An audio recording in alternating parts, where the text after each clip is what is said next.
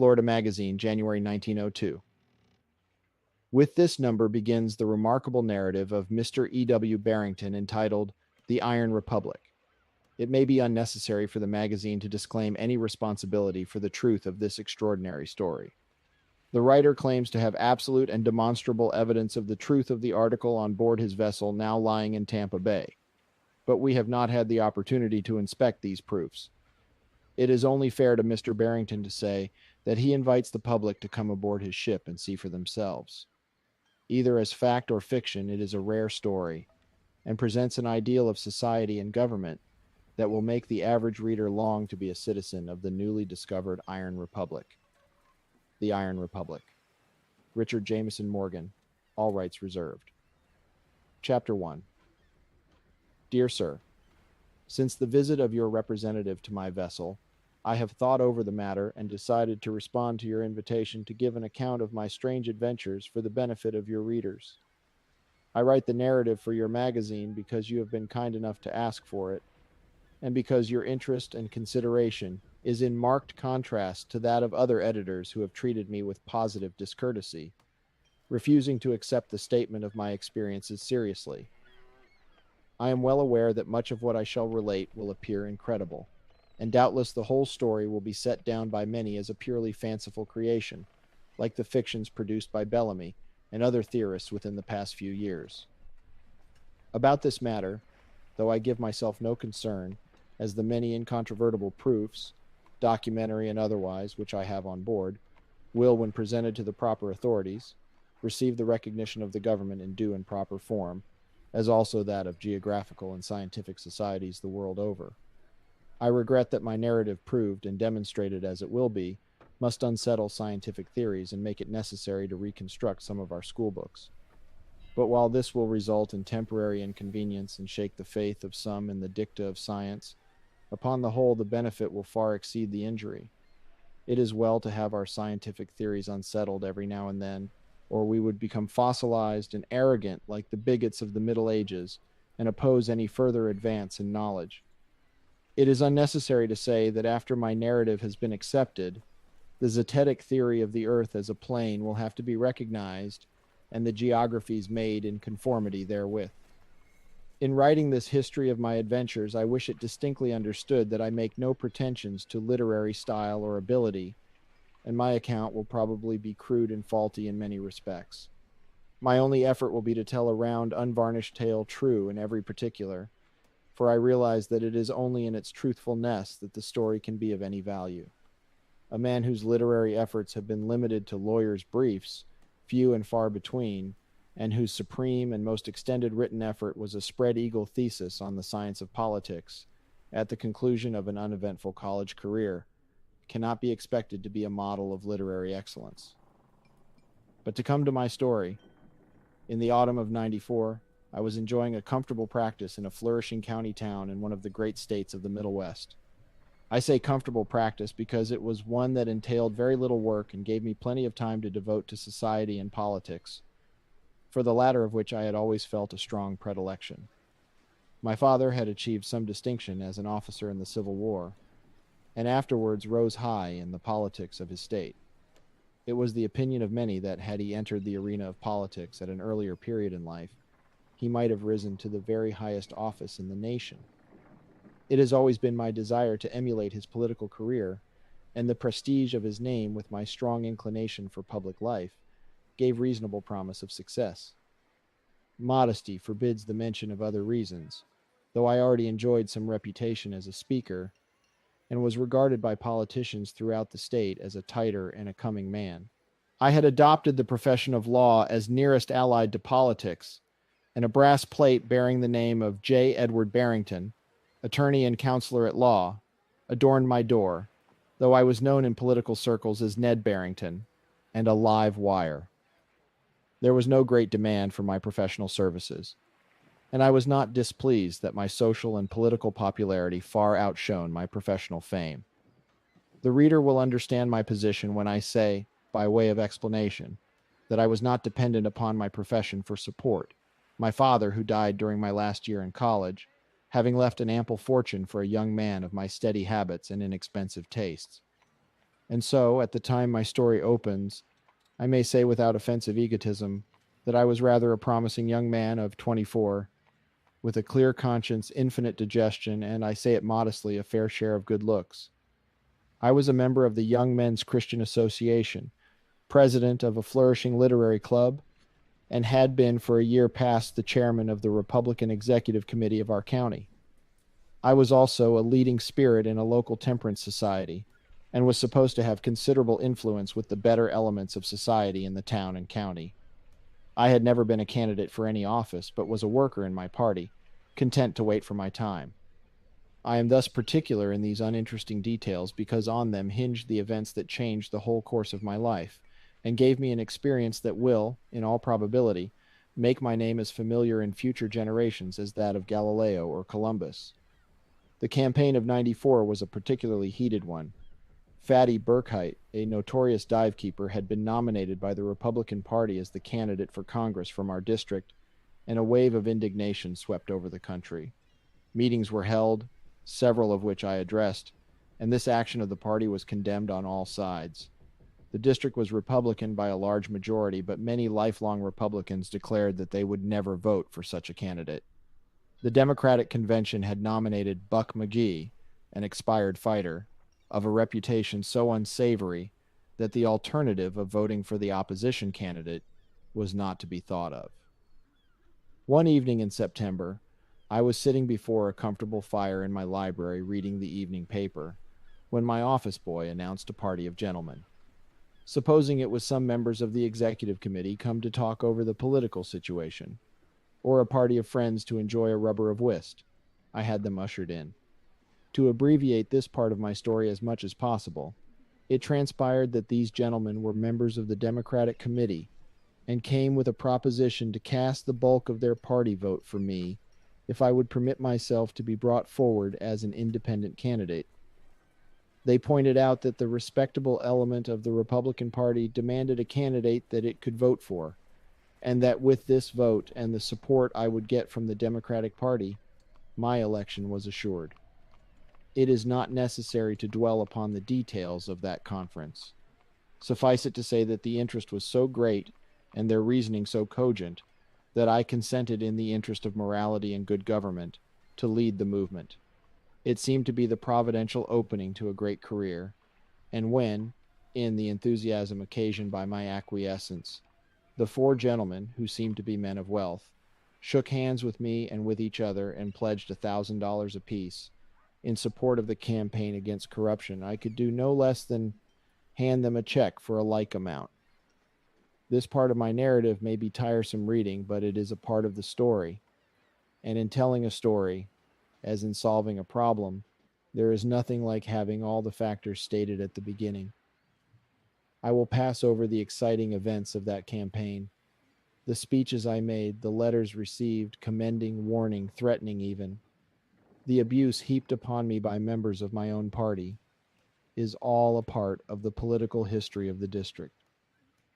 Up to the last week of the campaign, it seemed that my election was certain. A few days before the election, I was waited upon by a committee of workers with a letter of introduction from the chairman of the Democratic Committee, which stated that the support of these gentlemen was absolutely essential to my success at the polls. After reading the letter, I turned to the party, which had remained standing, and asked what I could do for them. Taking the stub of a cigar from his mouth and squirting a lot of tobacco juice on my carpet, the leader, a big-nosed Dutchman, made 2 or 3 awkward attempts to speak and finally blurted out something like the following. "Dot's all right, Captain, you don't vance ter ged left at der pallet box, goot. It dakes monish der make der mare drot, see? We will give you der subboard of der Zaloon Geepers for $10,000 vich puts you in Gongress where you can makes ID back on one vote. See? You puts oop der 10,000 ter schwing der vote and goes to Gongress. You don't put oop and stays ter whom. Und now vich is it?"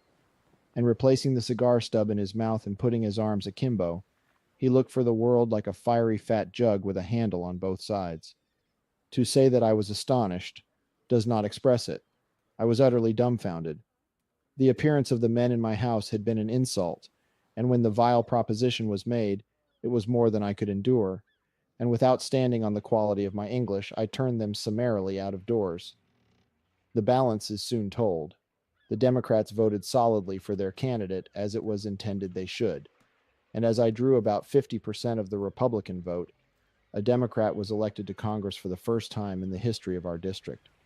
I learned afterwards that if I had paid the $10,000, it would in no wise have affected the result. The money I did advance was not used in furthering my candidacy at all, and the whole scheme was a device to divide and defeat the Republican Party in the district.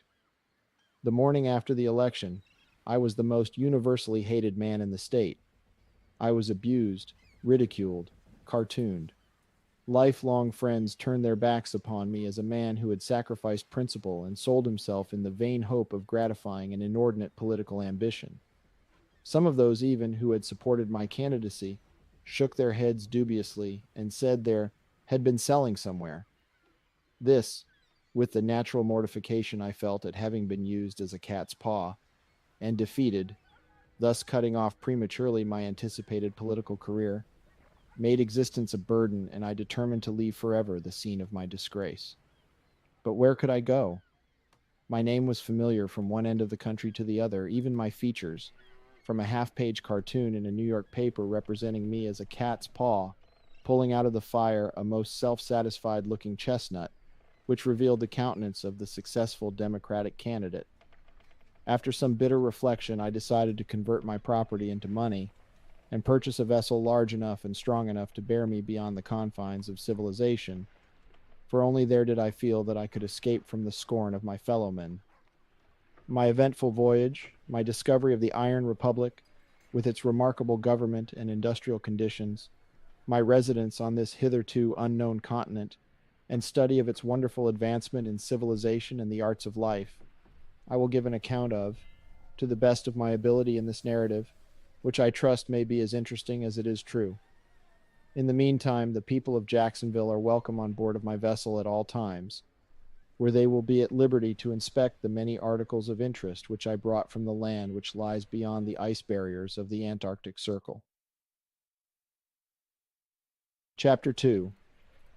As soon as possible after the disastrous termination of my first and last political campaign, I turned everything I had into gold, and going down to New York, bought the fine vessel which now lies in this harbor, somewhat the worse for wear, but still staunch and seaworthy.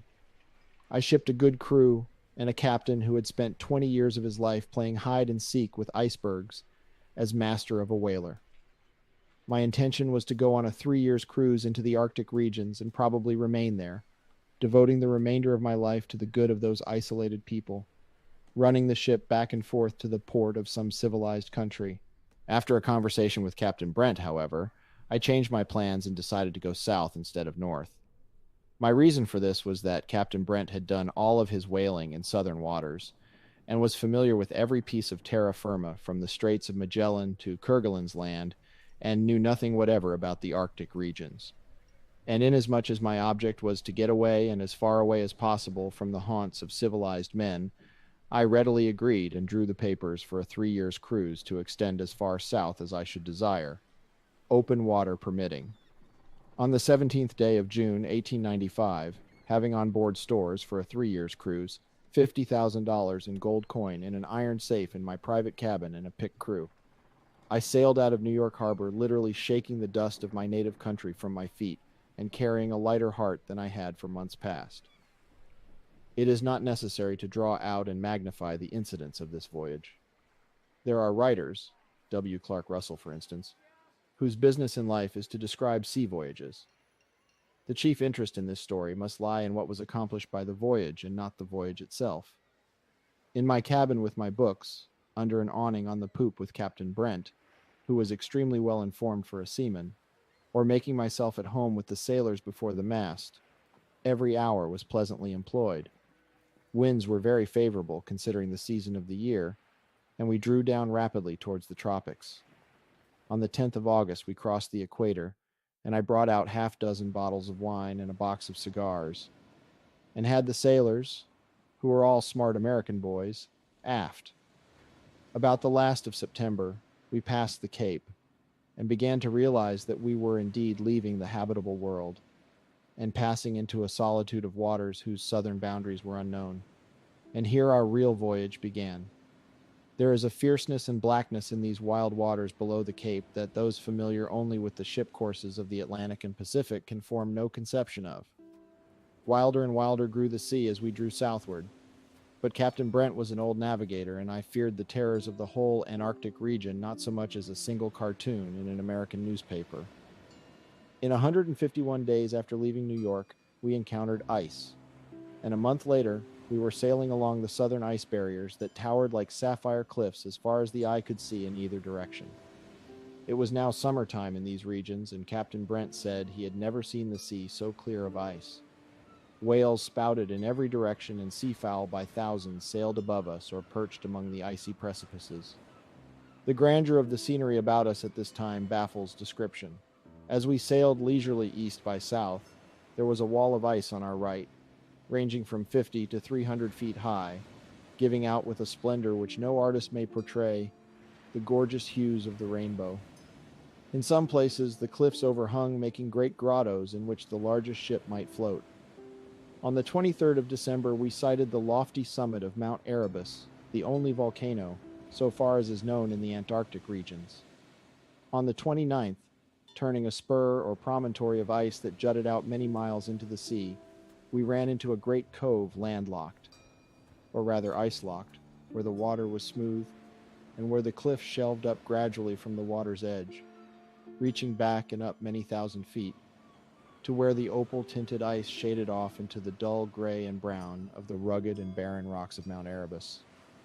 Standing on the deck of the ship and looking up the wide and irregular incline of ice that extended from the water's edge, up to where the rugged sides of Mount Erebus showed above, I enjoyed one of the grandest sights ever looked upon by man. This sloping incline was broken into hundreds of terraces down which the melting snow water dashed in innumerable cascades and poured into the sea, making great banks of fleecy foam that froze and floated away as it were gossamer icebergs. As I gazed up this terraced incline from the placid sea to the towering heights beyond, it looked like a marble stairway leading up to heaven, so broad and grand in its mighty sweep that all the tribes of earth might mount upon it. It was a picture that Milton or Homer might have used in their immortal epics of gods and angels. The water lapping over terraces and leaping downward here and there was as white as milk, and in the distance looked like gauzy draperies of lace and down spread on the mighty stairway, as archangels might spread them for gods to walk upon. No grander sight was ever looked upon by seer or prophet in the most enraptured vision. This phenomenon, so remarkable in these regions of ice and snow, where the temperature is always below the freezing point, was caused by the heat of Mount Erebus, melting the ice and snow that climbed up its sides for thousands of feet.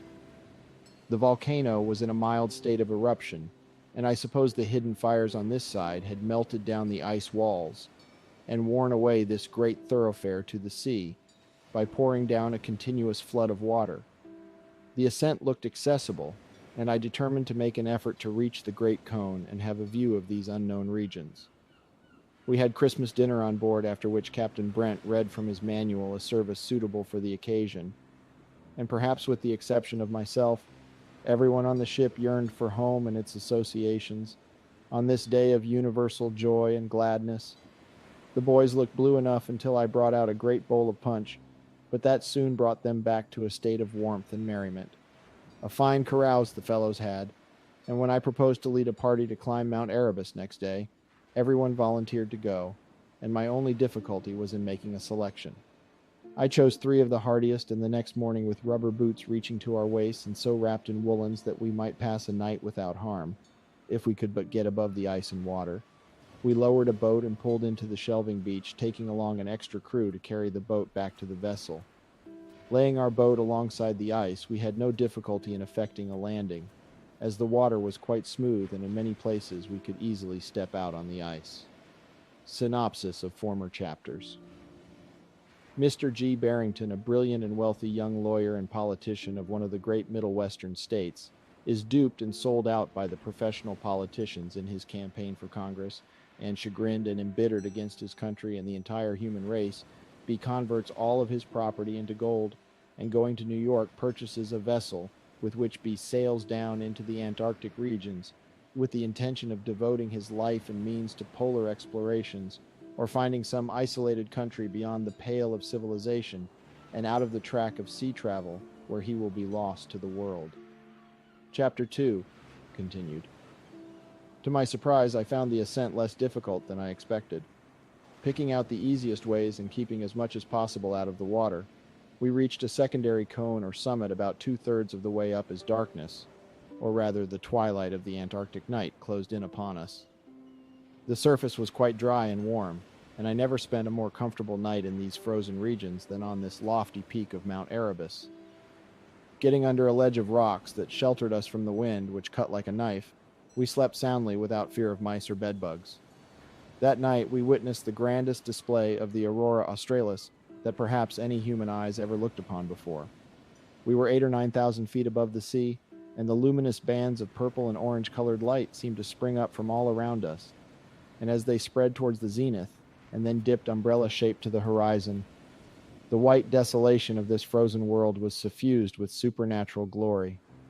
As we looked out and away on the endless panorama of crags and cliffs and peaks of what seemed to be mountain ranges below us, all deathly white in this unearthly light, it looked like the ghost of a dead world.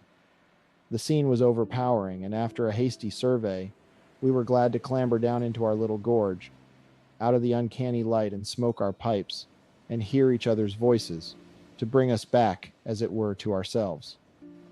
This volcano is on the coast of Victoria Land, and in all probability, we were the first human beings who ever set foot on it. It is between 70 and 80 degrees south latitude and looking east or west as far as the eye could see. With the exception of the stairway-like slope tip which we had climbed, stretched an unbroken wall of ice. Looking southward, though, with the aid of a glass, I could plainly see an open sea very much like that on the north and clearer of ice. I studied the situation carefully. Here was the impenetrable ice barrier that had baffled every explorer of these southern seas. All below this latitude was supposed to be a continent of ice and snow. Men had sailed down here and been dashed against this wall or had gone back dismayed. But here on the south was the open sea which, if it could be reached, offered to the curious navigator opportunity to go. Heaven only knew where. The more I looked at that great open sea, the more I became convinced that there was a passage somewhere through the icy wall connecting these two bodies of water. We made the descent without incident, and I instructed Captain Brent to hold a safe distance from the ice and circumnavigate the entire Antarctic Circle or find a passage through the ice. Fully imbued then with the idea that the Earth was a sphere, I supposed that this body of water on the south was simply an open polar sea surrounded by walls of ice. The next day it came on to blow a gale of sleet and snow, and we ought northward for 4 days through such a storm as can only age in the frozen seas about the South Pole. During these entire our days it was so dark that we could not see the topmast from the deck, though every spar and shroud was white with ice. Several times we were in dangerous proximity to icebergs, but standing to windward as we were, we could smell the mighty monsters, though we could not see them, and keep away. This smell of an iceberg, as it is called by seamen, is the peculiar crispness of the air blowing over one of these great bodies of ice and may be felt for miles. The vessel was awash from capstan to wheel, and though we could carry scarcely more canvas than would give us steerage way, her lee scuppers were most of the time dragging through the hissing brine, and it was absolutely necessary for every man above deck to lash himself to the rigging to keep from being washed overboard. Cooking was out of the question, and for 4 days there was no fire in the cook's galley. Our diet during this time consisting of sea biscuit and tinned food with an occasional panicking of rum to keep up the warmth. It was a fearful time, and though we had encountered much heavy weather on the voyage, we had experienced nothing comparable with this. Indeed, Captain Brent said afterwards that in all his 20 years of voyaging in these waters he had never passed through so terrible a gale. Only the staunchness of our ship and the skill and experience of our skipper saved us from destruction. It may not be irreverent or presumptuous in me also to feel that an overruling providence guided us through this ice-strewn and storm-whipped sea, that the great results of our voyage might be achieved. When the terrific storm subsided and the atmosphere cleared so that we could again see about us, the towering ice barriers were nowhere to be seen. How much northing we had made it was impossible for us to tell, as we had entirely lost our reckoning. Heading southward again until we raised the ice wall along which we had been coasting before the gale, we shaped our course parallel to it and held on with the view of finding a passage through it, if there was such a thing. 14 days after this, during which time we encountered all sorts of weather, for there are never many days together in these seas without a wild snort of wind and snow from some direction, Captain Brent called me up from my cabin and, handing me his glass, directed my attention to an opening in the wall of ice before us. Two crystal promontories jutted out into the water on either hand, and between, a narrow but well-defined and opened strait. We could not see through, as it was sinuous, but after observing it for some time, we could perceive by the loose ice that was floating about the mouth that a current set into it. I instantly gave directions to have the vessel headed into this strait. In vain, Captain Brent remonstrated and declared that we must be lost if we encountered an ice pack or were overtaken by a storm in this narrow place.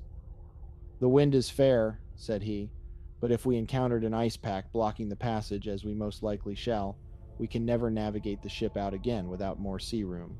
It was the first serious disagreement we had ever had since we started on the voyage, and I could not but feel that, as navigator, with the responsibility for the safety of the vessel and the lives of the crew, he was right.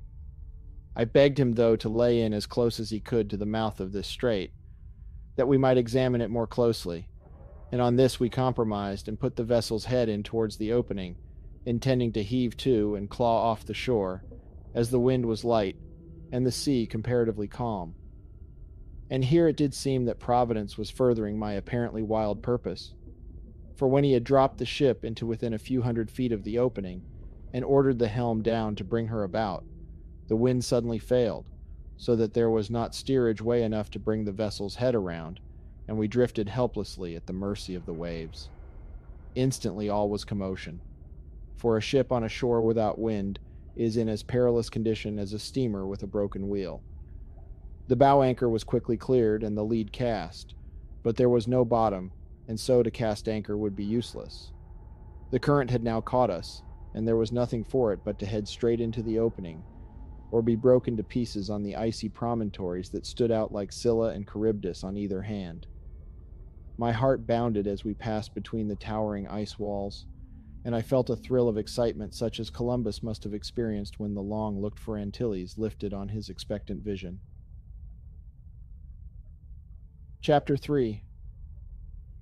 The apprehensions of Captain Brent proved groundless.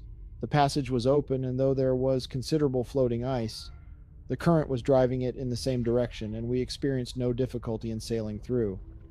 Indeed, it was impossible for us to do anything but go through, for after we had gotten fairly into the strait, the current was like a mighty, swift, flowing river, and had there been a fair wind to go back, it must have blown half a gale to drive us against such a tide as was sweeping through. I was convinced that this was a permanent strait, and not merely an accidental break in the great barriers. The regular smoothness of the sides showed the effects of a continuous current, and the abrasions of great masses of ice carried through by it. I say I was convinced then, but when on our return we found the passage in every respect practically in the same condition as when we passed through first, there was positively no room for doubt. I will not contend that this strait is always open, but I do maintain that it is a permanent channel through which a strong current flows, and I am certain that there is a backbone of terra firma underneath these barriers of ice, through which this passage cuts, and is as permanent and clearly defined as the Straits of Magellan or Gibraltar. I have a theory, but, as it must be elucidated in dry deductions of scientific reasoning, I will not inject it into this narrative. It is my intention, though, as soon as possible to prepare a more elaborate work, which I am constrained to believe will be a valuable addition to scientific literature. It is probable that this passage is sometimes closed by ice packs, or the entrance may be jammed with great masses of drift ice, while beyond, the channel may still be open. With a current always flowing through from the north, it is easy to imagine that a great iceberg happening to be nearby would be drawn in. If it were large enough to fill up the passage, as many of them are, it would be firmly held there until crushed and broken up by the waves, hiding the strait and giving the appearance of a solid ice wall. Then, too, mariners in these wild sea wastes are very cautious, seldom approaching near enough to the barriers to detect this passage, even if it were open. What the depth of it is, we had no means of ascertaining, for though we spliced together all the lead lines aboard the ship, we never succeeded in finding bottom anywhere. On account of the tremendous current that set through with the ship, the log was valueless, but from close observation, both going and coming. Captain Brent estimates the length of the passage to be about 25 miles. On the farther side, the ice walls and sea presented practically the same features as on this, the shining cliffs running away as far as the eye could see on either hand, while the black ocean heaved with great billows that broke with continuous thunder against the barriers, or threw their spray high up on the great solemn icebergs that floated in silent majesty, too immense to be shaken by Neptune in the wildest efforts of his wrath. The sun, which had been rising but a little way above the horizon for some time past, disappeared entirely soon after we got into the open sea beyond the barriers, but when the air was not filled with sleet or snow, it was never really dark.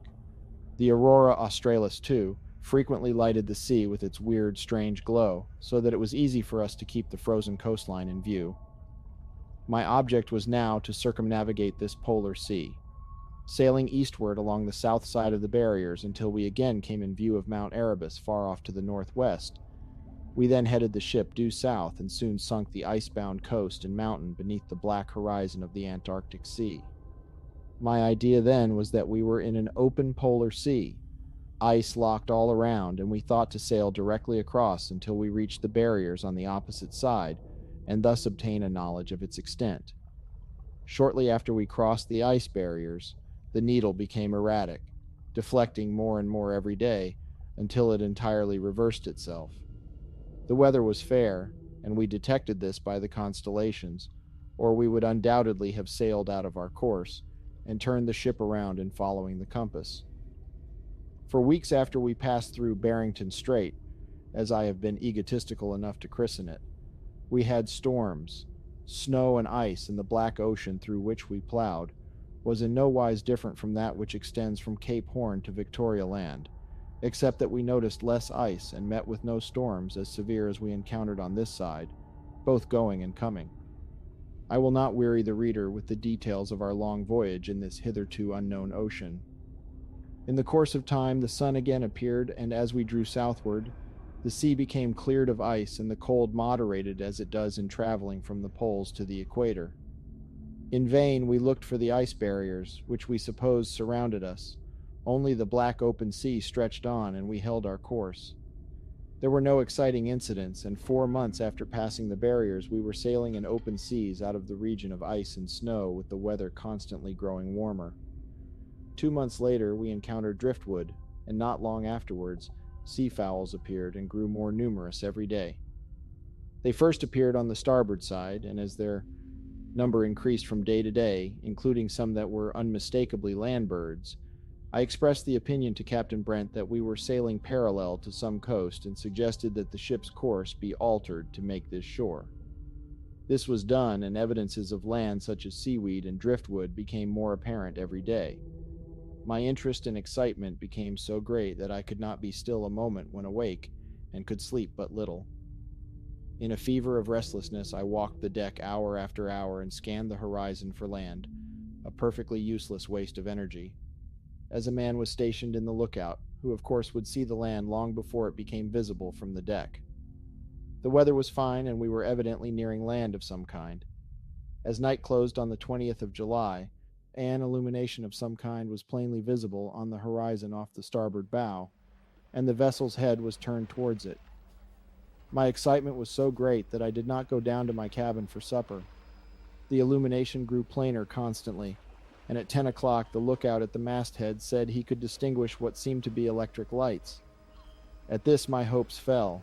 T had been thrilled with the idea of approaching an unknown land in an unknown ocean, and now it seemed that in some way we had gotten back into the beaten track of the world and was approaching a modern city. Captain Brent was of the opinion that it was one of the cities on the west coast of South America, although it was impossible to understand how we could have gotten there, as we had been sailing south by the heavens ever since we left the polar regions.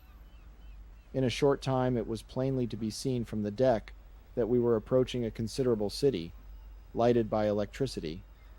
As we neared the land, the lead was heaved constantly, and after running in as close as he dared, the captain cast anchor and waited for daylight before attempting to enter the harbor. As soon as the ship was made snug and everything became quiet on board, I was struck by the strange silence of the city that lay before us.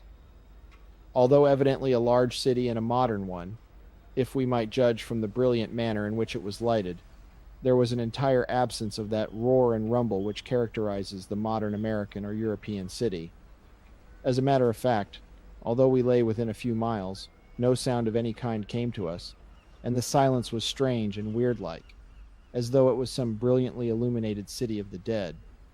I was awakened next morning by the creaking of the winch and the rattling of the cable as the anchor was hoisted, and dressing hurriedly I went on deck where the captain and crew were discussing the small craft that was coming out of the harbor. Even as we looked, a most remarkable boat came tearing out and pitching towards us at the rate of at least 50 miles an hour. As it came towards us, we could see only a great billow of foam, and above it a covered deck, something like a ferry boat or excursion barge. When it came alongside of us, we could see that the vessel, if such a thing may be called a vessel, consisted of a long cigar-shaped hull submerged after the fashion of the American whaleback, with the superstructure raised on stanchions. On each end of this cylindrical hull were great cone-shaped screws, somewhat larger than the hull itself, and it was these that raised the billows of foam as they leaped through the water, pushing and dragging the strange-looking boat. A uniformed pilot was put aboard, and a towing hawser thrown to the men in the bow. Saluting and speaking perfect English, though with a peculiar accent, the pilot asked what vessel it was. On being informed that it was the Wanderer of New York, United States of America, he dropped his jaw, stretched his eyes, and looked altogether as upset as if he had been told that it was the Flying Dutchman. "What land is this?" asked Captain Brent in turn. "The Iron Republic, sir," replied the pilot, again saluting and advancing to the wheel. In response to our further questioning, he courteously stated that he was an officer on duty, that it was against the rules for him to hold any conversation except in reference to the ship, and begged us to curb our curiosity until we got ashore, when all the information we desired would be afforded us. There was nothing else for us to do, so Captain Brent turned his attention to lowering and furling the sails, which had been hoisted, and by the time everything was made snug, we were alongside the pier. As soon as we were made fast, another officer came on board, and he, like the pilot, seemed to be dumbfounded when he learned that the vessel hailed from the United States of America. After inspecting the ship's papers, he turned to Captain Brent and informed him that the circumstances of our arrival were so unusual and unprecedented in his experience that he would be under the necessity of conducting him to the office of the Director of Navigation. Thereupon the captain introduced me as owner and the proper person to deal with, and the officer politely requested me to accompany him.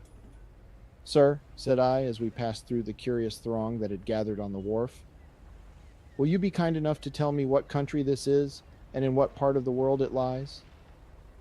"This," he replied, "is the Iron Republic, and the continent on which you stand lies about as far from the frozen ocean as your own continent of America does in the opposite direction." Just here, having reached the outskirts of the crowd, he made a signal, and a man approached with a horseless vehicle, and dismounting saluted and opened the door of his carriage. Forbearing to question further an officer of whose power and authority I had not the slightest idea, and whose extreme courtesy forbade impertinence, I took my place in the carriage and was whirled along wide, smooth streets through the heart of the city. I have remarked that though we lay just outside of the harbor and in sight of the city for some hours before entering, we heard none of that roar and rumble inseparable from cities of its apparent size among us. The reason was now plain.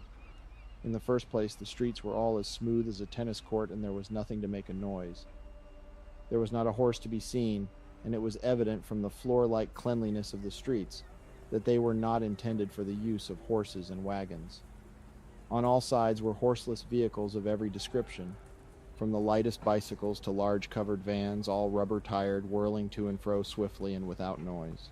I had only time to note the things referred to and to remark the strange and picturesque costumes of the ladies and gentlemen who were on the street, when my conductor drew up before a large, substantial stone building covering an entire block.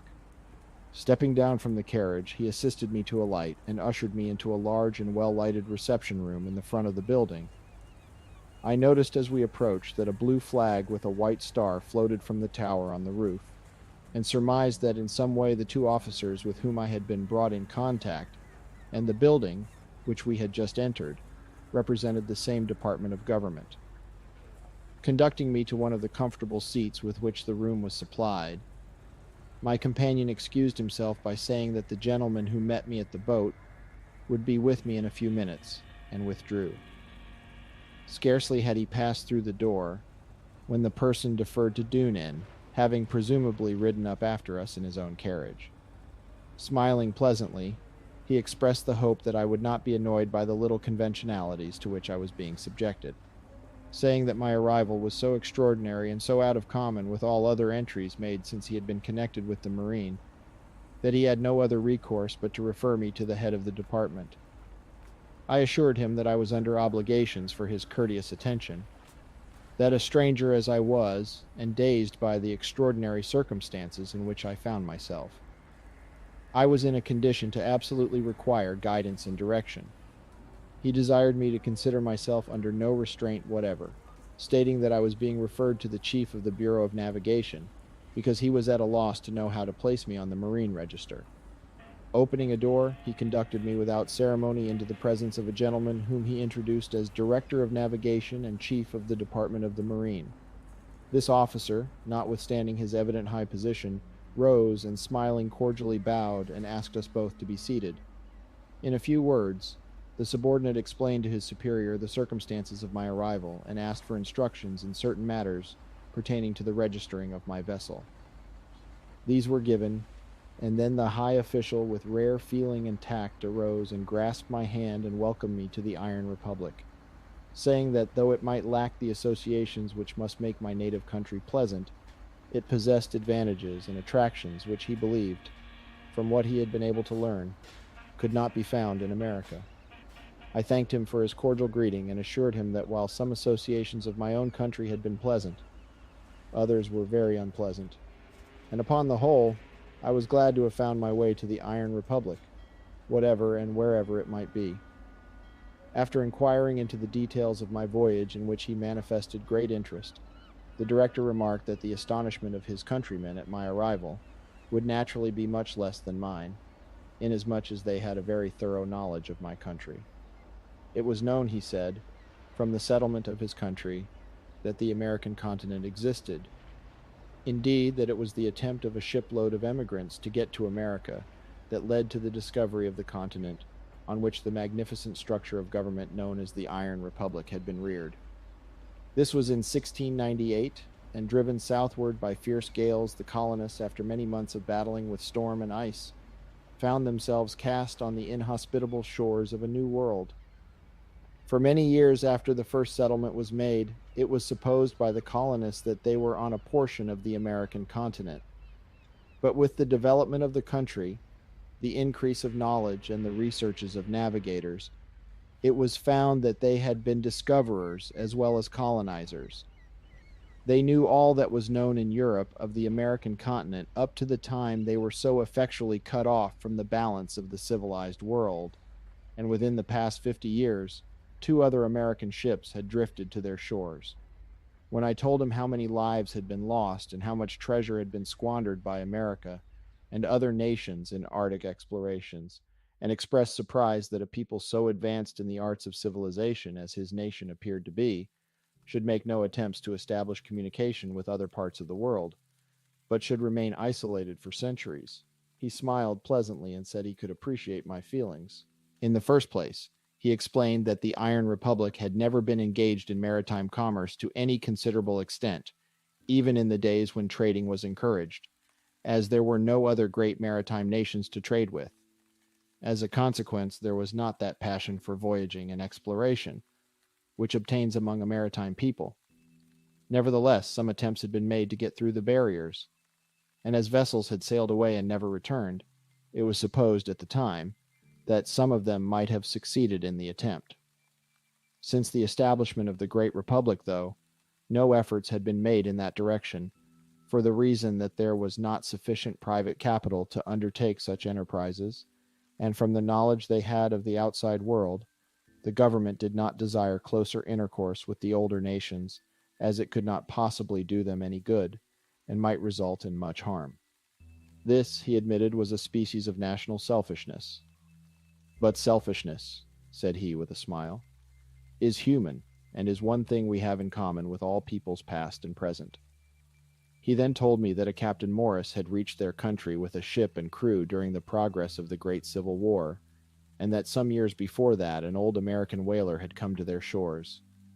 The whaler remained with them a year, and then left with the intention of making his way back to America, and was never heard of again. Captain Morris, he informed me, was then in the country, and being a man of great ability, was at the head of the Government Naval College. The most of his crew, too, were still living and were established in different parts of the country. At the conclusion of an hour of pleasant conversation, the affable director touched a button, saying that it was very probable that the press had given out the details of my arrival.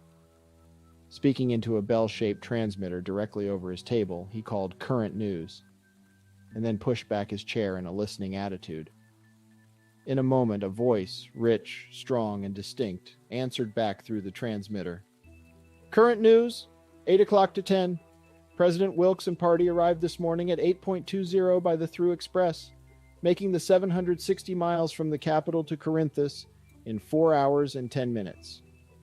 The president comes down to participate in the formal opening of the new temple this evening. Everything is in perfect readiness, and when the lights are turned on tonight, the people will have no cause to regret the money expended in its construction. It will seat 5,000 people, and the architects, Messrs. Horn and Jameson, claim for it the most perfect acoustic qualities of any auditorium in the Republic, except possibly the amphitheater of the Capitol. In tests made yesterday, a whisper on the platform could be heard with perfect distinctness in the third gallery. The grand harmonium has been furnished with another chime of bells, the first set having been rejected by Professor Hallam on account of defectiveness of tone. The Winter King, Churchill's last masterpiece, will be rendered for the first time tonight.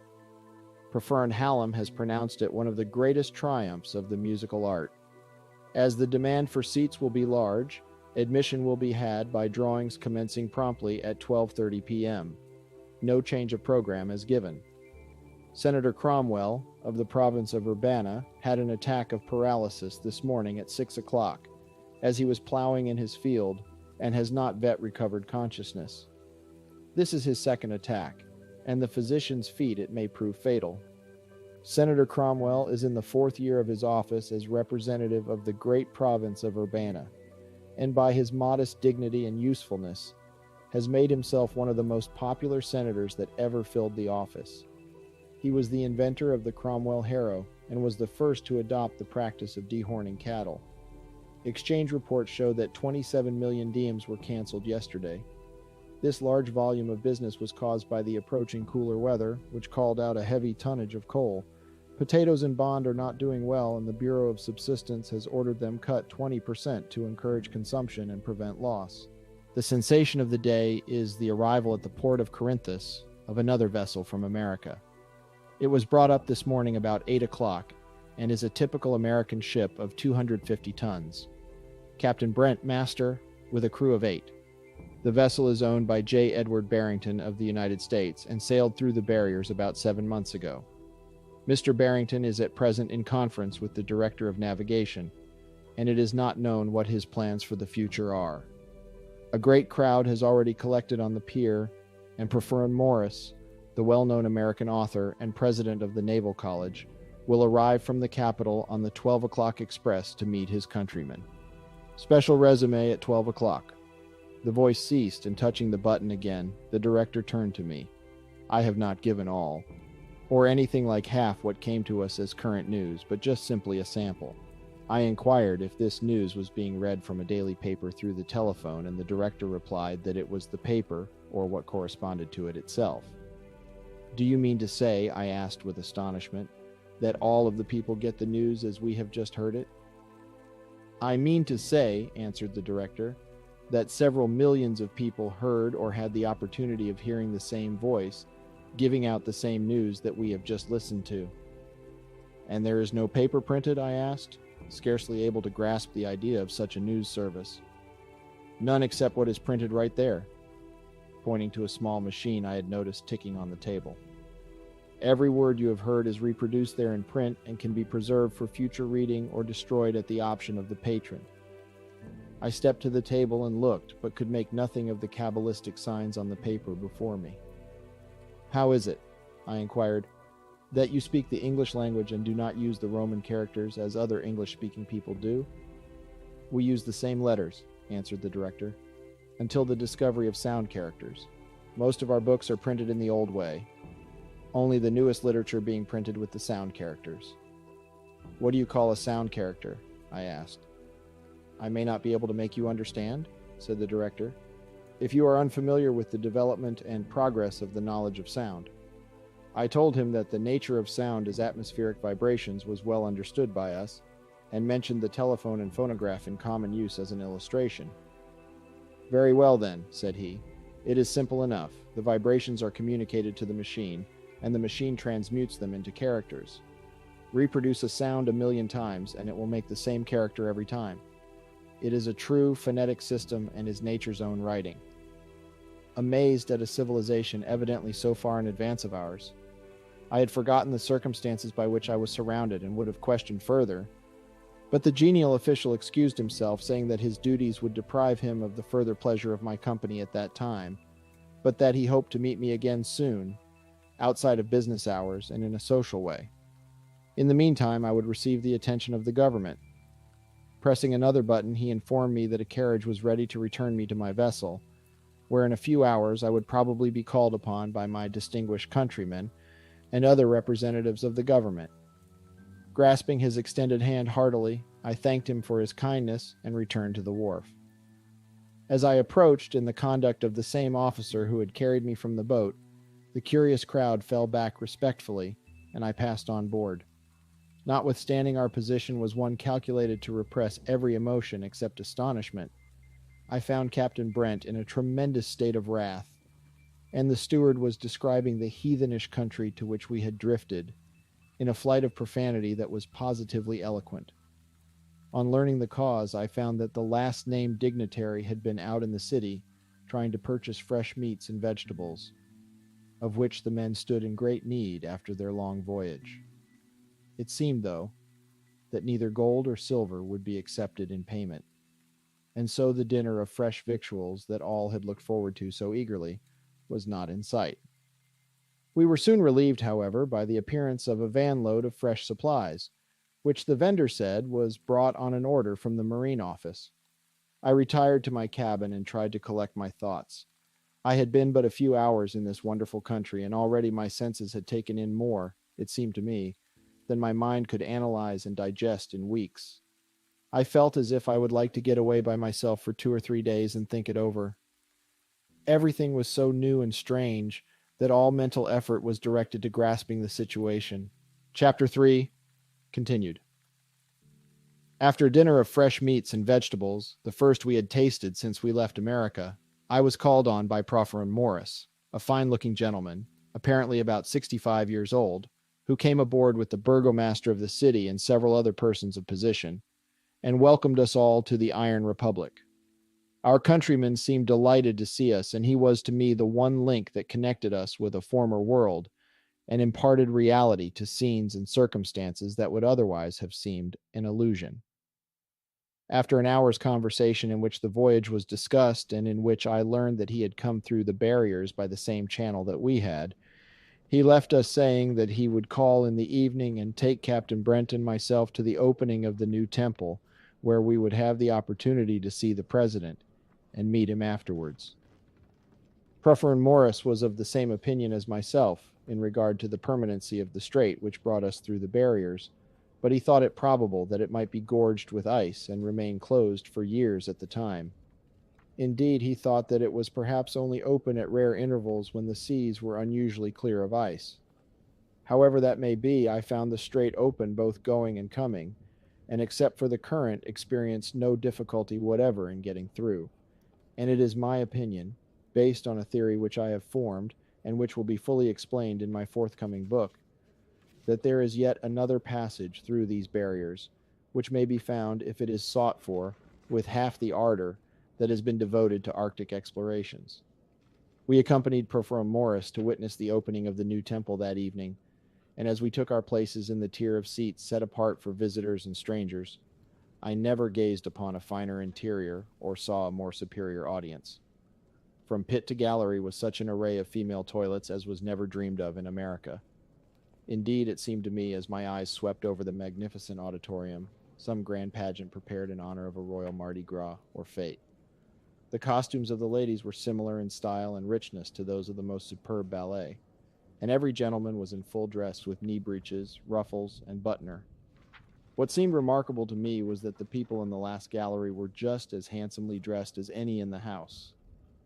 I called Professor Morris's attention to this, and he informed me that there were no social differences in any part of the house, that the seats were all drawn by lot, and the most distinguished person in the city might draw a seat in the gallery, while a hod carrier got the best in the house. As a matter of fact, he said it would be difficult to make social distinctions, as the President of the Republic was a brick mason. Just then the orchestra, or rather the great harmonium, began to play, and the laughter and conversation of the brilliant assemblage drowned in a crash of music, grander than anything I had ever heard before. From a tremendous explosion of harmony, it would sink to the softest tones of flute and harp, and then again swell to a crash of melodious sounds in which were chimes of deep-toned bells, roar of drums, shrieking of horns, and concussion of anvils, dying away again to the delicate tremulous quaver of a single violin string. And as these divine strains from the instrument rose and fell in the production of the musical drama, the theme was illustrated by wonderful spectacular view projected on the curtain of the stage. I noticed from the program that this production was the Winter King, and as the fierce north wind howled and shrieked and moaned in the musical passages, the snow fell in the spectacular, and the sleet-laden trees crashed before the blast. Anon, breakers boomed and thundered on a rock-bound shore, and then could be seen a dismantled ship drifting to wreck and ruin. Altogether, it was the grandest thing I ever saw, or it seemed to me that human genius could produce. Another fine effect I noticed was produced by the electric lights, set in the dome-shaped ceiling. These lights were covered by partly colored glass globes that at intervals revolved, throwing every shade of beautiful light over the audience with changing and shifting tints weirdly beautiful.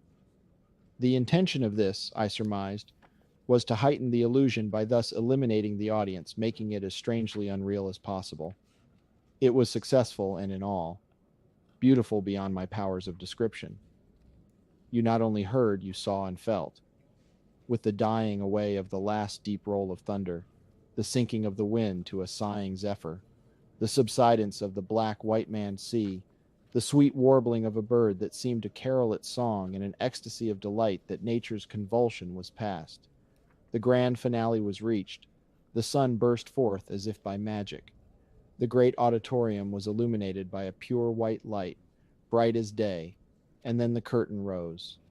As it rolled up, a picture was seen in the background, at the sight of which the concourse of 5,000 people rose as one man and waved their handkerchiefs and applauded to the top of their bent. It was a simple picture, and yet it evoked the wildest enthusiasm.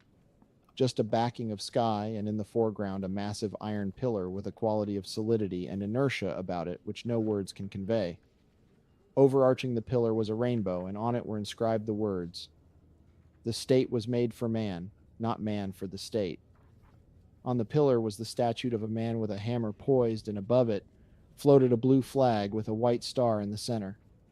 This was the device of the Iron Republic, and certainly, if enthusiasm proves anything, it was a loyal audience. When the cheering finally subsided, a rather stout, awkward-looking gentleman walked out on the stage and was received with an ovation.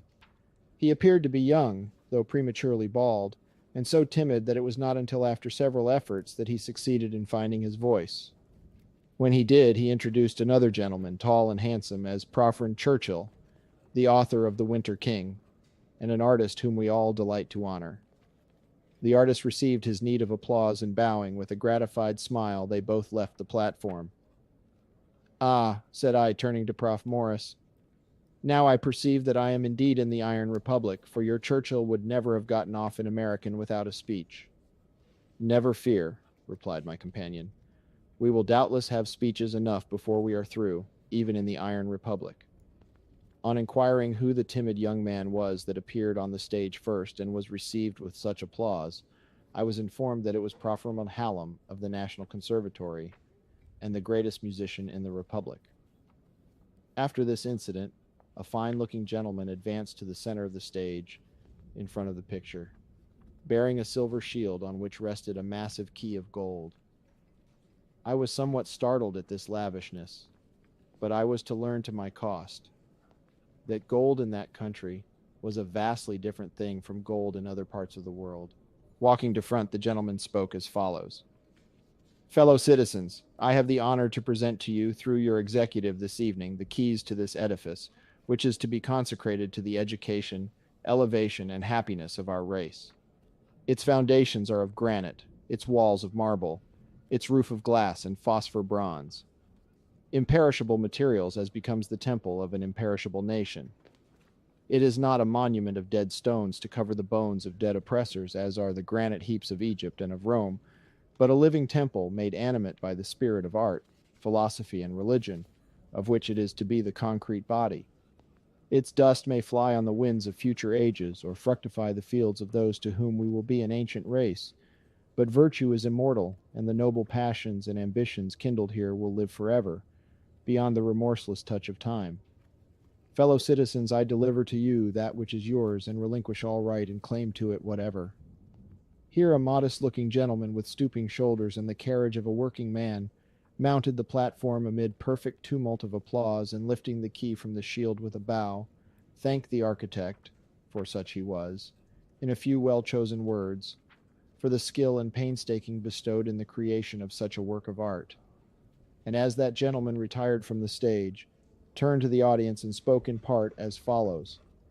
"Fellow citizens, the earth may be likened to a great laboratory where things are made, tested, and improved, and where nothing is perfect enough as yet to be stamped with the seal of immortality. So far, eternal power seeks no permanent form. Changeless in its nature, it is most changeful in its manifestations, and expresses itself in a million forms that wax and wane and pass away, leaving the spirit of power to enter other bodies. Under the dust of the moist desert we find the track of the long perished river. Beneath the greenest landscape lie other landscape buried. So in the realm of thought, delve where we may, in literature, art, philosophy, or religion, we evermore turn up the ashes of things that were, and so in turn shall the dust of things which are slip through time's fingers and find the roofs of things to be. And as genius molds and remolds the pliant clay till the perfect form is reached, as the eagle with each revolution in his circling flight mounts upward to the sun, so nature in her ceaseless evolutions grows more perfect with each succeeding change.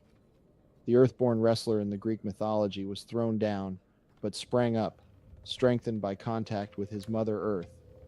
And so death levels all, only that life may spring up in new and more perfect forms. The awful mystery of life and death, of darkness and light, of good and evil we may not understand. But we know that where two lions matched strength to strength and died in combat, sprang up two lilies, fragrant and fair. And enriched by the dead carcasses of savage beasts, they grew luxuriantly tall and beautiful. Thus does nature, through the mystery of death, effect the transmutation of savageness and strength into sweetness and beauty.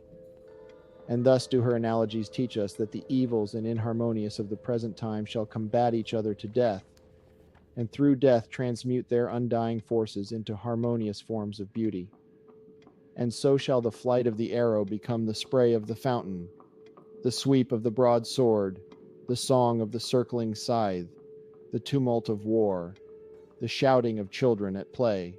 Walking to front, the gentleman spoke as follows. "Fellow citizens, I have the honor to present to you, through your executive this evening, the keys to this edifice, which is to be consecrated to the education, elevation, and happiness of our race. Its foundations are of granite, its walls of marble, its roof of glass and phosphor bronze. imperishable materials as becomes the temple of an imperishable nation. It is not a monument of dead stones to cover the bones of dead oppressors, as are the granite heaps of Egypt and of Rome, but a living temple made animate by the spirit of art, philosophy, and religion, of which it is to be the concrete body. Its dust may fly on the winds of future ages, or fructify the fields of those to whom we will be an ancient race. But virtue is immortal, and the noble passions and ambitions kindled here will live forever, beyond the remorseless touch of time. Fellow citizens, I deliver to you that which is yours, and relinquish all right and claim to it whatever. Here a modest-looking gentleman with stooping shoulders and the carriage of a working man mounted the platform amid perfect tumult of applause, and lifting the key from the shield with a bow, thanked the architect, for such he was, in a few well-chosen words, for the skill and painstaking bestowed in the creation of such a work of art. And as that gentleman retired from the stage, turned to the audience and spoke in part as follows. Fellow citizens, the earth may be likened to a great laboratory where things are made, tested, and improved, and where nothing is perfect enough as yet to be stamped with the seal of immortality. So far, eternal power seeks no permanent form. Changeless in its nature, it is most changeful in its manifestations, and expresses itself in a million forms that wax and wane and pass away, leaving the spirit of power to enter other bodies. Under the dust of the moist desert, we find the track of the long perished river. Beneath the greenest landscape lie other landscape buried. So in the realm of thought, delve where we may, in literature, art, philosophy, or religion, we evermore turn up the ashes of things that were, and so in turn shall the dust of things which are slip through time's fingers and find the roofs of things to be. And as genius molds and remolds the pliant clay till the perfect form is reached, as the eagle with each revolution in his circling flight mounts upward to the sun, so nature in her ceaseless evolutions grows more perfect with each succeeding change. The earth-born wrestler in the Greek mythology was thrown down, but sprang up, strengthened by contact with his mother earth. And so death levels all, only that life may spring up in new and more perfect forms. The awful mystery of life and death, of darkness and light, of good and evil we may not understand. But we know that where two lions matched strength to strength and died in combat sprang up two lilies, fragrant and fair. And enriched by the dead carcasses of savage beasts, they grew luxuriantly tall and beautiful. Thus does nature through the mystery of death effect the transmutation of savageness and strength into sweetness and beauty. And thus do her analogies teach us that the evils and inharmonious of the present time shall combat each other to death, and through death transmute their undying forces into harmonious forms of beauty.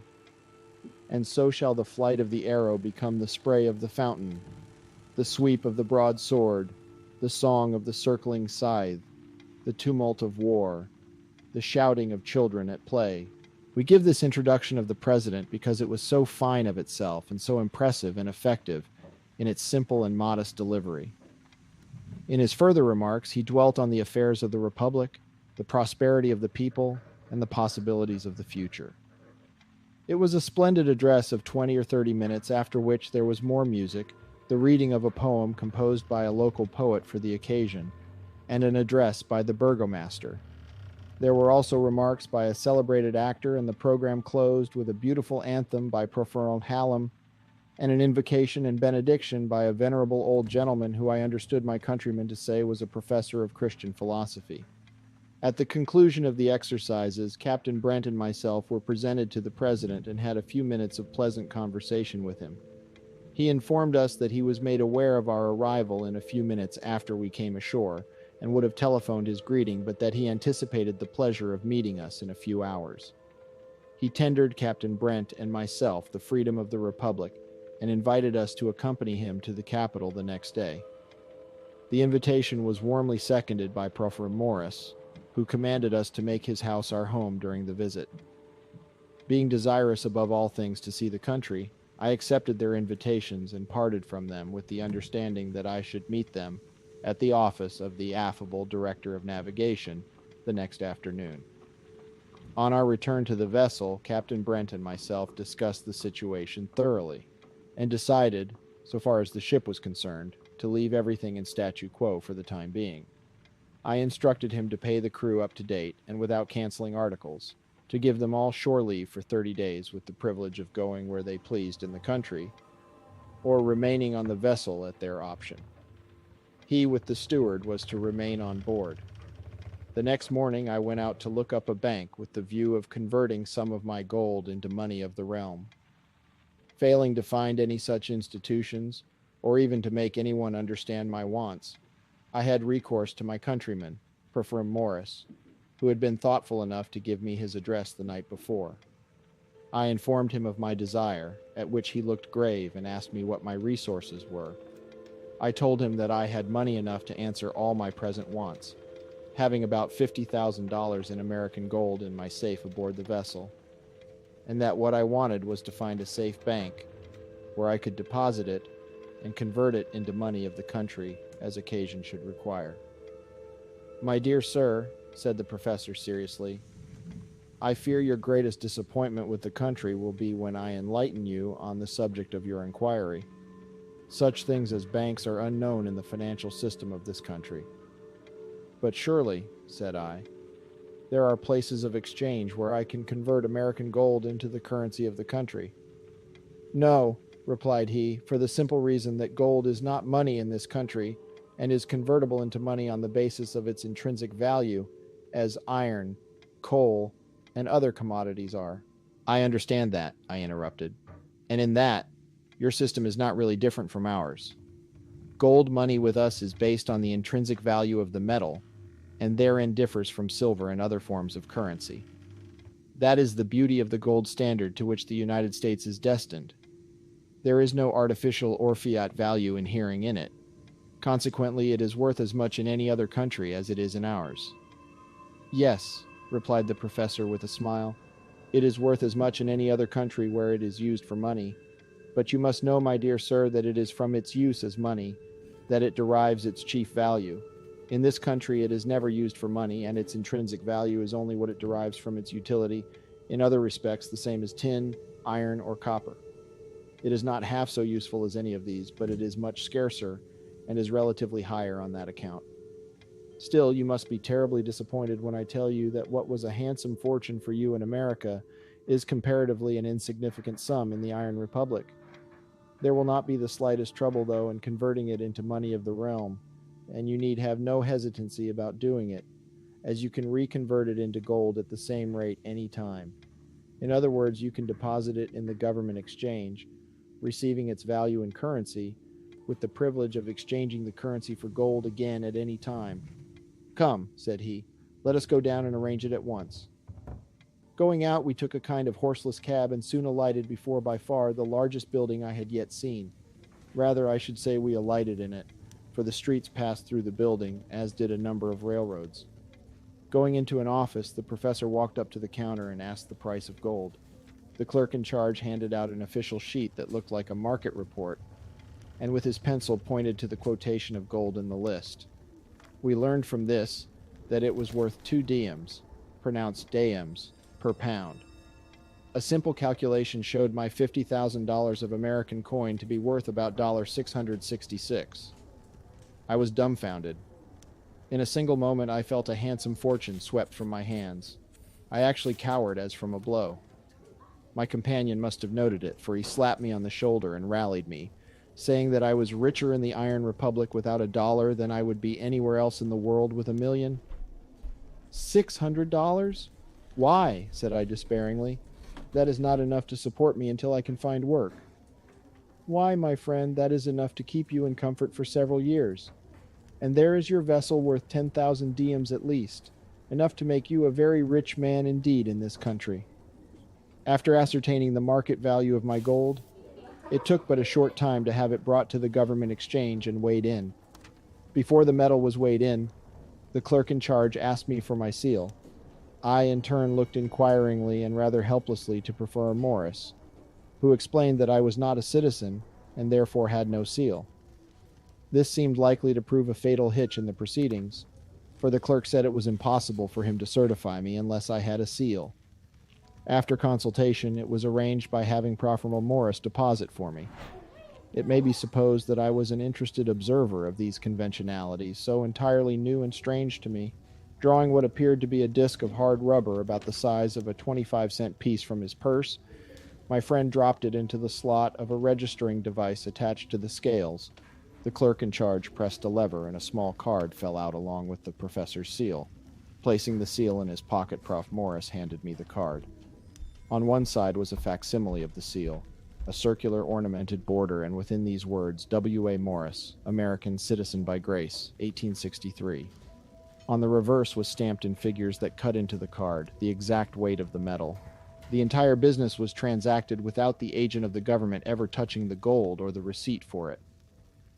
From the scales, the metal was passed to the assayer nearby, who put a stamp under the weight indicating its fineness, and then it was tagged and carried to a vault-like storeroom. Passing to another department, for the place was arranged similar to a great bank. The professor laid down his card and had counted out to him a pile of bills, something like bank checks, ruled crossways on the back to hold many signatures, aggregating 654 diems, the alloy in the gold making it worth 12 diems less than the quoted price. These bills were handed over to me and the business was completed. The whole transaction consumed scarcely more time than it takes to describe it, and we went from there to the Marine office where we met the president, and the three of us lunched with the director of navigation at a hotel. At 2 o'clock, we repaired to the station to take the cars for the capital of the Republic. The president and Prof. Morris were recognized and greeted courteously by almost everyone we met, but there was no groveling or sycophancy. I could scarcely realize that I was in the company of the president of a great nation. So simple and unpretentious were his manners and carriage. He carried his own carpetbag in his hand and seemed to expect no more deference than anybody else. Prof. Morris purchased my ticket for me, and we sat down with a number of others in a comfortable waiting room. And in a few minutes, a porter came in and announced that the Capital City Express was waiting. We went through a gate where our tickets were taken up and passed into the cars. These cars were 4 feet wide, 6 feet high, and 24 feet long. The seats extended entirely across the car, and there was no provision made for walking about in the coach. Between every 2 seats, placed to face each other, a door opened from the side, so that they were practically compartment cars, with room in each compartment for 4 persons. There were a dozen or 15 of these cars in the train, but no locomotive, engineer, or conductor was in sight. I noticed that the end of the car at the front of the train was pointed like the bow of a boat, and when the passengers were ushered into the cars, the doors were all locked from the outside. A full description of these railroads with detailed drawings and specifications of their entire equipment is furnished with my official report, but will not be injected into this narrative, as it would doubtless be tedious to the lay reader. In order, though, that my reader may better understand the plan of the cars I have been describing, L will state that this railroad was an elevated affair. Massive iron pillars set in the ground like those 0N which are laid, the elevated railroads of New York. There was no heavy superstructure, though, as in American elevated railways. The tracks are girders on which the cars run, being placed, one at the top and the other about 6 feet lower down, thus making one track directly above the other instead of being side by side, as on American railways. The cars were elevated on an average about 10 feet from the ground. On account of depressions, they sometimes ran considerably higher, but never less than 10 feet over a road or lower than 6 feet anywhere. Thus, they could encounter no obstacles and were so attached to the track that they could not fly off, even if the wheels on which they ran were broken or detached. The railway was double-tracked, that is, there were 2 sets of tracks, one on either side of the upright iron pillars, and the cars on opposite sides ran in opposite directions so they could never collide. The columns which supported this novel railway were set about the same distance apart as those of an American elevated road, and as they took up scarcely any room and required no right-of-way, the road ran through farms and villages without danger or inconvenience to anybody. The freight cars, of which I saw a great many standing in the government storehouse or exchange, were simply iron cylinders of about the same size as the passenger cars. The passenger trains were run in the daytime and the freight trains at night. This description applies to all of the railroads in the Republic except some roads which were built for carrying coal, ores, etc. These run underground. These roads are run entirely different from American railways, trains never stopping at stations to put off or take on passengers. After it leaves the starting point, a car never stops till it reaches its destination, where it is switched down from the main line and rests on a track underneath it, and on a level with the floor of the station. For instance, the train we took at Corinthus never slackened speed a particle from the time it got underway until it ran down on its siding at Eronia, some 700 miles distant. No car ever stopped on the main line, and by a very ingenious arrangement, cars on the main line can never get within less than 10 miles of each other. The motive power is electricity, and when they get closer together than 10 miles, the current is cut off from the rear train so that it loses speed. I have, as Elle have said, a full technical description of this railway system, furnished me by the government engineer, for it goes without saying that it is owned and managed entirely by the government. In a few moments after the bustling porter ushered us into our compartment, we started off with a gentle motion which increased until within less than 2 minutes, we were flying across the country with a velocity I never conceived of before. There was no noise, no jar, the motion being more like that of a flying ice boat or smooth toboggan slide than anything else. The president and Professor Morris endeavored to draw me into conversation, but a faintness and dizziness came over me so prostrating that I seemed on the verge of collapse. I struggled against it and brought to bear all the force of will I possessed, but the fearful speed completely unnerved me. The cars being elevated above the ground and the windows but little below the level of the eye, we could only see the landscape at some distance, and as it flew by, I felt as if I were imprisoned in a great cannonball being fired through space. Cold perspiration broke out on me, and try as I might, it was impossible for me to conceal my distress. It was not fear, for I knew from the construction of the cars and road that an accident was reasonably impossible, and I was assured by my companions that a fatal accident had never occurred on the road. It was only the smooth, noiseless, terrible speed that affected me, and within an hour it wore off, and I was myself again, and began to take a lively interest in the country through which we were passing.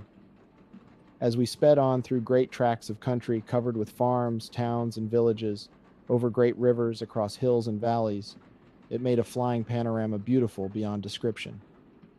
Frequently we intersected other roads like ours with flying cars, crossing either above or below them. It was not long after I had recovered sufficiently to become interested in the outside world, before I observed what, strangely enough, I had not noticed before. That was people flying about the country with the greatest ease and grace. I had not noticed any suggestion of aerial navigation at Corinthus, but Professor Morris told me that if I had been in the suburbs, I would have seen hundreds of people out every fine afternoon flying for pleasure. I was not surprised to see the air navigated, for I had long been of the opinion that it was only a matter of time when the feat would be accomplished in America.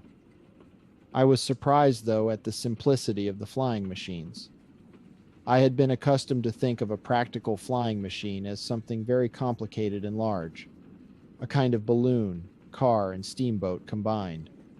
But here were people flying about with the greatest ease, with nothing but a sail drawn over a frame like a great bird's wings, underneath which they swung like a spider under his web. A propelling wheel of the same materials was driven sometimes by light machinery, but most often by the muscles of the flyers. It all seemed so easily and gracefully done that I could not help wondering that people were not flying the world over. How is it, I asked my companions, that people here seem to do so easily what we have labored vainly so many years in my country to accomplish?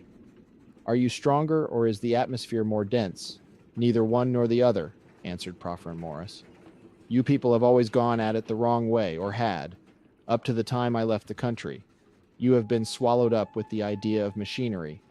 You have seen birds carry their own weight, and twice as much besides, with ease. You have seen clumsy squirrels expand their skins by stretching out their legs and make astonishing flights through the air. And yet, though knowing that man is one of the strongest animals in the world to his size, it has not yet occurred to you to apply that strength intelligently in the effort to fly. Really, your attempts at flying have been quite as ridiculous as it would be to attempt to swim by machinery. With a light aeroplane having the requisite area of surface and a simple gear with which he could apply the strength of his back, arms, and legs to a propelling fan, Your boys with the opportunity would learn to fly quite as easily as they learn to swim. All you require to enable young America to acquire expertness in the air as he does in the water and on the ice is the simple aeroplane and a high wire 200 or 300 feet in length from which he could suspend himself while learning to manipulate his flyer. A moment's reflection convinced me that the professor was right, and during the entire trip, nothing interested me so much as to watch the graceful flyers, of whom there were nearly always some in view. I inquired if there were not a very great many casualties resulting from such hazardous exercises, and was informed that there were none at all. That if anything should happen to the aeronaut in midair, the aeroplane would let him down to earth as gently as a parachute and without danger. Seeing how absorbed I was with the outside view and appreciating my curiosity, my companions very considerately left me to myself for the most part of the journey, while they discussed matters of interest to the country at large. We arrived at the capital at 6 o'clock, making the 700 miles in 4 hours and 25 minutes.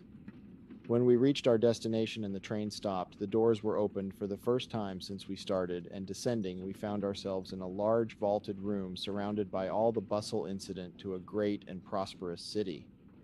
Professor Morris called a carriage, and parting from President Wilkes, who cordially invited me to call on him at the executive department, we took our seats and were driven, or propelled rather, through wide tree-bordered streets to the professor's home in the suburbs. Being but a dull practical clod, language fails me to describe the feelings and impressions of that hour.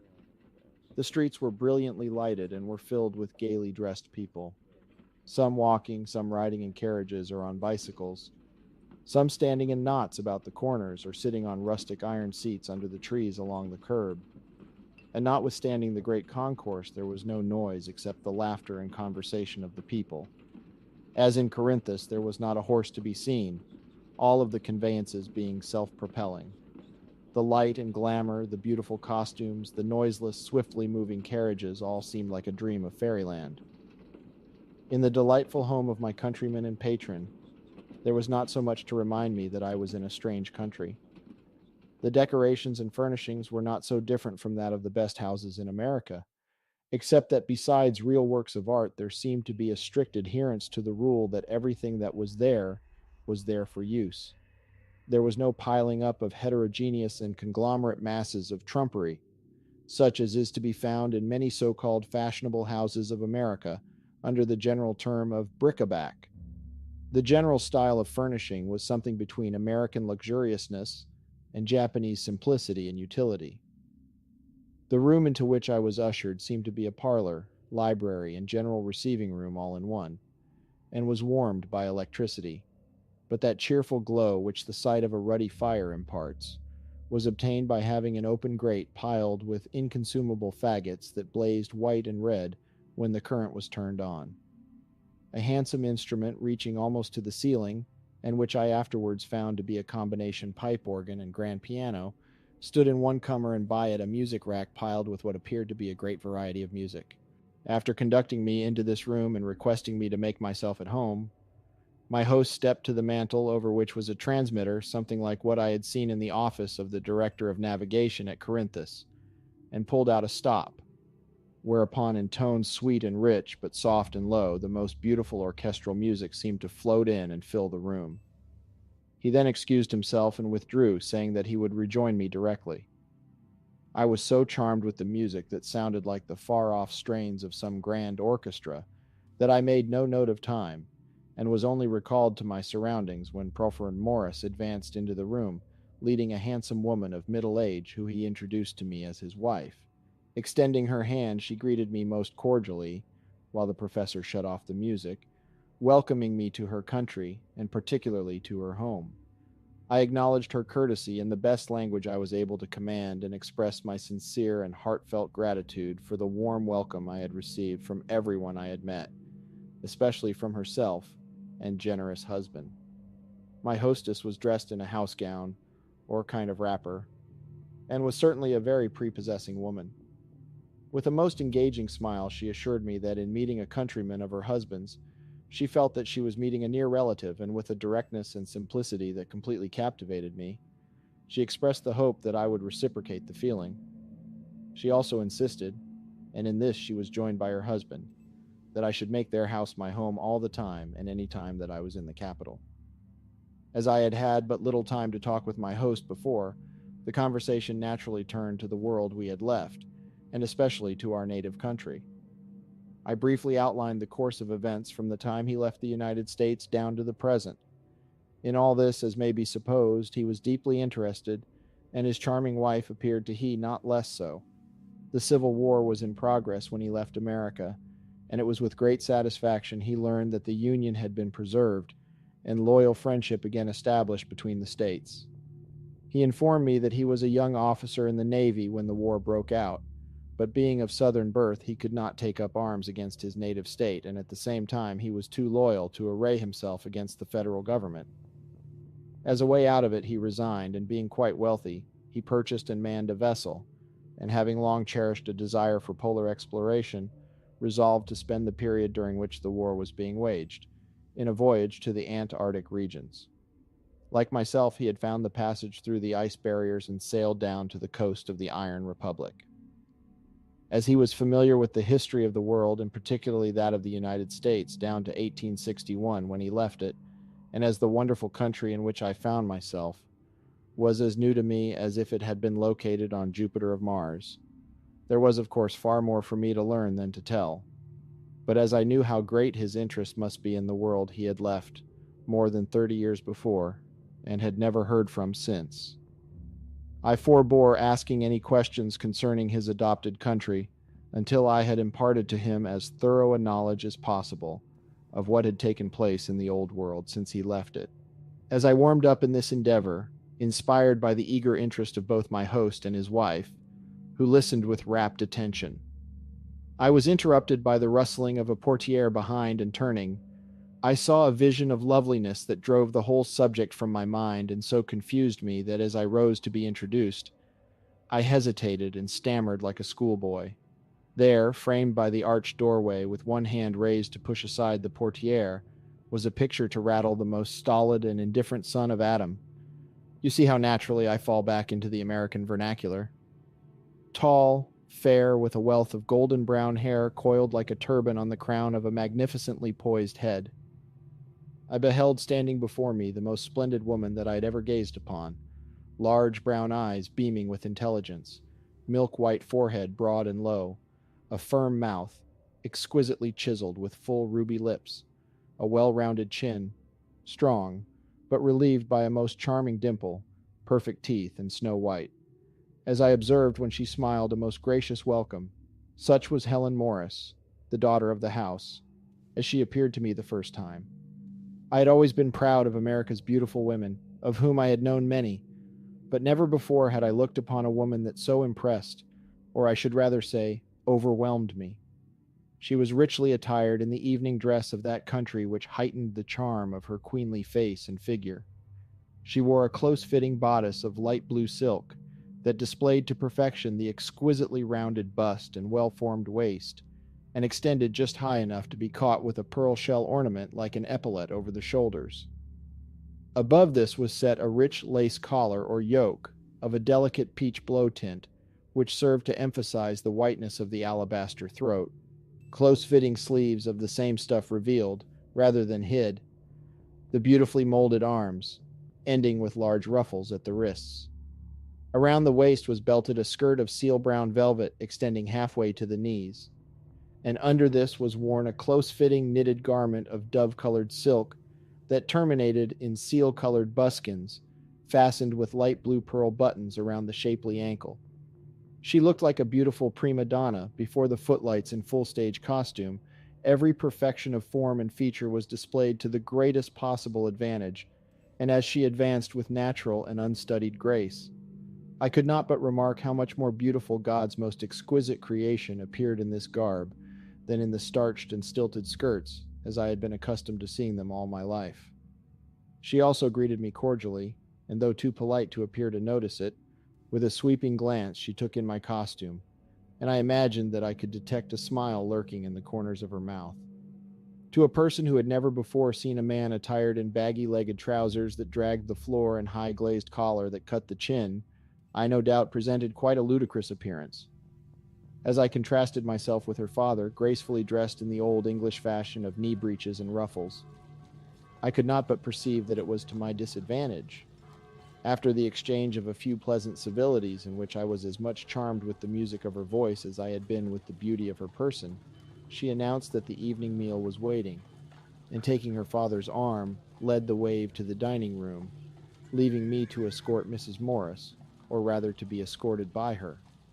The dining room or kitchen, for it was all in one, was a cozy room with polished stone floor, and at one end was what appeared to be a low enameled sideboard, though I found when the meal was served that it was an electric furnace from which the different dishes were taken and set upon the marble-top table.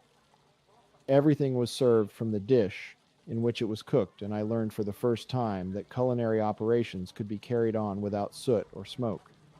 The cooking vessels were set upon paper mats, and under each plate was spread a snow-white paper napkin, while another, neatly folded, lay beside it. At the risk of being tiresome, I am going thus minutely into these details, my object being to give as clearly as possible an insight into the way these people live. It is with the hope, too, that overworked American women whose lives are one long martyrdom to the washtub, the dishpan, and the ironing table, may profit by the simpler and cleanlier customs of a more advanced people.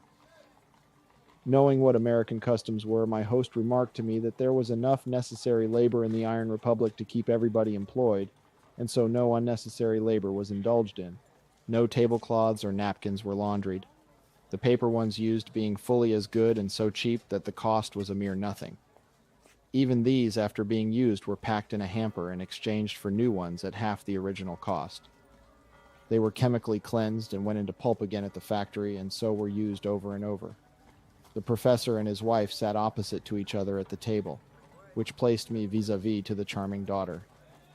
I had been accustomed to social functions of every description, and no Beau Brummel was ever more at home at a fashionable dinner party than I.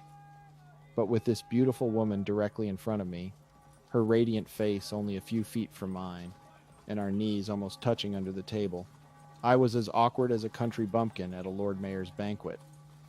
They were all kind enough, I think, to attribute this to the strangeness of my surroundings, and in most gracious ways strove to relieve me of my embarrassment and make me feel at home. During the meal hour, which was a most delightful one, we talked about American customs, and then the conversation turned upon American art and literature, in comparison with that of the Iron Republic. In the discussion which followed, I was pitted against the ladies, my host remarking that, as he was a citizen of both countries, he should be equally proud of the achievements of each. I dilated on our poets, essayists, and novelists, and lauded the achievements of our architects and painters. But whether it was the superior numbers of the enemy or superior strategic ability, my native country was made to appear as far behind in these as in the more practical arts of life. The best of the old English writers were not unknown to them, as Professor Morris carried a well-stocked library in the vessel that bore him to his adopted country. Emerson, Longfellow, Whittier, and many other American writers they were also familiar with, as the professor had brought their earlier works to the country, and all had been republished and put through many editions. Finally, turning to my host, I said banteringly, "Professor, if your relations to both countries disqualifies you for participating in this discussion or taking sides, it ought to fit you all the better to act as referee between us. You are familiar with what is best in both countries, and to your judgment I am willing to defer. Now, upon the lines we have been debating, which country, in your opinion, is entitled to take precedence?" "This," said the professor after a moment's hesitation, "is a difficult question to answer. To institute a comparison of this kind is like comparing one part of the firmament to the other. Every nation has produced its great men, men who were brilliant in different ways. One part of the firmament has stars as bright as any other part. The human mind has its limitations, and probably some men of every race have risen to the limit of human achievement in some things. But while all parts of the firmament may contain bright stars, as bright as the brightest, looking at the sidereal heavens, you will observe that one part, taken altogether, is more luminous than another. That is to say, has more bright stars. And so, passing judgment on both countries as a whole, I am compelled to say that the Iron Republic has surpassed America or any other nation. America has produced one Longfellow, the Iron Republic many. An essayist like Emerson towers above you like a monarch of the forest. Here they are as the leaves in Vallombrosa's shade. You had one Beecher, here his name is Legion, and so in every field where the human mind has blazed a shining way. I will not say that in America the highway of genius is less exalted, but it is less traveled. But why should that be so? I asked, unwilling to yield the point. When both nations came from the same parent stock and developed under practically the same climatic conditions? My dear sir, replied the professor with a smile, that question is easily answered. Admitting the intellectual equality of the two nations, there is every reason why this should excel in every field of human effort, except that of bold and cunning acquisitions. The construction of your government, and indeed of all the governments of the Old World, is such as to encourage the prostitution of great talents to selfish personal aggrandizement. The genius which has made your thousands of great politicians and financiers would have made the same men great, or many of them, with a more unselfish and enduring greatness in this country. Here, Henry Clay or Daniel Webster would never have devoted an hour of time or an iota of talent to the trade of politics, for neither, by taking thought, could have added a cubit to his political stature. The genius that has built up million-dollar fortunes in your country here would have lain dormant or been more unselfishly applied. What I mean to say is that in this country, great talents can only find expression in the fields of art, literature, philosophy, and science, while in your country they may be applied to stock jobbing, financial exploitation, and the trade of politics. All these fields invite talents of the highest order and yield returns more gratifying to our selfish instincts. Do I understand that talent counts for nothing here in the race for wealth or political preferment? I asked with astonishment. It counts for little in the race for wealth and absolutely nothing in the race for political preferment, answered my host. The consequence is that ambition, to be gratified, must be in a measure unselfish, and genius must expand and soar in a noble field or remain dormant. You cannot hope to grasp the results of a century of intelligent government building in a few minutes, but you will understand when you have had time for observation, he continued as we left the table. On our return to the sitting room, my host excused himself, saying that he had some business affairs to look after, which would detain him the better part of the evening. Almost immediately afterwards, Mrs. Morris also excused herself on the plea of having to look after the affairs of her kitchen, for it appeared that although in affluent circumstances, they kept no servants. This left me alone with the daughter, and for a few moments we sat in rather an embarrassing silence.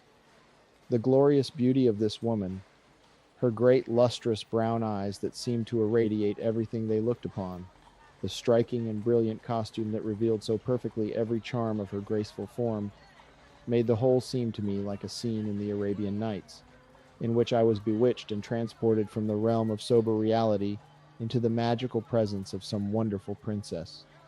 She relieved the situation by rising and asking me if I would not like to hear the news of the day, approaching the contrivance over the mantel from which had issued the music before supper. You will probably hear a good deal about yourself, she said, smiling archly as she proceeded to adjust the bell-shaped transmitter. Chapter 4. Then by all means let us dispense with the news, I pleaded with unfeigned earnestness. How would you like to be entertained then? She asked, turning to me. You can have an opera, lecture, or anything that is going on in the city. Perhaps you would like some music? The National Orchestra plays this evening in the Capitol, and you can have the full program or any part of it. I dearly love music, I replied, and what I have heard in this country has been remarkably fine. But swelling from mysterious tubes or bursting from great mechanical contrivances imparts a weirdness to it that serves to heighten the unreality of my present position and surroundings. Do you know, I said with a sincerity that made her burst out laughing, that I have pinched myself a great many times since I reached these shores in the endeavor to awake? Even now, it would be no surprise to me to start and wake and yawn and open my eyes to find myself back in America and my wonderful experience of the past year a dream. I dare say you would be highly gratified to awake at this very moment, she said with just a shade of reproach in her voice. Oh, no, indeed, I cried with an impetuosity altogether out of keeping with the shortness of our acquaintance, at the same time rising hastily and approaching to where she stood by the mantel. I would not wake now for worlds. If it be, I said, repeating a fragment from one of her own poets that she had quoted at the table. If it be then that the seeming has more of beauty than the real, if only it be in dreaming I may find the land O'Leal, may I not continue dreaming? Were't not cruel to wake again? Is not bliss e'en in the seeming preferable to real pain? A blush overspread her face, making it even more beautiful than before, and I too flushed, feeling that I had gone too far for a rank stranger, as it were from another world. Very well, she responded. I would much dislike to wake you as long as your dream is pleasant. Nevertheless, she added with a meaning glance, I shall reserve the privilege of dashing cold water on you whenever I deem it proper to rouse you to a consciousness of your real position. And turning, she walked over to the music stand and began to handle the sheets of music. This Parthian shot sobered me, and I begged her to remember the peculiarity of my situation, being as absolutely cut off from every female acquaintance on earth as if I had landed on another planet. Knowing only her mother and herself, and meeting them as the wife and daughter of a countryman, I begged pardon. If, like the lonely emigrant who meets a compatriot in a strange land, I presumed too much on a short acquaintance. My words or manner evidently convinced her of my sincerity, for turning and advancing with a world of sympathy in her beautiful eyes, she extended her hand with the most frank cordiality, and as I grasped her fingertips, almost daring to raise them to my lips, she assured me that her love and admiration for her father made it quite impossible for any countryman of his to be a stranger, and begged me to consider her an old friend. The touch of her hand made my blood tingle, and the sweet candor of her manner made me feel quite at home again. What I was going to remark, I resumed, was that the mysterious and automatic manner in which this music, news, and other entertaining things you suggest comes to us heightens the unreality of my surroundings, and what I desired to make everything seem more real and less like an illusion was something to remind me of home and life as I had been accustomed to it. This, I presume, is a musical instrument, said I, advancing to the piano, and if you will be kind enough to play something yourself, I will enjoy it more than all the orchestras in the world, over a wire or through a tube. Without a moment's hesitation, she complied, and sitting down to the instrument, she played several pieces with great skill and expression. Noticing a number of songs among the music, I asked her if she would sing. She consented, but asked me to waive my objections to the automatic and mysterious tube, as she preferred a violin obbligato to playing her own accompaniment. Selecting a piece of music, she approached the general utility telephone and, pressing a button, asked somebody somewhere for the obbligato to the song, giving the title. In a moment, soft and low like the sighing melody of an Aeolian harp, came the prelude to the accompaniment, and then in a voice full, round, and sweet, she rendered the song, the obbligato swelling and sinking and blending with the rich tones of her cultivated voice, as though it were played by a master in the very room where we stood. Mrs. Morris entered the room while she was singing, and when the song was finished, at the request of her daughter, joined with her in a duet, her fine contralto voice blending beautifully with the other's soprano. At its conclusion, I was asked for an American song, and as a fairly good baritone voice was the one single accomplishment I had been proud of at home, I complied and sang Rocked in the Cradle of the Deep while Miss Morris played an accompaniment. I acquitted myself quite creditably, and was gratified when they both admitted that no finer song had been composed in the Iron Republic. When Mrs. Morris reappeared after dinner, she too was attired in evening dress made similar to her daughter's, though somewhat plainer, of some pearl gray stuff that was extremely becoming. Upon my risking a cautious compliment on her appearance, the conversation turned on the subject of dress, and I soon became aware that woman is woman the world over, be the surroundings what they may. I described to them the latest modes of dress in my country, and then there was the inevitable comparison between the different styles of the two countries. When I ventured a rough guess at the number of articles of apparel and adornment one of our fashionable ladies would wear at one time, they threw up their hands in horror and wondered how they had time for anything else but to dress and undress. I expressed my decided preference for the Eronian style as illustrated by their charming costumes, but told them frankly that it would not be tolerated in my country. And pray, what would be the objections to it? Asked my hostess. To be perfectly plain with you, madam, I replied, it would be considered that is, immodest. But why? Because, my dear madam, it is, That is to say, I am delighted with it myself and can conceive of nothing more becoming, I stammered. I am very glad, said Mrs. Morris. But why should this style of dress be considered immodest in your country?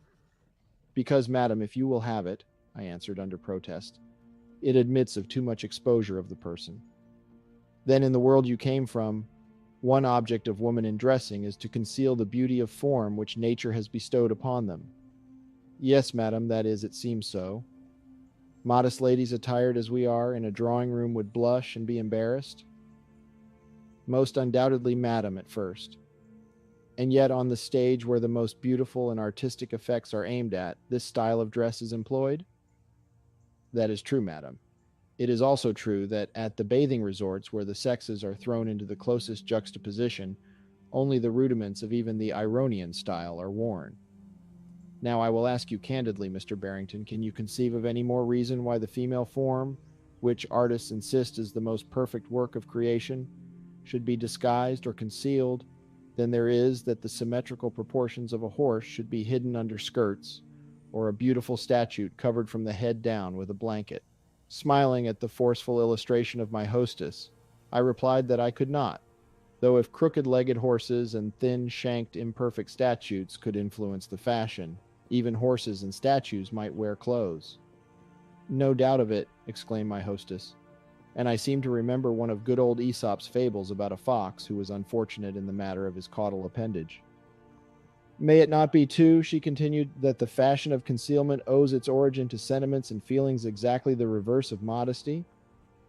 Is, after all, the revelation of such beauty as the female figure possesses any more suggestive than its concealment when such beauty is known to exist under the disguise? Indeed, she went on, warming up with the subject, the commissioners excluded a most beautiful statue from one of our parks because of the indecent suggestion of the drapery. Here we wear 3 or 4 garments and combine comfort, beauty, grace, and utility. In your country, women wear a dozen or more, and the most complimentary thing I can say of them after studying their pictures is that some are not as ugly as others. I'll dare say if Eve had come forth from the shady bowers of Eden and had met her lord and master dressed in the modern American fashion, the poor man would have scaled the fence and left the garden of his own accord. I laughed heartily at this sally, and looking slyly at me, Miss Morris observed that her mother must have some good reason for feeling so strongly on the subject. "Oh, I make no secret of it," retorted her mother good-humoredly. "I was once prevailed on by Professor Morris to array myself in all the glory of the American fashion as it prevailed when he left there, an ap-paired in public, full-rigged, hoop skirt and all. Ugh, it makes my cheeks burn yet to think of it. Seeing a crowd beginning to follow us, I ran into a house and begged the lady for the love of heaven to hide me while my husband called a carriage. I was taken home in hysterics and literally tearing the flounces and frames from my person, I held them over a flame till the last shred fell into ashes. That is, all but the wire in the hoop skirt, that the professor buried, and with it the last hope of making an American woman of me. It was weeks before I could muster courage to go on the streets again. Since then, my husband has admitted that his preference for American dress only extended to me, and that for all other women he thought the style of the country much prettier and more desirable. Ah well, he has gotten over all that now, she concluded, as you will in time. I assured her that I was already well over it, and in the matter of female dress, if nothing else, I was an iron Republican to the core. Professor Morris arrived in the midst of a general laugh and remarked pleasantly that it did not appear that I was being ostracized as an alien. He then informed us that he had learned while out that there would be an especial attraction at the Capitol that evening in the person of Madame Shafton, who was to sing her latest song, and he had asked an usher from his office to connect us when her turn came. Madame Shafton, I was told, was considered the finest singer in the Republic, and a composer of rare merit besides. Indeed, I was informed that in musical circles it was hardly considered good form for a person to play or sing anything except their own compositions, the exceptions being in the case only of music of extraordinary merit. In the midst of a general conversation some 10 minutes afterwards, a sudden hum of voices penetrated the room from the transmitter, and then clearly and distinctly came the words, "Ladies and gentlemen, I have the honor to bring forward one who is known and honored from one end of the Republic to the other, and who has always been a deserved favorite at the Capitol." Then, during the applause, which followed, very much in the American fashion, Miss Morris ran to the transmitter and, pulling out certain stops, drew what appeared to be a ground glass screen before it. At the same time, she turned off the lights, leaving us in the dark, except for a pale light, which illuminated the screen from the transmitter. This grew brighter, and then I saw, like a stereoscopic projection, what appeared to be an arena railed off in the pit of a great amphitheater. And in this arena, an orchestra, and in front of it, facing the audience, a tall and remarkably fine-looking woman. She was dressed in a loose flowing robe in the style of the classical Greek period, with wide sleeves and bound loosely about the waist with a knotted cord. She wore sandals on her feet and a wreath of flowers on her head. The song was rendered and encored, the whole performance being as distinctly audible and visible to us as if we had been in the auditorium. After it was over and the transmitter had been adjusted to cut off any further proceedings, I asked if the people in the city generally were connected with these places of amusement, and was informed that everybody in the city and country was thus connected, who elected to pay for the service. If then anybody may enjoy these entertainments in their homes, where do the audiences come from? I inquired. My dear sir, answered my host, if it were not for these arrangements, it would be impossible to accommodate our people without greatly increasing the number of places of public entertainment. As it is, there is always a certain number who attend, for notwithstanding the perfection of our system of transmission, it is still more satisfactory to be present in person. I learned on inquiry that this extensive system, which pervaded the entire republic, was established by the government along with electric lights and railroads. This particular branch of it, though, it had been found expedient to let to private individuals in the different cities and communities, the system being let to the bidder guaranteeing the cheapest service. I was also informed that public entertainments of every kind were provided by the government without direct cost to the people, most of the great orators, actors, and musicians being pensioned by the state. As a result of this, said my host, poor artists do not afflict the public, and good ones are not at the mercy of avaricious managers and irresponsible newspapers. I found afterwards that the greater part of these artists were trained in the government conservatories to which they had been sent from the public schools on account of extraordinary talents and aptitude. Those who became really great artists were but on a pension for life, if not forfeited by misconduct.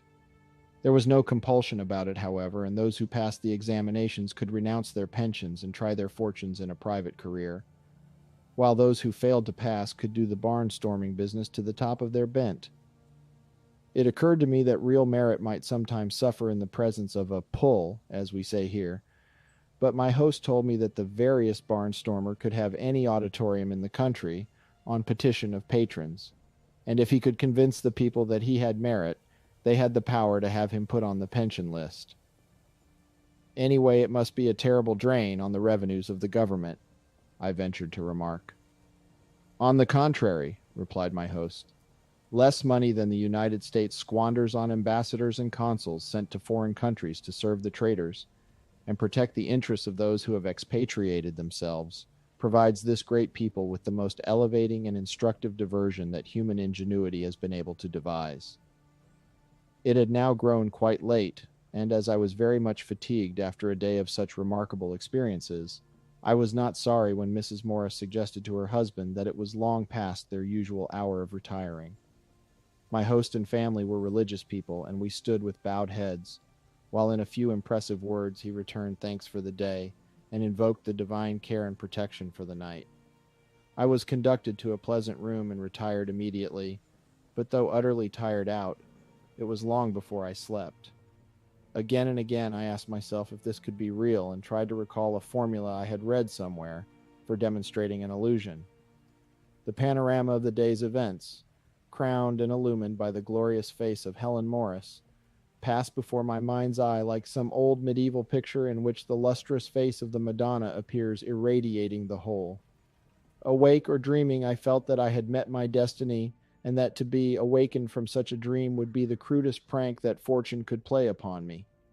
And then I went back in imagination to my home in America and tried to recall each event from the beginning of my strange experiences, linking them together and so connecting them down to the present.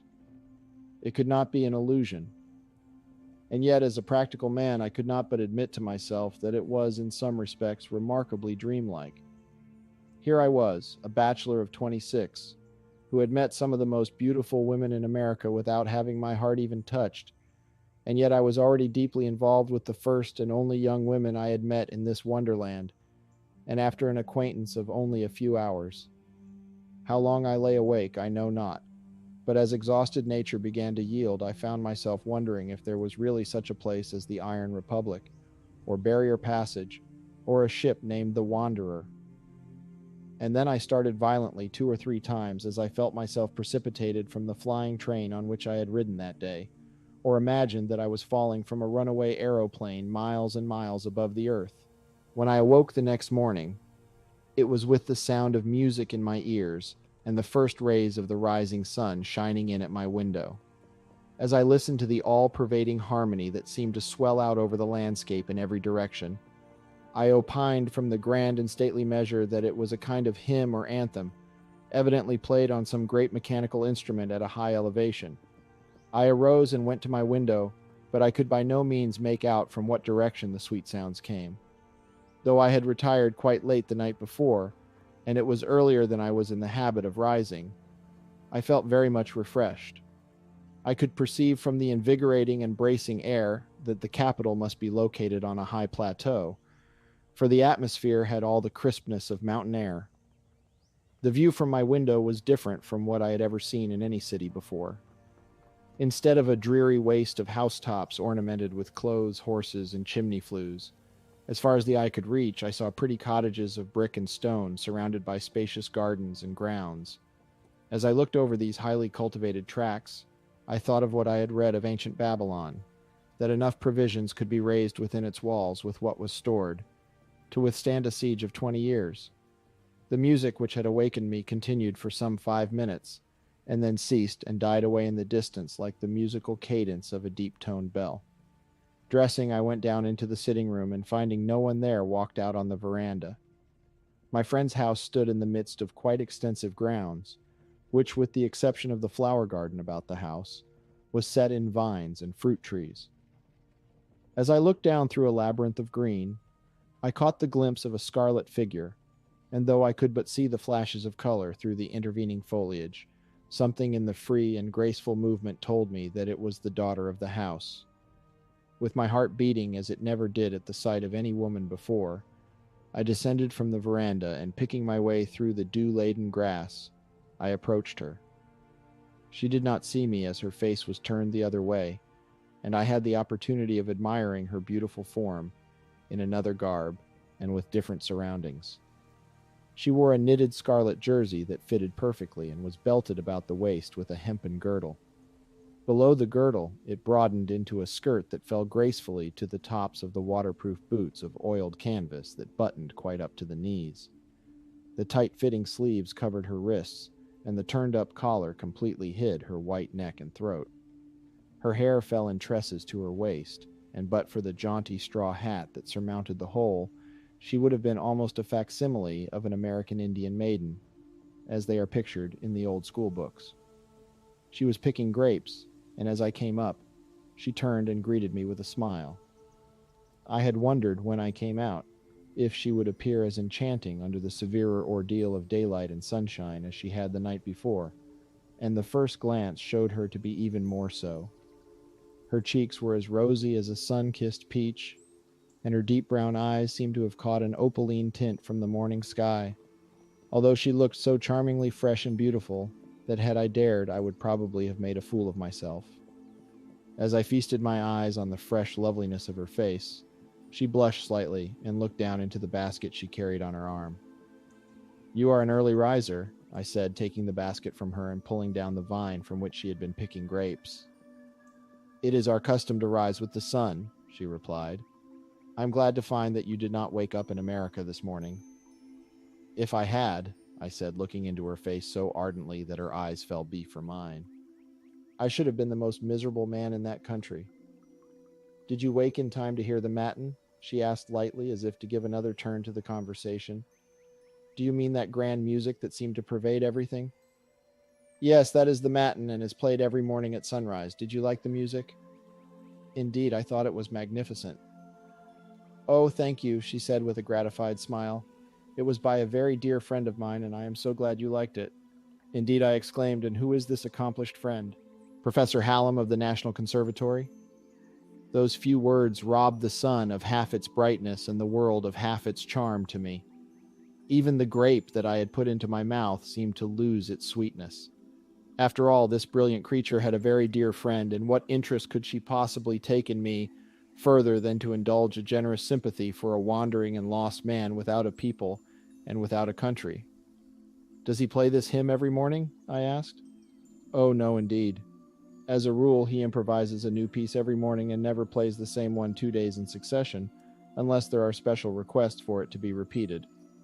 He must be a wonderful man, I remarked, to improvise such wonderful music, but it is more wonderful still that he should be able to repeat such improvisations afterwards. He doesn't do that, she answered. Everything that is played on the grand harmonium is by a mechanical device registered, that is, a copy of the music is made and can be preserved. And is this Matin, as you call it, a public function? I inquired. Entirely so, was the reply. It was instituted by Professor Hallam when he was called to the head of the conservatory. It was his idea, and these matins and nocturnes are his fad. If I may employ an American term I heard you use last night, but a most beautiful one nevertheless. Where does this music come from? I asked, looking around for its probable source. And how far can it be heard? It is played from the dome of the conservatory and can be heard for many miles around when the weather is favorable, she answered. In reply to my further question if it was a function that was performed in all parts of the Republic, I was informed that it was a purely local affair originating with Professor Hallam, but that quite a number of cities and communities had adopted it, and it was obtaining great favor with the people. From his position and ability, this Professor Hallam must be, that is, quite an old man, I ventured blunderingly. I would judge him to be about your age, she answered with an arch smile. I do not know how you reckon your age in America, but it is not considered distressingly old in this country. My heart turned to lead as she went on to speak of his great genius, his wonderful compositions, and his national fame. It sank like the mercury in a Dakota blizzard. She told me with an evident glow of pride that he had taken a special interest in her, and that she was indebted to him for what little knowledge of music she possessed. I heard all this with pretty much the same feelings that the condemned man hears the judge in long-drawn judicial platitudes depict the enormity of his crime. It was plainly to be seen that she greatly admired this musical prodigy, if nothing more. Noticing my downcast look, she rallied me by asking what I thought of her working dress. I felt like telling her that Mother Eve's dress of fig leaves would be gorgeous, if only she wore it, but simply remarked that I thought it very pretty and convenient. She told me that this style of dress was worn by the women and girls generally, for walking and outdoor work. A call from Mrs. Morris interrupted us, and saying that her mother wanted the grapes for breakfast, my companion led the way to the house. Arriving there, she took the basket, and telling me that I would probably find her father in the library, she passed into the kitchen through the back door. On entering, I was warmly greeted by my host, and in a few minutes, breakfast was announced. The meal was simple, but most excellent, consisting chiefly of cereals with butter, milk, and fruit. Coffee was also served. After a short invocation by the head of the house, we took our places at the table in the same order as the evening before, and without the slightest pretense at formality or ceremony, the breakfast was served. After a few minutes' conversation, mostly referring to my impressions of my surroundings, Professor Morris remarked that it was their custom, in lieu of conversation, to take the current news during the meal hour, especially at breakfast. He was a very busy man, he said, and tried to dispose of the day so as to get the most out of it. Then, at the request of her father, Miss Helen rose and, going back into the front room, manipulated the telephone in some way and returned to the table. Almost immediately, a voice began to speak, apparently from overhead, and looking up, I noticed another transmitter in the center of the ceiling, similar to the one in the front room. Clear and distinct came the words, as if a good reader was reading from the columns of a newspaper. Erroneous 7 o'clock morning resume. And then followed general news reports from every part of the Republic, agricultural and government reports, local news items, and in general the matter which goes to make up the news pages of our daily papers. There was a condensed account of the voyage of the Wanderer from an interview with Captain Brent, and an item stating that I was the guest of Professor Morris of the Naval College. We lingered at the table some minutes after the meal was concluded to get the sum of this resume, and it still continued after we left the room.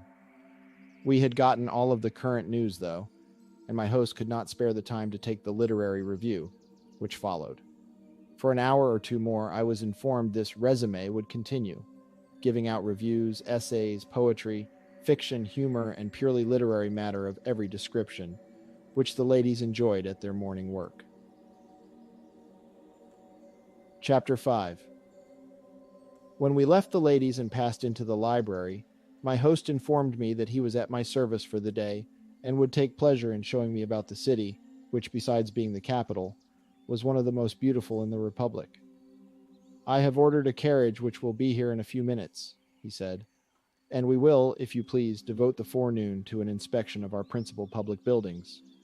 This afternoon we can take a general view of the city. And now," he continued, "if you will consent to wear a suit of my clothes until you can have a tailor supply you, I think it will save you some annoyance. The unusual style of your dress must attract attention, and it is not pleasant to be the center of interest for the curious crowd." I thanked him, and availing myself of his kind offer, went up to my room and made the change. As we were of about the same size and proportions, the clothes fitted me admirably, and though I felt at first like a baseball player or Richelieu at a masquerade, I was far more comfortable than I would have been in my own outlandish garb.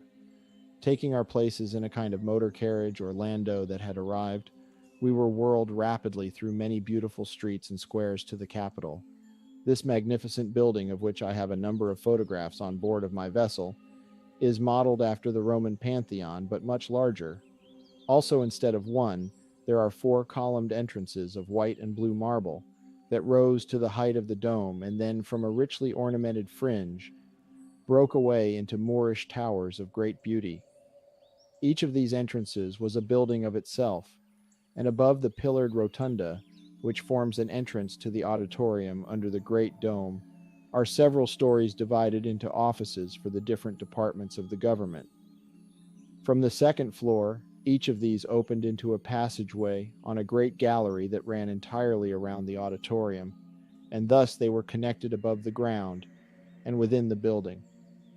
Passing into one of these great vestibules, we ascended a broad stairway on one side of the gallery, from which my friend said a better view could be had of the great auditorium.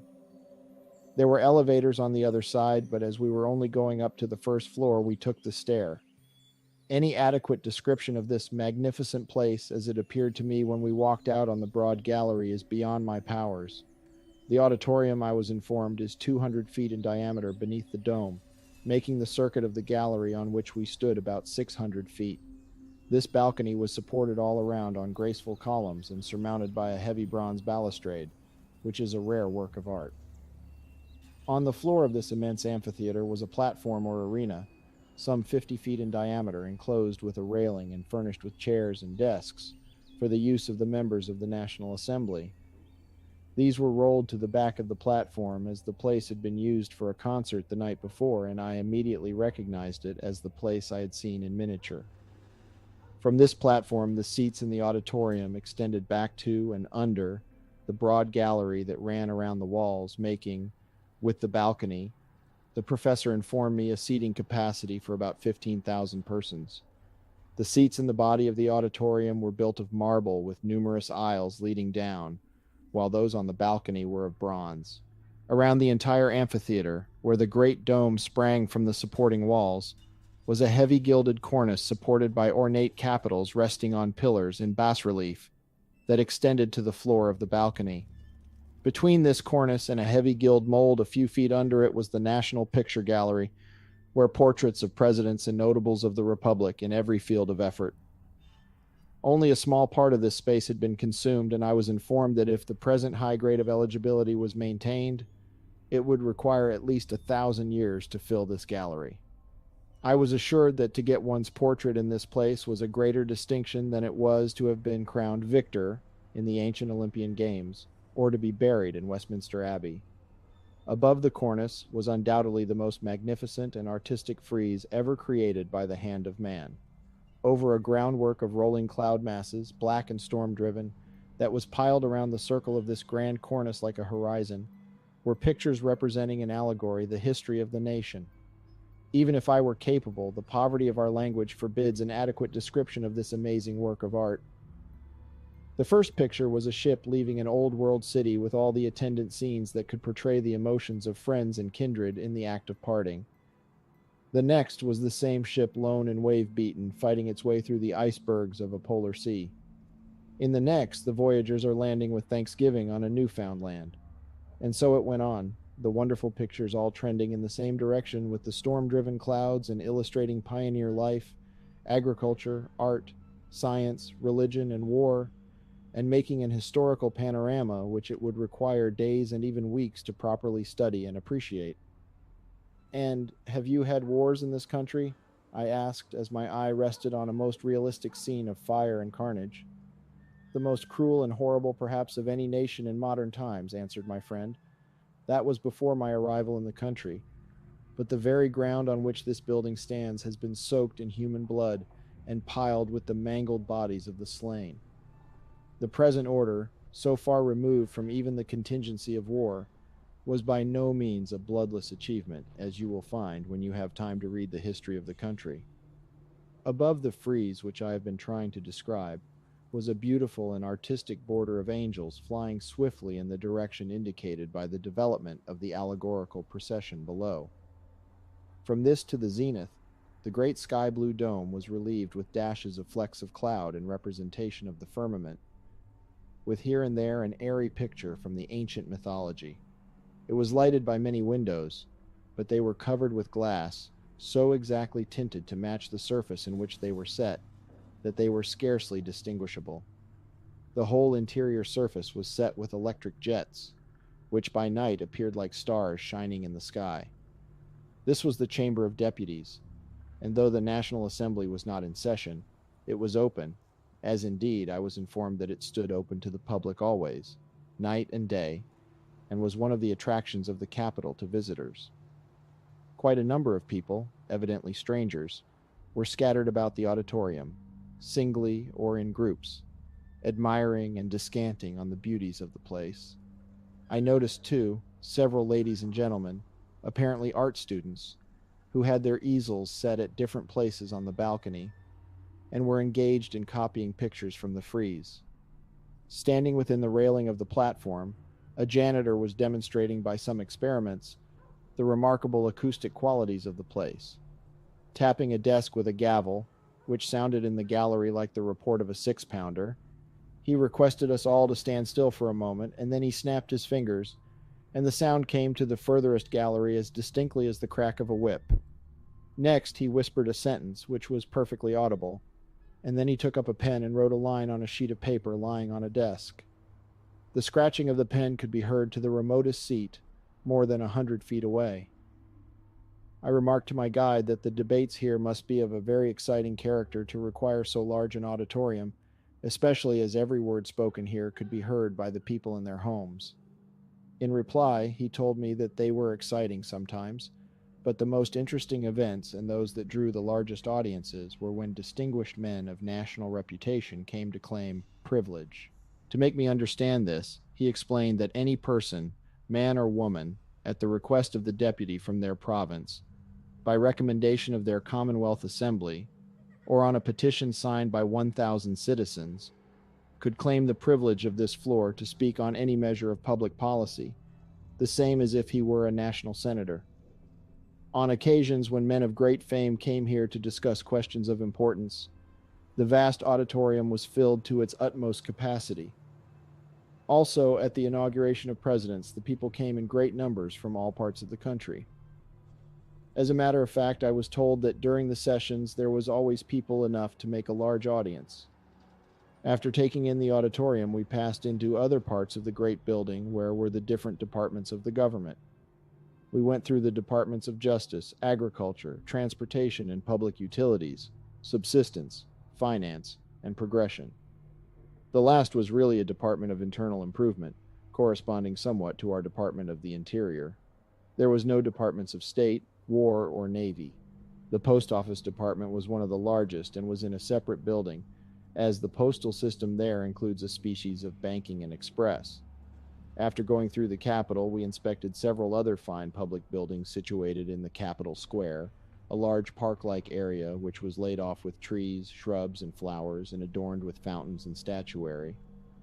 In a paved court facing the main entrance to the Capitol was a circular monument or pillar of solid iron, 30 feet high and 10 or 12 feet in diameter, on which stood a colossal bronze statue of what was apparently a working man with a sledgehammer thrown back in the attitude of striking a blow.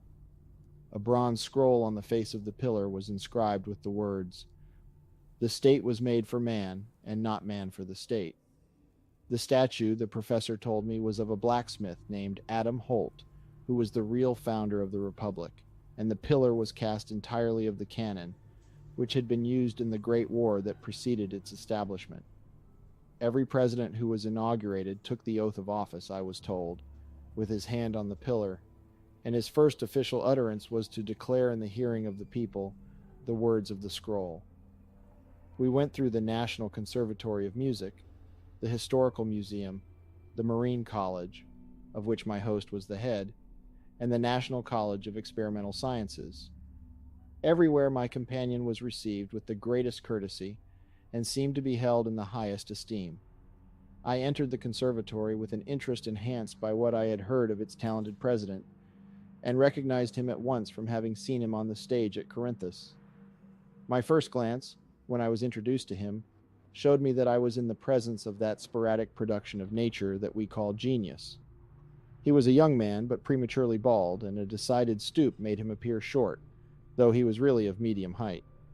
A fringe of light brown hair clustered around his large head, and his complexion was as fair as that of Helen Morris. His eyes were blue and rather watery, and impressed me, even when he was speaking to me, with the idea that he was listening to something afar off.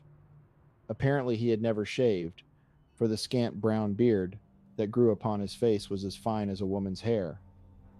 When I expressed my high appreciation of his musical production of that morning and told him how his accomplishments had been lauded by his fair pupil, he smiled in a pleased way, and remarked that Miss Morris was herself the possessor of fine musical talents. He then launched into a dissertation on the divine art, and I saw by the futile attempts of Professor Morris to wring him off and turn the conversation into other channels that he was wound up on that subject. He dilated on Miss Morris's great capacity for harmony, and deplored her fatal deficiency in technique in such a way as to show that he had thoroughly analyzed her from the musical standpoint. I knew nothing of his musical terms, but was an interested listener while he talked about his beautiful pupil and encouraged him to the top of his bent, although I could but smile as I noticed that he discussed her exactly as he would a piano or violin. I wanted to size him up, as we say in America, and tried him on other subjects, but outside of his art, he was as blank as the backside of a tombstone. I asked him about the manner of his inspiration, and he told me that he caught strains from the wind in the trees, from the singing of birds, from everything he heard that was not discordant. He informed me that he had a light Aeolian harp attached to his aeroplane, and as he sailed through the air, he had only to arrange the music it made for him, to get his very best compositions. We went up into the Tower of Music, and he described to us the perfections of his great instrument with as much pride and enthusiasm as an American would talk about his first baby. From a musical standpoint, he was decidedly interesting. After walking over the beautiful grounds, we returned to the Marine Building, where, in the private office of my host, we remained until the hour for lunch. "There is so much to tell you," he replied to a question of mine in regard to the government, "that I hardly know how to begin. Take the elective franchise now. We have no voting for officers here as you do in the United States. Every man here who is a citizen has the same chance to hold office, and that is unquestionably the only truly representative form of government." "Do you call that a truly representative system?" I asked, "which gives the most stupid and untalented man an equal opportunity for office and political preferment that the brilliant, the forceful, and the laborious enjoy?" "That is just why I do call it truly representative," answered the professor. The great masses of mankind are stupid and untalented. Without disparaging your country, which is also mine, I may safely say that 99 out of every 100 men are untalented plotters. And yet, except in accidental cases, mediocre men never have a seat in your national legislature unless they have inherited or in some other way obtained money enough to buy it. The representation is almost wholly by the brilliant or forceful men, men who can by strength, genius, or cunning control circumstances and compel fortune. In the Iron Republic, every class of men, the brilliant, the forceful, the untalented, and stupid, may hope to enjoy the honors of office in the proportion that they exist. I am curious to know by what means you secure this average of representations, said I, for certainly in politics. I can conceive of no method which will not give the race to the swift and the battle to the strong. Well, to begin with, answered my friend, we have no such thing here as politics in the sense that the word is used in the United States. There, if there has been no improvement since I left the country, politics simply means that fierce, desperate, and continuous struggle, which goes on between brainy, unscrupulous, and self-seeking men for place and power, where the strongest and most conscienceless stand to win, and where success means selfish aggrandizement and gain. It is destructive to the finest sentiments of manhood, and has debauched and prostituted the noblest intellects. But you must admit, I insisted, that the strong and brainy men are best fitted to devise laws for the government, not only of themselves, but also of the stupid and untalented, if we may continue to so designate the 99 plotters. I admit nothing of the kind, retorted the professor. On the contrary, I believe that even in America, the least talented lawmakers are the most useful, because they have less reason to be influenced by considerations of personal ambition. It is with great intellect now, as it was with great skill and strength in the olden time. It is almost invariably used to advance the interests of its possessor at the expense of the less gifted. I will agree that the more capable a man is, integrity and other sterling qualities being equal, the better fitted he is to devise laws for his fellows, provided his own selfish interests are in no way involved, and that is just the condition here. The laws for the government of this republic are devised by its scientists, scholars, and philosophers, men who for the most part have no offices and no power to obtain them. Their efforts being thus absolutely untrammeled by considerations of selfish interest or ambition, are necessarily unselfish and for the good of their kind. Here, laws are originated by the people and adopted by them, the function of their representatives being simply to properly frame and execute statutes at their command. In other words, they are the servants and not the masters of the people. But, said I with a trace of impatience which I could not conceal, you surely cannot expect that men who are capable of devising wise measures of public policy will do so without the hope of reward, either in the way of gain or gratified ambition. Indeed, I do expect it, said my friend. No man who ever had great thoughts could keep them to himself, even though publishing them brought him persecution instead of profit. The finest intellects of the world have delved in the domains of science, philosophy, and religion without gain, and why not in that noblest field for genius, the art of human government? Well, said I, laughing, we have a saying in America that you can't argue against success, and in the presence of the monumental success of the ages, I am without an argument. But I am curious to understand how it is done. Nothing in the way of human government is so simple, replied my friend, unless it be an absolute despotism. We start with the assumption that any man or unmarried woman with the necessary qualifications of age, character, and education is entitled to be a citizen. Accordingly, when he or she goes to the proper authorities with a certificate from the register or supervisor of their primary, that they are 20 years old, and that they are under conviction of no crime, with a diploma from the public school, they have issued to them a seal like this, drawing from his purse the medal I had seen him use at the sub-treasury in Corinthus, which invests them with all the rights and privileges of full citizenship in this republic, or to speak technically, they are Franklins of the first grade. Every office under the government is now as accessible to the dullest of these Franklins as to the brightest. To make you understand more perfectly, it is necessary to explain to you the political divisions of the country. First, we have the primary. This consists technically of an area 7 miles square, or 49 square miles and containing 1,000 franklins. In practice, though, the extent of the primary is purely arbitrary, depending upon the quality of the soil, natural resources of the section, and consequent density of population, and may contain 1,000 franklins or any fraction thereof over 300. Of course, citizens can live in unorganized territory, that is, where no primary has been constituted, but this deprives them to some extent of their privileges if they are franklins of the first grade, as they have no opportunity to vote their seal, and so pass into the second grade. If they are franklins of the second grade, though, they can vote their seal for the third grade in any primary in the Commonwealth in which they live. Any citizen, too, can exercise the appellate franchise and vote on the acceptance or rejection of laws in the primary most convenient to him. These primaries correspond to your precincts in America, and in the center or part most accessible to all is the Shire, where is located the post office, sub-treasury, and public school. The only elective officer in the primary is the supervisor, the lowest civil officer under the state, who after 1 year's service becomes by virtue thereof primary magistrate. On the 1st of December, the Franklins meet at their shire, and this officer is chosen by lot, every citizen having an equal chance.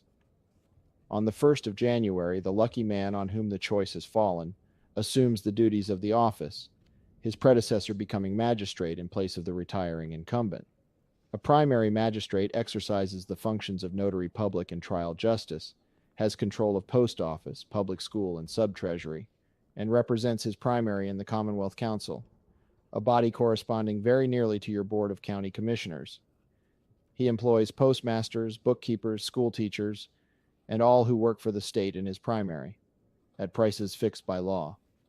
It is the principle of despotism, the simplest and most economical form of government, applied by the people themselves. Vox despoto, vox populi. The supervisor is simply a subordinate officer or assistant to the magistrate with the power to act in his place when required.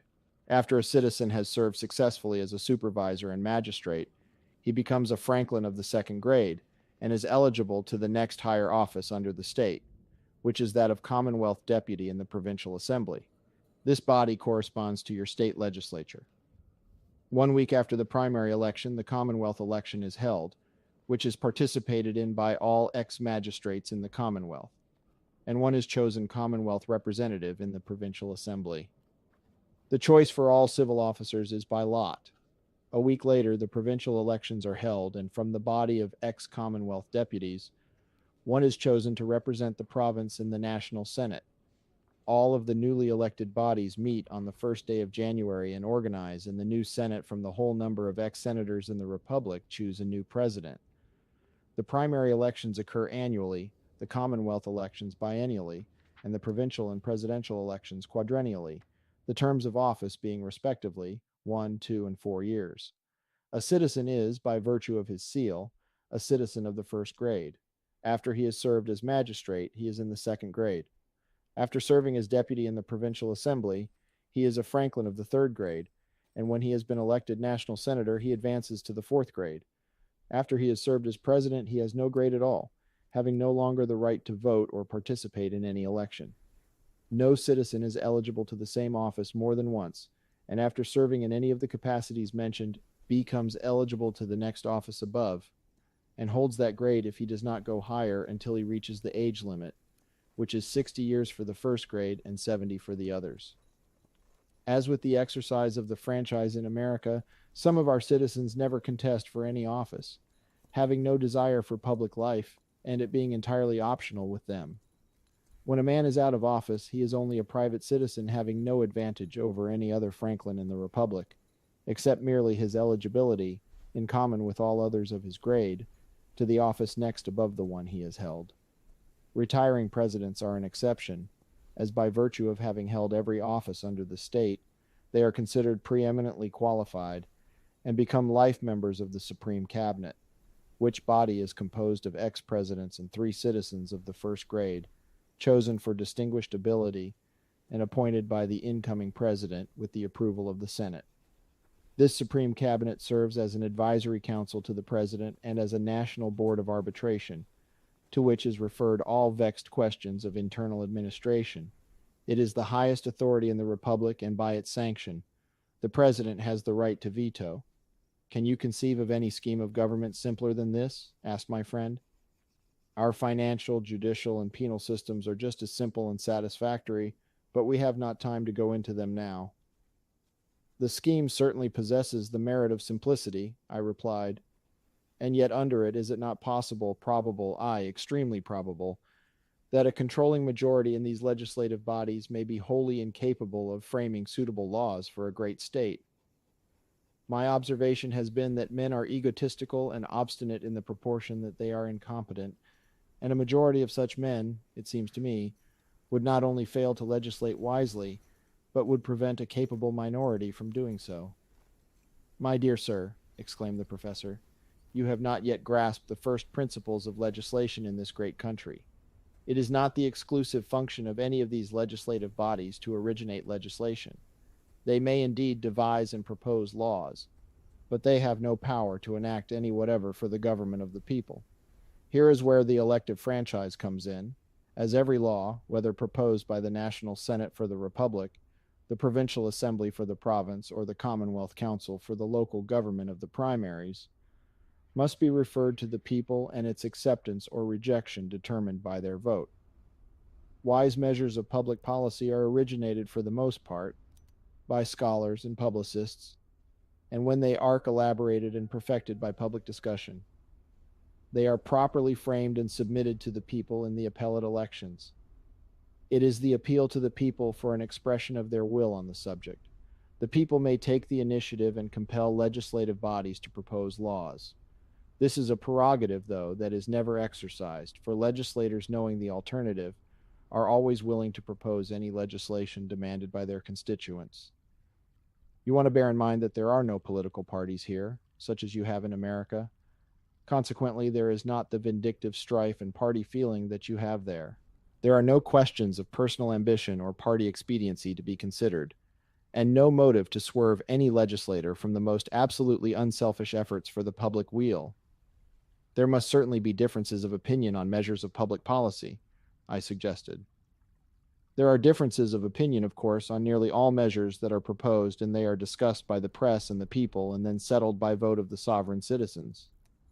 But as there is no necessary connection between the success of these measures and that of any individual in the nation, the discussions are always moderate and intelligent.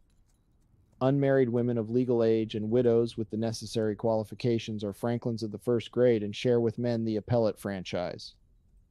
Pray, what compensation do these different legislative officers receive? I asked. Primary supervisors and magistrates receive $1 and $2 a day, respectively, the year round, because they are constantly employed, answered the professor. Provincial deputies receive $3 a day for the time they are in session. National senators receive $4, and presidents get $5 for their full time, as do members of the Supreme Cabinet, for they are constantly employed. There is no mileage, as the railroads are owned by the state, and it costs them nothing to travel. $5 a day for the president of a great nation. The statement fairly took my breath. That is very munificent pay, said my friend, but as they give up all other business as well as their homes, and have to reside at the capital, it is not considered too much, though their labor is intrinsically worth no more than that of the man who lays brick or shovels dirt. This is indeed a remarkable government, I exclaimed. My fellow countrymen, said the professor, rising, I have the kindest memories of your country, for it is the land of my birth. But you have a very imperfect system of government.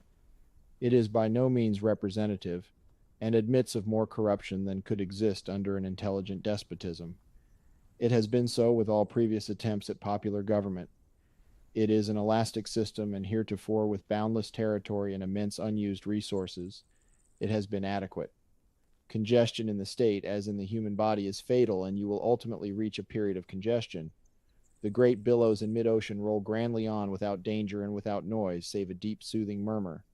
It is only when they reach their outmost bounds and dash themselves on the rock-hound coast to be thrown back in broken, foaming masses that the angry roar of the breakers is heard, sending terror to the heart of the mariner. As long as you have unoccupied territory for your increasing tides of population to flow out upon, your people will have homes. and as long as the majority of them have homes and property, you are safe, for it is the illusion of all partially civilized people that the object and end of government is to protect property. But under your system, the time will come when comparatively few people will own most of the property and control the means of subsistence. Then they will logically combine for mutual protection and aggression, and learning the terrible power of combination, will inevitably throttle the spirit of liberty and crush the lifeblood out of your people. On the other hand, a few men in whom the love for wealth and power has extinguished the love of liberty and their fellow men, owning all the wealth and by the power of that wealth controlling production, transportation, legislation, everything. On the other hand, millions of people only a few generations removed from the noblest and most heroic ancestors reduced to the conditions of serfs. Aye, to even a worse condition, for the medieval serf might work and fight for his master. But with your hundred-handed machinery to produce and the blind greed which will deprive the masses of the power to consume, their services will be dispensed with. Their labor will not be required, and there is nothing their masters will want them to fight for, as they will possess everything. There is the picture for you, sir. Heartless greed, oppression, ill-gotten wealth fortified by legislation and protected by hired minions on one side, and on the other, millions who cry for the opportunity to earn bread. And if you want it shaded, there is dynamite and gunpowder and gorgeous combustible villas, all great smoke makers. My companion had been pacing the floor excitedly as he poured out these burning words, but now stopping before me, his mood suddenly changed, and he smiled broadly. Why, bless me, I am talking to you as though your destiny was bound up in the United States, and you were going back there next week, when, as a matter of fact, we are, both of us, absolutely cut off, and that country is no more to us than the lost Atlantis or the cities of the plain. Come, I don't know how you feel, but this great outflow of words seems to have left a void that reminds me that it is about the hour for lunch. Stepping to the ubiquitous transmitter, he gave some orders about a carriage, and I heard him say something about a two-seater at the hour of 14.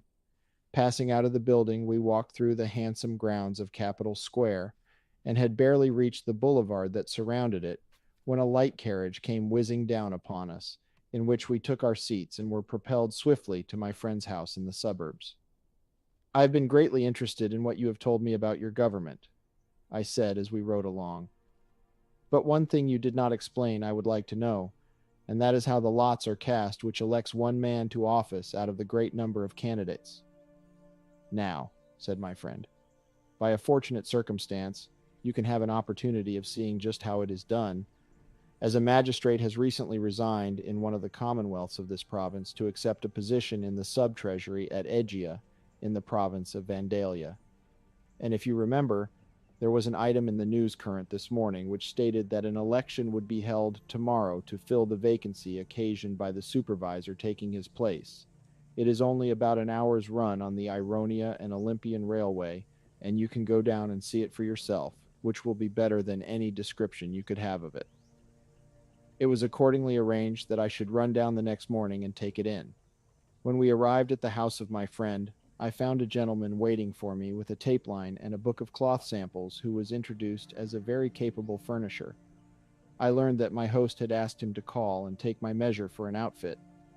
I went up to my room with the outfitter and was surprised at the excellent quality of his samples, there being no shoddy or inferior goods in the lot. I intimated to him that as I had a very complete wardrobe and as the period of my sojourn in that country was uncertain, I did not desire anything expensive, preferring something rather of good appearance without regard to durability. The smiling tailor told me, though, that he had no goods that would not wear for years, all being equally well made, and the only difference being in the weight of the material, inspecting a piece of black casimir. I asked him if he could guarantee the dye to retain the luster, and to my astonishment was informed that he did not handle any dyed cloths at all, everything he had being in the natural color of the wool, which included every shade of handsome suitings of the finest and firmest texture. Remarking the excellence of the quality, I volunteered the compliment that his factories evidently turned out better goods than ours, whereupon he informed me that every piece was woven by hand, and that there was not a cloth factory in the Republic. In the meantime, I had made my selection, and he was engaged in taking my measure. "Do you mean to tell me," I asked with astonishment, "that a nation so far advanced as yours does not use machinery in the manufacture of cloth?" "None at all," was the reply. "They used to long before my time, but under the Republic no factories are allowed." "And do you weave this cloth, or do you have to go around and find it among the private individuals who weave it?" I asked. "Oh, I simply go to the government exchange, which takes it from the weavers, and get what I want." "Does the government speculate in this cloth, or simply store it and sell it for the weavers?" "The government does not speculate on anything," replied the outfitter. "It takes this cloth, giving the weaver in exchange the price established by the Bureau of Subsistence, which is based on the weight and weave of the goods. It is then sold to whoever wants it at a slight advance, which is the seignior age or principal source of revenue for the support of the state." "Then there is no competition," I remarked. "I suppose the prices for the different grades are purely arbitrary with this bureau." "No, the price of nothing is arbitrary," returned the tailor, "the value of everything being fixed by the average cost of production, as ascertained by the bureau in the most careful and scientific manner." "There must be," said I, "some unsaleable goods made, as there is in my country." "Does the exchange have to take them at the production price, regardless of what they will sell for?" "The exchange sometimes has goods that will not sell for the established price by reason of their undesirability, damage in storage, or other causes. When that is the case, they are cut to the selling point.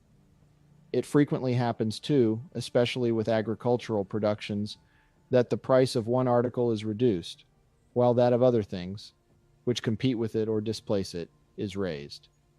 The Bureau has all of that in hand, and the business is reduced to a science. The exchange also has the right to reject anything, and so producers keep in touch with it and thus know what the public demand is for." Here was another field opened up to my curiosity, which I would have liked very much to explore by further questioning, but my outfitter did his work expeditiously, and lunch was waiting. At the table, I introduced the subject and asked why the manufacture of cloth by machinery was prohibited in the Iron Republic. "We prohibit the use of machinery in the making of cloth," answered my host, "for the same reason that we do in the manufacture of everything else that the people can supply without the aid of machinery. That is, that there may be work for all." "Do I understand that you have no manufactures at all?" I asked. "Not that we have none at all, but none for the manufacture of any article that can be applied on sufficient quantity to meet the demand, without the use of machinery. This list includes fabrics of almost every description, shoes, hats, headwear, furniture, rope, agricultural implements and products, vehicles, in fact, almost everything that we use. And the purpose of this is that there may be work for all to do?"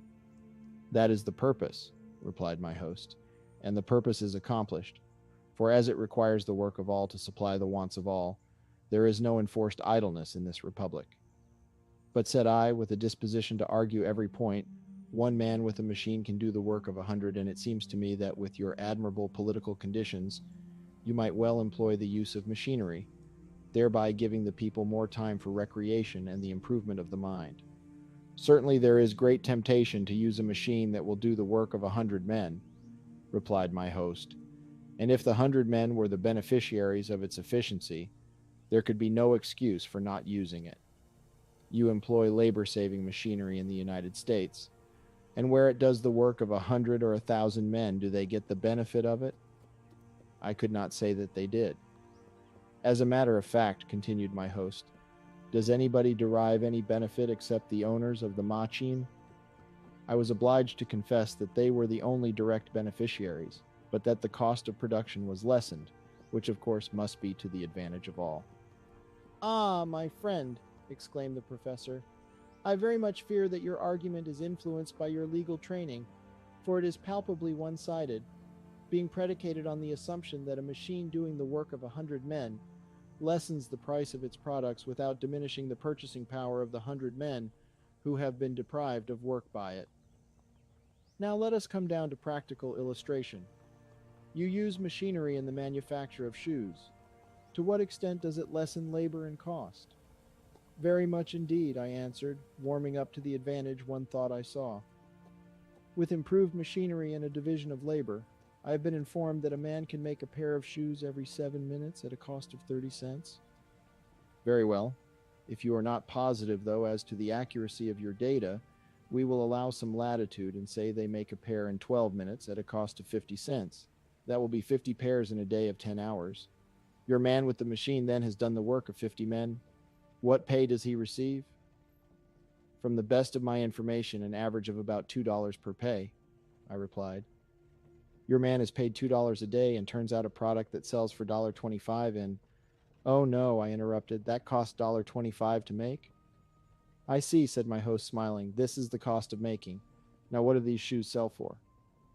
I should say an average of $1.50. Ah, then this man does the work of 50 men and turns out a product that is worth $100 more than the cost of production. Who gets this $100? Asked my host, laying down his fork and looking across the table at me with an air of affected simplicity. The man or company that owns the machine, I suppose, I answered, slightly nettled. Then the 49 men whose work has been done for them do not come in except in the matter of increased time for recreation. But what surprises me most, my host went on, is that these shoes can be made for 50 cents and sold for $150. How is this feat, so contrary to the laws of competition, accomplished? In the first place, I answered, our manufacturers combine to maintain prices among themselves, and in the second place, we have a tariff, which brings the imported article up to that price. So, exclaimed my host, I begin to comprehend your system, which I presume was the same when I left the country. But as I was quite a young man and had never paid much attention to such matters, I retained no knowledge on the subject. Now let us look into this system in its practical application. Here is a machine that in one day with the application of one man's labor does the work of 50 men, thereby depriving 49 men of the opportunity to work. In the value of the product, it turns out, it earns the wages of 50 men, and yet all that labor gets out of it is the paltry sum of $2, or not enough to pay for the result of 15 minutes of its time, the balance going to the owner of the machine. So while flesh and blood and brains and skill earns $2 for labor, wood and iron and steel earns $50 for capital. And this wonderful machine, too, in all probability, is the product of skill and labor at the same miserable wage. Is this system conducive to an equitable distribution of wealth among the people? Does it not rather impoverish the 49 men whose work is done by the machine and enrich one man who gets the value of 50 men's work for the price of one? I could not deny so logical a conclusion.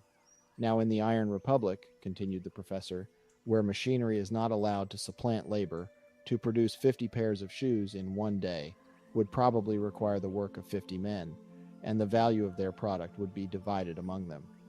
So the question resolves itself into this proposition, which is better, to let 50 men earn $1 apiece, or to let 2 men earn $100, one of whom works while the other keeps books, of which amount the working man gets $2, while the bookkeeper gets the balance. The proposition did not admit of debate, but I could not refrain from remarking that it seemed a pity that 50 men should labor a day to accomplish what an inanimate machine might do without toil or fatigue. Not necessarily, retorted my host. In appearance and according to the ethics of industrial economy, there could be no objection to the machine doing the work of 50 men if the 50 men got the benefit of its work. And yet it is contrary to the divine economy, as expressed in the biblical injunction that man shall eat bread by the sweat of his brow, and like every other human practice that runs contrary to the divine order, is harmful in its results, and I think your system must demonstrate it. Notwithstanding the use of machinery, you doubtless have a large number of men who are steadily and permanently employed. Now, which makes the best showing, mentally and morally, this steadily employed class, or the unemployed or partially employed class whose time for recreation and the improvement of the mind has been increased by the use of machinery? I was compelled to confess that the employed class took precedence both in point of intelligence and morals. I remarked, too, that it was a disappointing fact that our public libraries, night schools, and other institutions founded for the benefit and elevation of the masses were least patronized by those of most leisure. It is not strange, said my host, The reasonable employment of the body prepares the mind for recreation. A man's mind, though, especially if it be not well cultivated, having nothing to employ it but recreation, grows bad, just as most boys do, who have nothing to do but play. The universe is founded on a plan, and that plan contemplates that every man shall work. The man who does not suffers, and society suffers by him. There are no exceptions to this rule. I confess that you have had the better of me all along, said I, but you are certainly mistaken when you say that there are no exceptions to this rule. For many of our most intelligent and virtuous men are those who have grown vastly rich from the results of other men's labor. I may say most generous also, for in my country hundreds of churches, colleges, libraries, and other beneficent institutions stand as monuments to this virtue in them today. Undoubtedly, assented the professor. And yet I must remind you in the first place that a man who becomes a millionaire from the increment of other men's labor can be no idler, for the mere keeping up with his business and getting the lions, tigers, and wolves' share of the product of the labor employed by him will keep him busy. And in the second place, when a man makes gifts with money obtained that way, is such generosity in any manner different from that of Robin Hood, who robbed one class and gave to another? Is it even as commendable? For the old highwayman invariably took from the rich and gave to the poor, at the worst doing evil that good might come, by contributing to the equalization of wealth, while your millionaires take from the poor and give in such a way as to enhance their reputation, this being the only thing to be desired, after having acquired more money than they can use in promoting their pleasures.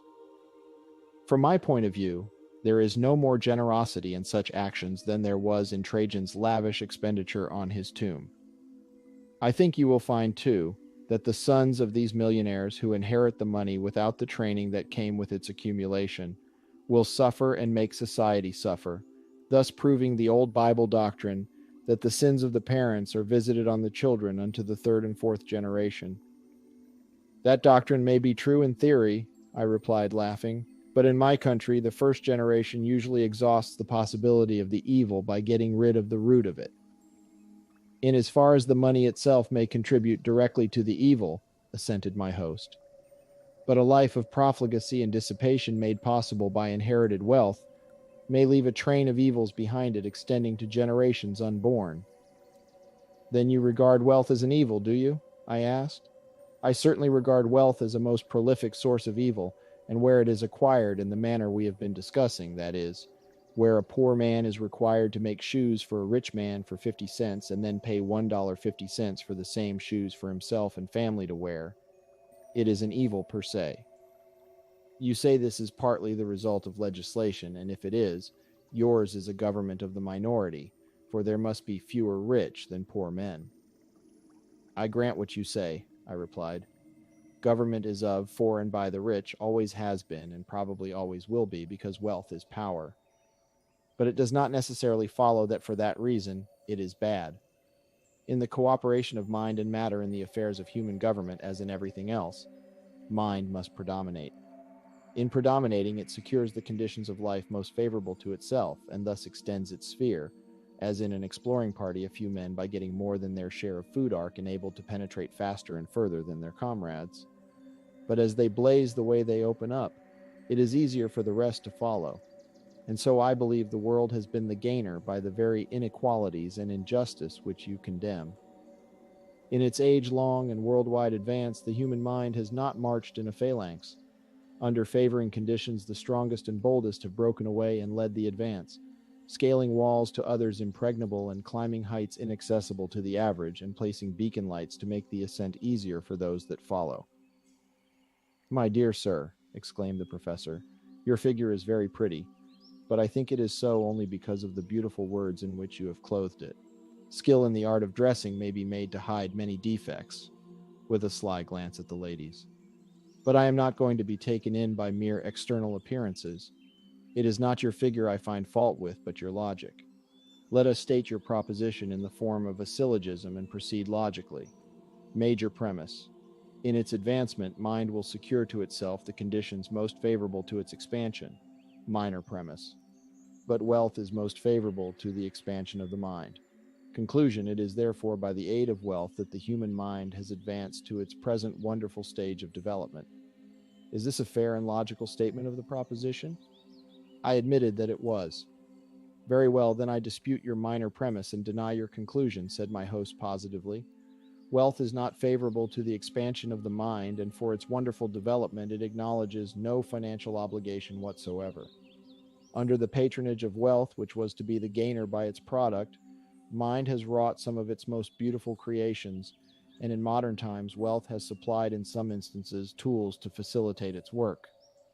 But in the main, money has rather been the enemy of mind, and wealth, whether supporting monarchical extravagance, religious bigotry, or personal vanity and ambition, has tended to suppress, rather than promote, the highest and noblest qualities of the human mind. Its sublimest efforts have been achieved in poverty, in exile, in dungeons even, and as for scaling walls impregnable and climbing heights inaccessible, and planting beacon lights for others.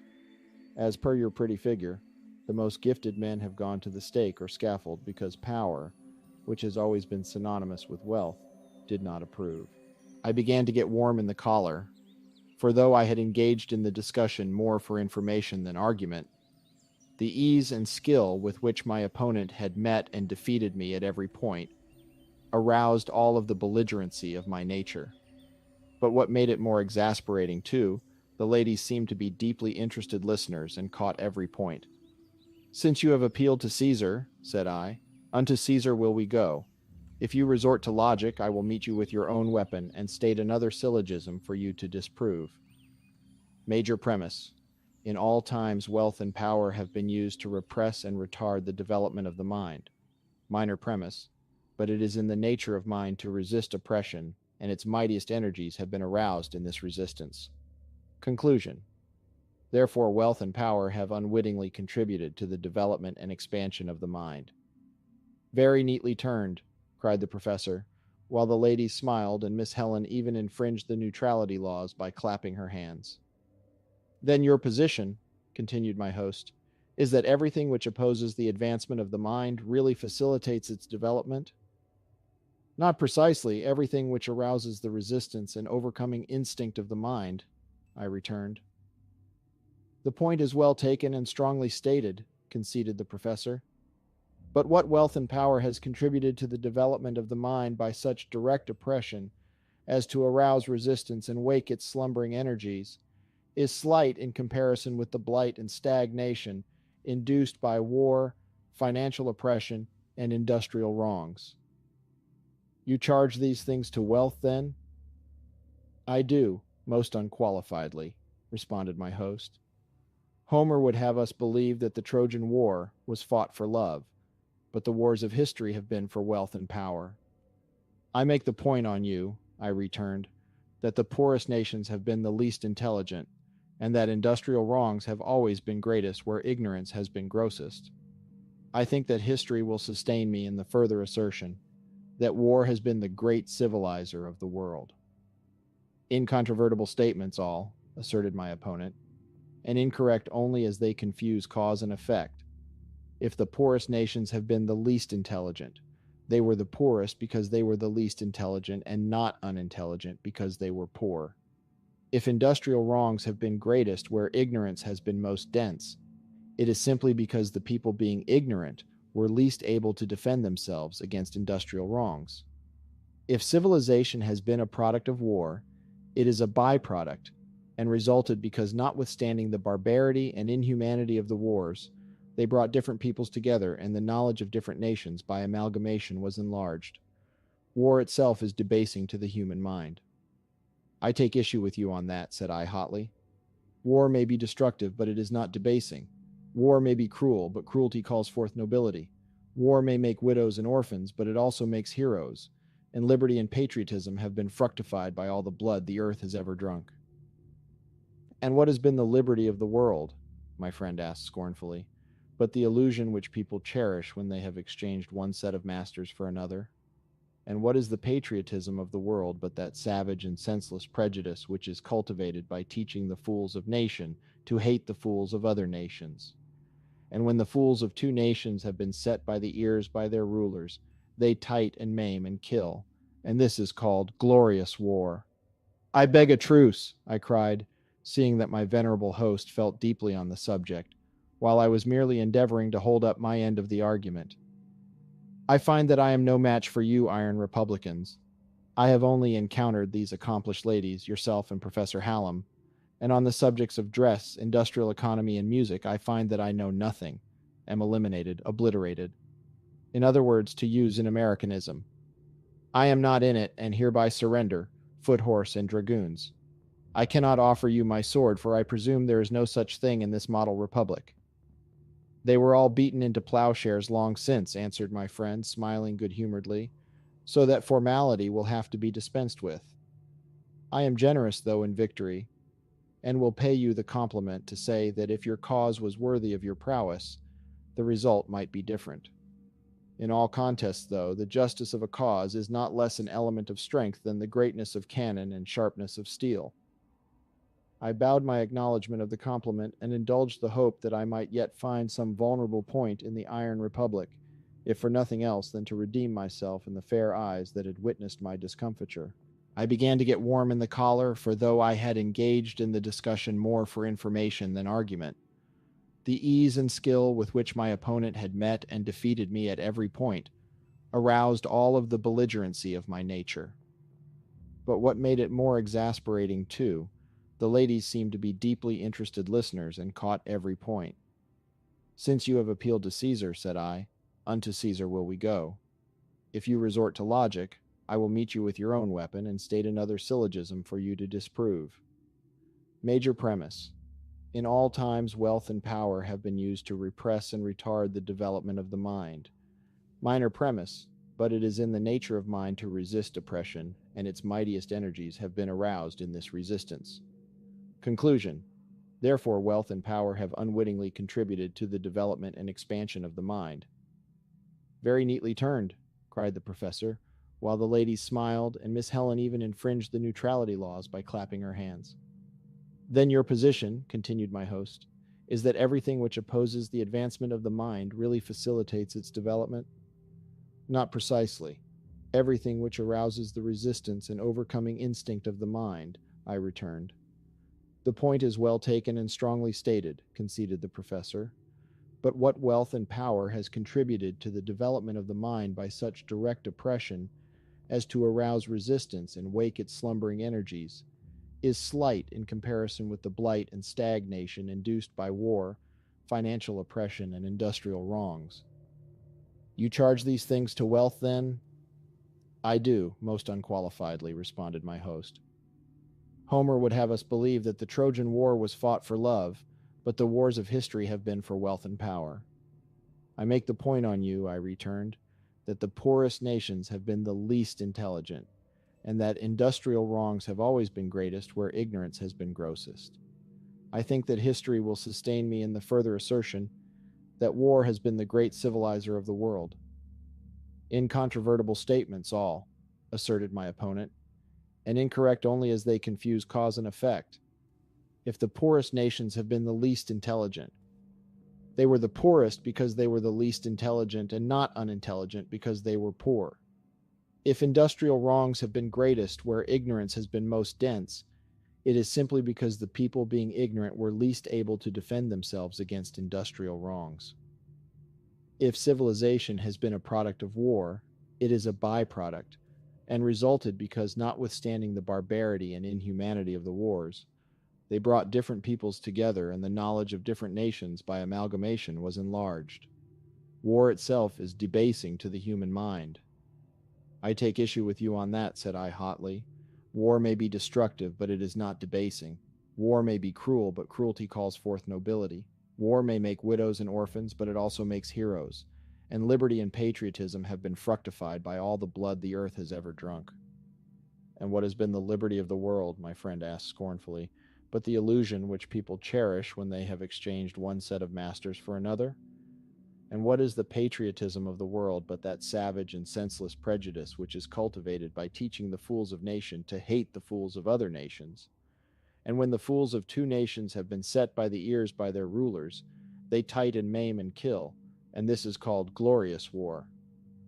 I beg a truce, I cried, seeing that my venerable host felt deeply on the subject, while I was merely endeavoring to hold up my end of the argument. I find that I am no match for you Iron Republicans. I have only encountered these accomplished ladies, yourself and Professor Hallam, and on the subjects of dress, industrial economy, and music, I find that I know nothing, am eliminated, obliterated. In other words, to use an Americanism, I am not in it, and hereby surrender foot, horse, and dragoons. I cannot offer you my sword, for I presume there is no such thing in this model republic. They were all beaten into plowshares long since, answered my friend, smiling good-humoredly, so that formality will have to be dispensed with. I am generous, though, in victory, and will pay you the compliment to say that if your cause was worthy of your prowess, the result might be different. In all contests, though, the justice of a cause is not less an element of strength than the greatness of cannon and sharpness of steel. I bowed my acknowledgment of the compliment, and indulged the hope that I might yet find some vulnerable point in the Iron Republic, if for nothing else than to redeem myself in the fair eyes that had witnessed my discomfiture. I think you are entirely too magnanimous in professing defeat, said Miss Morris, taking part in the conversation for the first time and looking at me with her beautiful eyes beaming with interest. If you are not too proud to accept an humble ally, I bowed again. I venture to suggest that the enemy, smiling and flashing a glance at her father, may attribute his victory, if indeed he has won it, to the fact that the fighting was all in his own territory where he was entrenched. It is my opinion, if I am worthy to be admitted to a council of war, that you run up the white flag too soon. With the glorious prospect such a promising alliance opens up to me, I replied facetiously, but with a peculiar thrill of gratification, I hasten to pull down the flag of defeat and beg that you will advance into the breach. Well, said my fair ally, I reopen the attack by the assertion that it was not alone in bringing the nations into closer intercourse that war has exerted a civilizing and elevating influence on the human mind. I believe that the highest and noblest thoughts of the peaceful present owe their origin to the high and noble deeds of a past made glorious by war. Tut, tut, exclaimed her father, the romances of history and Sir Walter Scott have corrupted your mind. Kindled, rather, retorted my ally with a vigor that proved she was in earnest. I acknowledge my indebtedness to history and Sir Walter, and when I read of the deeds of Coeur de Lion and Ivanhoe, even of Dalgetty and De Bracy, I cannot abide the goody-goodliness of a big nation like this that works and eats and slumbers like an ox. What would be the history of the world today if the Iron Republic had been founded on the Babylonian Empire and its principles had received worldwide acceptances? Try to think of a history of the world without an Alexander or Caesar or Frederick the Great or Bonaparte or Washington, without a Marathon or Thermopylae, without Crusades or Coeur de Lion. I was surprised at the energy with which these words were uttered and suspected that the strong feeling that prompted them must have been long repressed. My host looked astonished, and Mrs. Morris turned to her daughter with a glance of concern, as though she had suddenly discovered in her traces of insanity. The history of the world, my dear, said her father after a moment's silence. We may not alter or amend, and perhaps would not if we could. It is with the world's life as with a man's. The excesses, dissipations, and sins of early years cannot be blotted out, and the experience of them may even serve to enhance the virtues of maturer age. Sometimes such experiences become the foundation of a nobler and more purposeful life, and then they may be recalled without regret. But it is a poor life that does not improve with age, and the world's life will be unrounded and incomplete if it is not profited by the knowledge and experience of the past.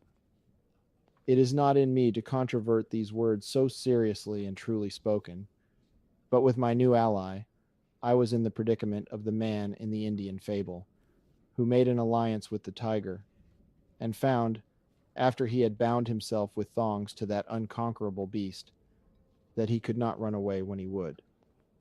I trust you will not be angry with me, father, if I seem to dispute with you, replied Miss Helen with unyielding firmness. But can that have been wholly bad in the past, which is the source of all that is most beautiful in the present? What is the inspiration of poetry and all great thoughts but the high deeds which you impute to the recklessness of the world's youth? War is cruel, but does not its very cruelty provoke nobler sacrifices, as Mr. Barrington has said, and a more exalted heroism than the piping herdsman of Utopia ever dreamed of? and may it not be in the plan of creation that sunshine and storm, tears and laughter, love and hate, war and peace, shall alternate like day and night to the end of time? My daughter, answered her father gravely, I am grieved at the low estimation in which you seem to hold your country, and that condition which has been the desire of the ages, but you are entitled to your opinions, and I would not have you repress them in deference to me. It is my faith, though, that the plan of creation contemplates the ultimate elimination of hate and strife and all evil whatsoever. And though he may not appeal to youth and a romantic imagination, the piping herdsman of Utopia who tends his flocks and lives in peace, with clean hands and an upright heart, is to me a nobler example of God's creation than any medieval swashbuckler that ever drew sword or broke lance to win the silly fancy of a foolish lady love. To my mind, Professor Hallam, who would walk around a block rather than tread upon a worm, is a greater man than Coeur de Lion ever was, from every intelligent point of view. It may be wrong and wicked, cried the beautiful woman vehemently, with flashing eyes and flushed face, and if it is, I can't help it, and I don't care. But I am tired to death of this dreary monotony of peace and prosperity, and the ring of a spearhead upon a breastplate or the clash of swords in a glorious cause would make sweeter music for me than all the piping herdsmen of Utopia, or all the fiddlers of Ironia, for that matter. And bursting into tears, she rose hastily from the table and left the room. Well, I'll declare, exclaimed my host, pushing back his chair. Who can solve the female enigma? I could not, but the one under consideration had gratified me exceedingly by her strange conduct, though I could not tell exactly why. It is said that women are past finding out, and I have never been a careful investigator, but without understanding it. The contemptuous reference to the fiddlers of Ironia braced me up immensely. With a woman's penetration, probably Mrs. Morris saw further into the matter than any of us, and saying something about girls' heads being filled with romance, she left the table also, and followed her daughter from the room. The meal had been concluded some time before, and as Miss Morris's unexpected denouement, if the word may be used here, had very naturally put an end to the conversation, my host led the way, and we adjourned to the library. 10 or 15 minutes after leaving the dining room, we were made aware by the ringing of a gong that the carriage had arrived, and looking out, I saw a handsome vehicle with 2 seats besides the driver's, standing at the door. My host called for the ladies, and they came down immediately. Miss Helen blushed as she entered the room, and approaching her father with downcast eyes, kissed him on the cheek. How now, my young renegade? What means this treason to your country? He exclaimed, holding her face between his hands and looking at her with mock severity. It simply means that the country is all right, ma père, but that I am not ready for the millennium, she replied, smiling faintly. And with that she turned on me a glance that made my heart bound, and I mentally snapped my fingers at the fiddlers of Ironia. There was something in that glance which said plainer than words that there was a bond between us and the alliance would be continued. She was attired for the drive in a blue flannel gown, buttoned to the throat like an English riding habit, with jaunty cap and gloves to match. Her mother was similarly dressed in a dark brown suit, and without delay we passed out to the carriage. As we stood by the carriage while my host was giving the motorman directions as to the course of the drive, Mrs. Morris remarked that I had best sit on the back seat with the professor, as looking forward, it gave a better opportunity for observation. The seats faced each other, and whether it was by accident or design, I hoped the latter. Her mother had no sooner spoken the words than Miss Helen stepped forward and placed her foot on the step to enter the carriage. I helped her in, and her mother after her, and then at another lightning-like flash of those wonderful eyes which conveyed more meaning than any mere words. I entered the carriage and took my seat opposite to her. Professor Morris followed, taking his seat by my side, and as I looked into the face of the peerless woman before me, so chaste and beautiful, with just the suggestion of a fine scorn in the curve of the exquisitely chiseled mouth and drooping eyelids, I felt that but for the presence of others, I must have fallen on my knees before her. If Cupid had let me pass through all the years before unscathed, he was atoning for his dereliction by a most extraordinary display of archery, for with every glance of those glorious eyes an arrow seemed to quiver in my heart. Never having experienced the sentiment, sensation, or whatever it is, of love, My resources in that direction were untouched, and I came to it like a strong man to a race. I had known this woman less than 2 days, and already I felt as if I had known and loved her for years. So impressed upon my heart was every feature of her face, and every speaking glance of those marvelous, unfathomable eyes. Indeed, by some strange consciousness, it began to dawn upon me that I had looked upon that face and into those eyes before. Was there truth in the theosophical philosophy of Plato, or had I seen her in a dream? It seemed incredible to me that I had looked upon her for the first time only the day before. It could not be. I could not in so short a time have become so familiar When we left with every my friend's lineament door, and every we changing did not go expression of towards the quick capital, intelligence, but in another direction, through streets I had not seen before. The houses were unpretentious as a rule, built of brick and stone mostly, and everywhere there was an appearance of comfort without ostentation. We passed through miles of shaded streets by fountains and monuments, through parks and pleasure grounds, finding everywhere beauty, cleanliness, and evidences of prosperity.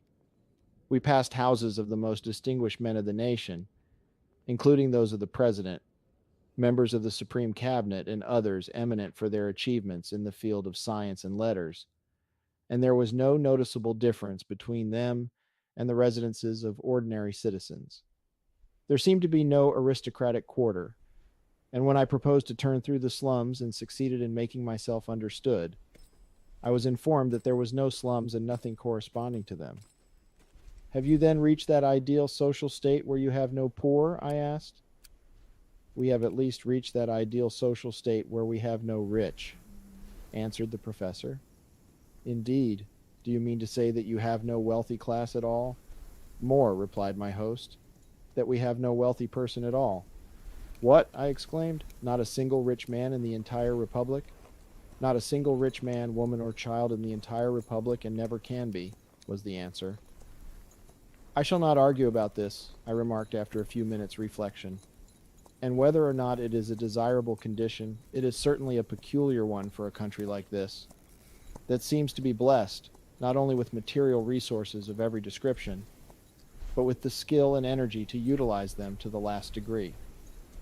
Will you explain to me why it is that in such a country, a man of industry and good judgment does not grow rich as elsewhere in the world?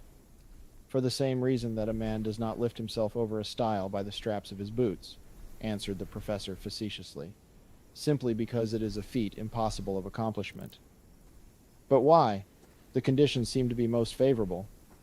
In the first place, said the professor, if it were not for debt, interest, and unearned increment, men could not become rich even where they are not restrained. And in the second place, here where we have none of these evils, we anticipate the possibility of such a thing by legislation which renders it impossible. But that is what I wish to understand. How do you evade these evils, as you call them on the one hand, and anticipate them on the other? Well, replied the professor, besides having no debt, interest, or unearned increment, which condition itself is a bar to wealth, we have a graduated income tax which would reach the point of confiscation before even moderate wealth, according to your standards, is attained. For instance, all incomes above 800 diems are taxed 10% and 10% for every additional 400 diems, which limits the income to 4,400 diems, for at that point the tax takes the whole. You see, this tax limits incomes to a possible sum of 1,200 diems. But, said I, without asking it argumentatively, how can you, who are such a stickler for justice in the abstract, justify this confiscation of a man's property, when, as you claim, your system is so perfect that it cannot be acquired by dishonest methods? Theoretically, it is unjust, assented the professor, but the object of a truly enlightened government is not so much to vindicate any ethical code, as to secure the happiness and welfare of its citizens. If a particular bull should grow horns so much longer than the rest of the herd as to put it at its mercy, he should be dehorned, although it might seem cruel. Not because he had acquired his weapons unjustly, but because having them puts it in his power to be unjust. We have ideal political conditions, and I cannot conceive how a man with any amount of money here could use it to the detriment of others.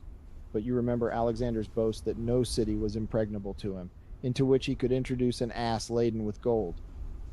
When you stated just now that you had no such things as debt, interest, and unearned increment, I remarked, I take it that you intended to convey the idea that these were practical nullities above the limit fixed by your income tax. Below that limit, I presume a man may use his money in the way that will yield the largest returns.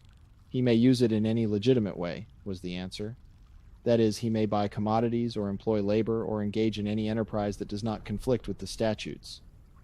My statement, though, was absolutely true. There is no such thing as debt, interest, and unearned increment, even in the most limited sense. Then you have no credit system at all? I asked. Our people do not know the meaning of the word credit when applied to commercial transactions, replied the professor. A man cannot become a debtor or creditor because the law does not recognize any such conditions. The nearest approach to it is the binding force of contracts, but the statutes have been so carefully framed that the obligations of contracts cannot be made to partake of the nature of debt. There being no such thing as debt, there can, of course, be no such thing as interest, and as by the national exchange system, nothing can be sold for more than the average cost of production. One man cannot make much money off of another man's labor. It seems, then, that one object of your government is to keep the people poor.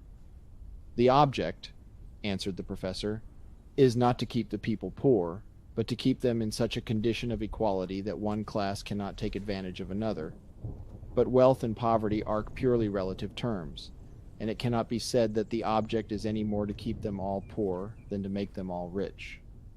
And when I said that we had no rich people, I meant according to your standard and that of the old world. In the truest sense, our people are, for the most part, all rich, having a country abounding with resources of every kind which have been utilized, and being protected from taxes, interest, and every form of oppression that could rob them of the fruits of their labor. And do you mean to say that you have no taxes either? I asked incredulously. Practically none, my friend answered. We have a graduated income tax, but only in theory, as there is no opportunity for its application, and it was only enacted to guard against unforeseen contingencies. There is a tax, too, on all unused land of 5% of what it is capable of producing, that being what the state would get from it if it was cultivated. But as this results in the government owning all of the unused land, and as any citizen can take possession of and hold all that he can use, free of charge to himself, his heirs, and assigns forever, that tax is practically inoperative. Really, I exclaimed, the more I learn of this wonderful country, the more I am amazed. But if you have no taxes, tell me how this model government is supported. The Bureau of Subsistence and the Department of Public Utilities supply the means necessary for the expenses of the government, answered the professor. Will you explain to me how this is done? I asked. It certainly must be a very complicated system. On the contrary, replied the professor, it is so extremely simple that every merchant and farmer in your country puts it in practice in the conduct of his business. Freight and passenger tariffs on the railroads, canals, and navigable rivers and lighting, power, telephone and express services and franchises yield the Department of Public Utilities a sufficient sum, together with the profits derived from the national exchange system, to meet all the expenses of government. I see, said I. The profits of all this business go to the government. Yes, to the government, answered my friend. For to use a fiction of this kind is a convenient way to express the aggregate ownership of the people. I can see but one difficulty, I remarked, and that is in adjusting these tariffs and profits, as it is impossible to tell what they will yield. That presents no difficulties, was the reply, as the tariffs and percentages for the ensuing year are based on the expenses of the government the year before.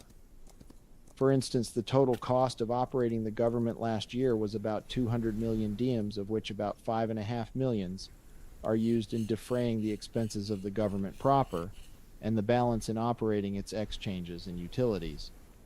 Assuming that the business of these departments will be the same this year as last, it is a simple arithmetical problem to fix the tariffs to raise the necessary amount. As a matter of fact, though, in making up the budget for any year, a very liberal margin is allowed, and the excess thus accruing is expended by the Department of Progression in scientific experimentation and new utilities. You say the actual cost of government last year, outside of running your railroads, exchanges, and other utilities, was about 5.5 million diems. What is a diem? It is the value of a day's work and is the unit of our financial system. It is about the value of an American dollar.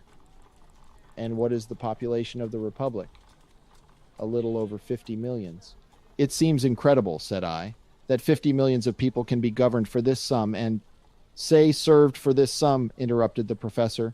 Well served for that sum, and I cannot understand it in any other light than that your people have advanced to a higher plane of intelligence and morality than the people of other countries.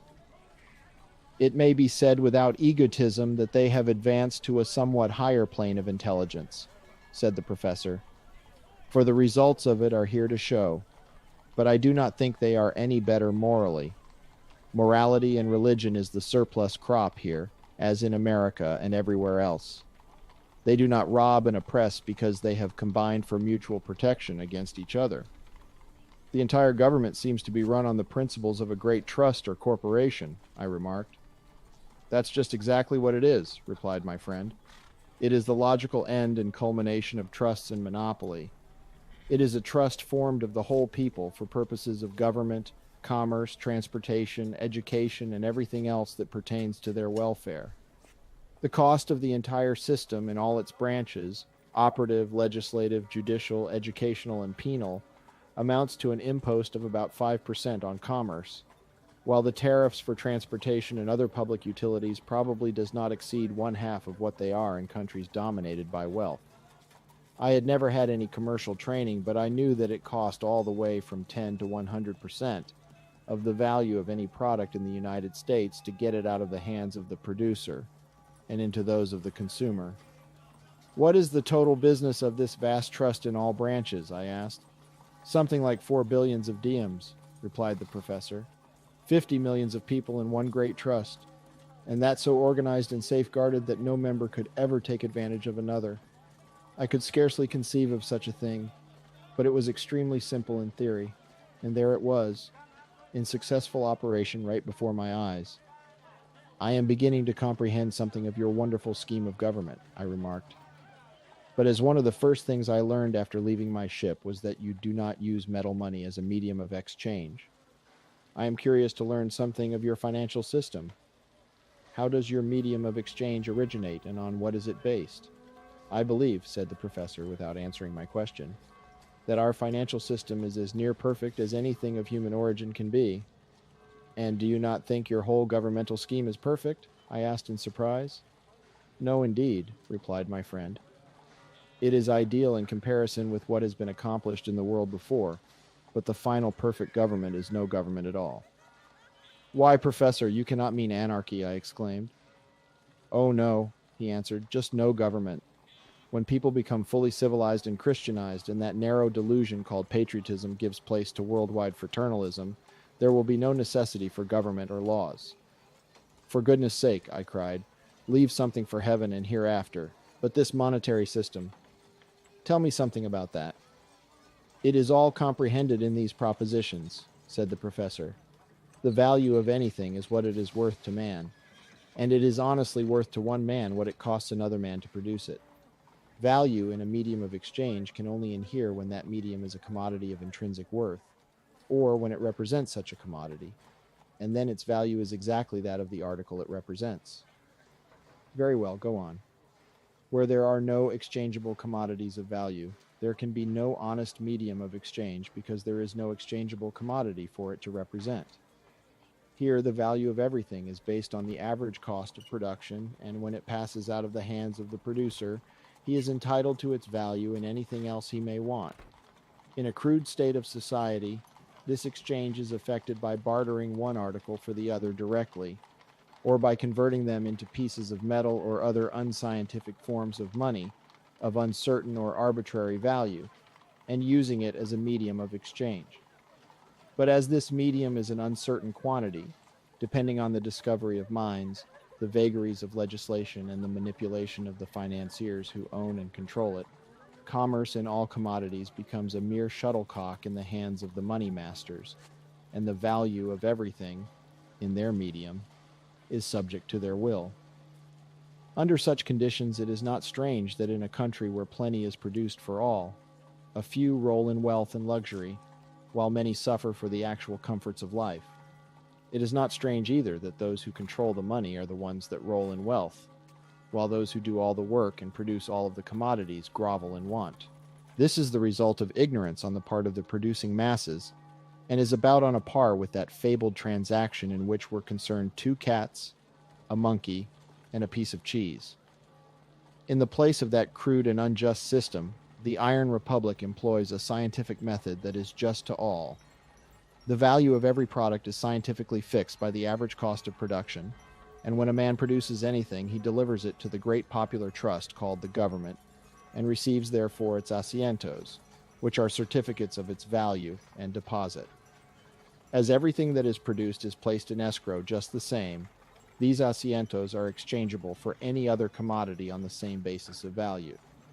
These asientos, then, are the circulating medium, and not a diem of them can exist outside of the national exchange unless its value in some commodity exists within it. As long as there is a diem's worth of any commodity in the hands of the government exchange, there is outstanding somewhere a diem to represent that commodity. When that commodity is withdrawn for consumption, the diem is absorbed by the government and the financial incident is closed.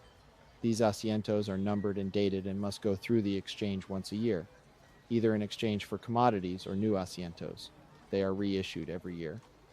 So if any are lost or destroyed, after the date of the annual funding, they are made good to the loser, if he has preserved the numbers so that his loss can be identified. Under this system, no great store of money can be hoarded anywhere, and there is no temptation in that direction, as it cannot be made to yield interest or increment.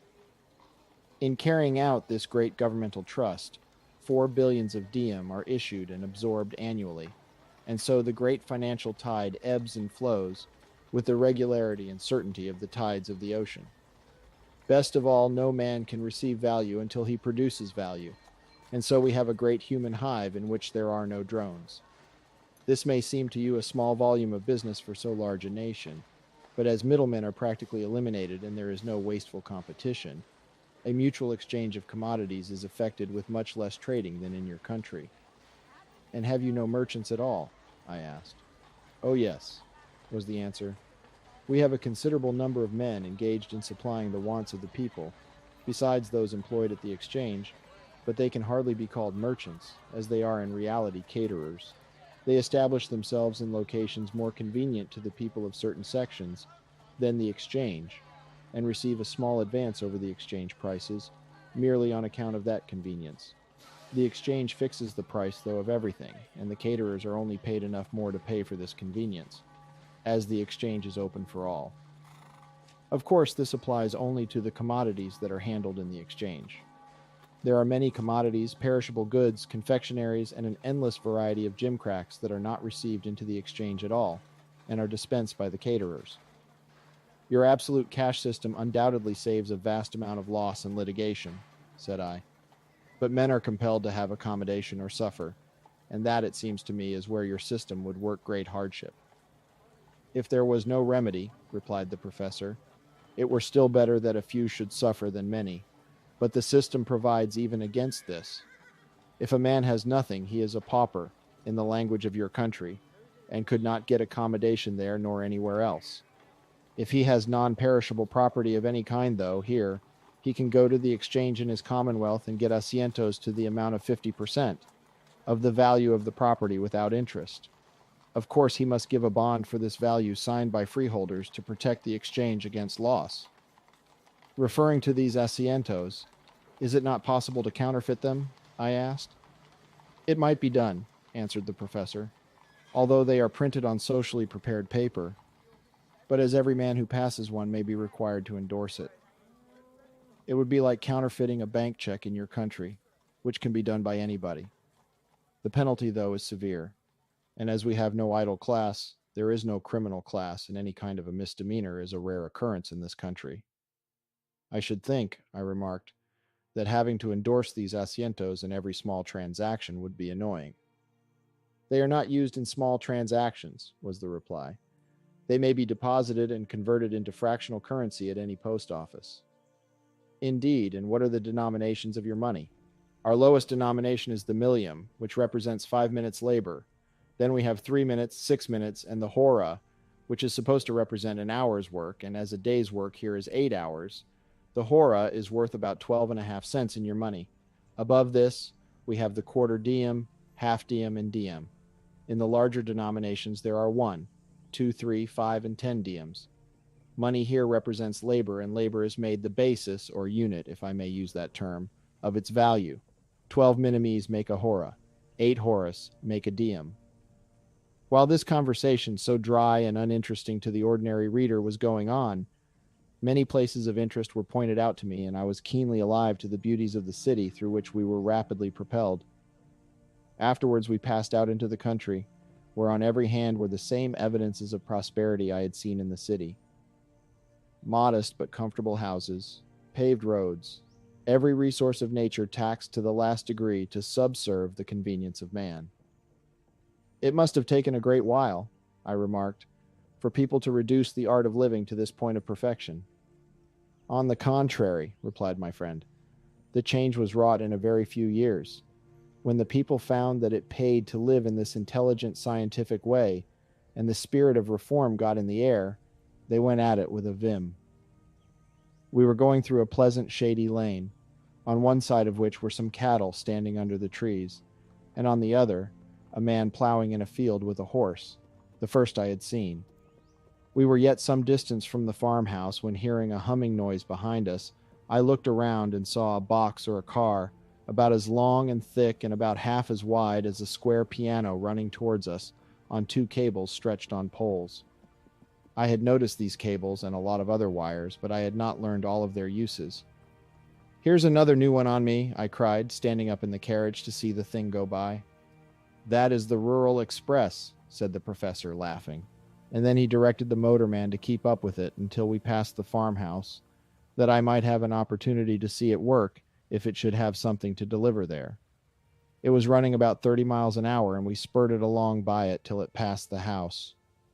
The box or carrier ran 8 or 10 feet above the ground, and when it reached a pole in front of the house, one of a number of knobs or cranks that projected from the side of it engaged a pin on the pole, and several packages were thrust out of the rear end of it and dropped into a box-like receptacle attached to the pole just below. A gong was rung at the same time, and a lady came out of the house, lowered the box with a pulley, and took out the packages. This rural delivery, the professor told me, was one of the newest of the public utilities, and was just being introduced. It had proved a success, and the Department of Progress intended to put them on throughout the Republic. They were run from the exchanges and post offices and carried, besides mail, packages up to 20 pounds weight. The cables also carried electric light and power currents, and the carriers ran in circuits going on round and back to the starting point when empty.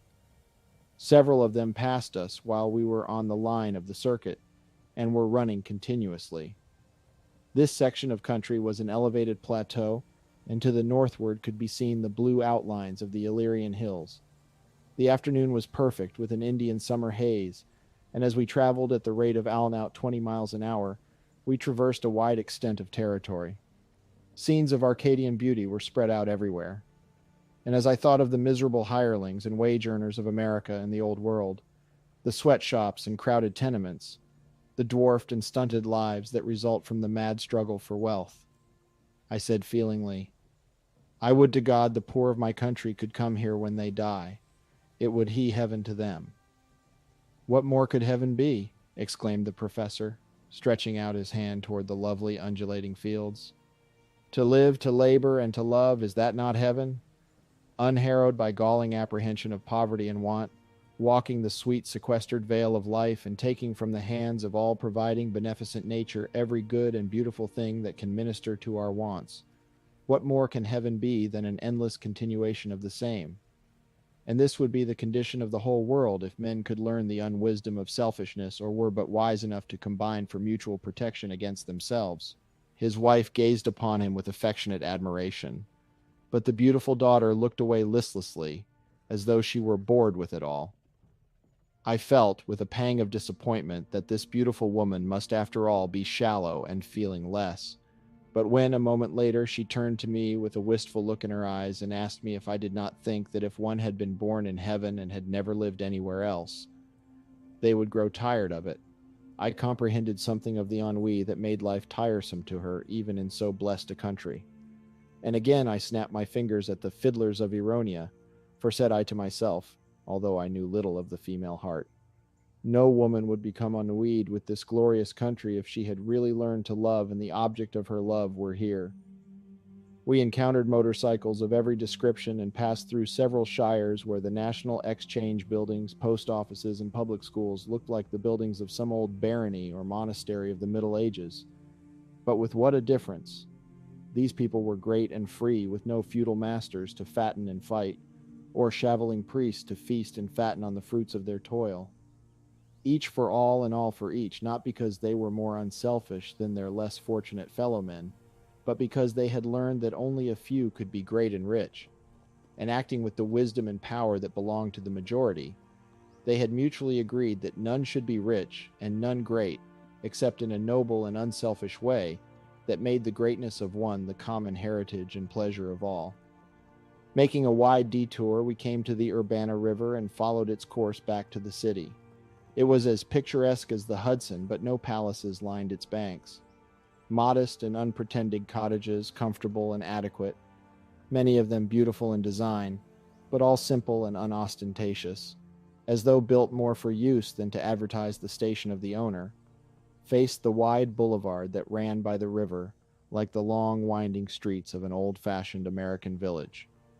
We had reached the great dam only a few miles from the city and stopped to look at the public buildings where the million horsepower of the mighty river was transmuted into that subtle, incomprehensible force that night and day ran hundreds of miles of railroad, thousands of electric lights, rural express carriers, mills, and other public utilities. "See," said the professor as the sun touched the horizon, "a great ball of fire. The grand old sun, after lighting and warming us all day, will still by this water he has lifted from the sea work for us all night. It was beautiful. Far up the river to a distant bend, the water above the dam lay smooth and placid and flashed like silver. On one side, a steep wooded bank descended from the boulevard to the water's edge, where were rustic seats and boathouses at intervals along. On the other side, a wall of rock, perpendicular in some places, and seamed and serrated like the rough chased facade of some old giant's castle, rose sheer to the height of nearly 100 feet, over the edge of which in some places fell great festoons of flowering vines.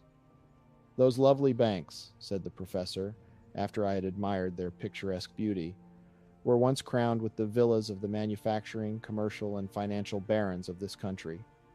The masses labored for them. The great river toiled for them.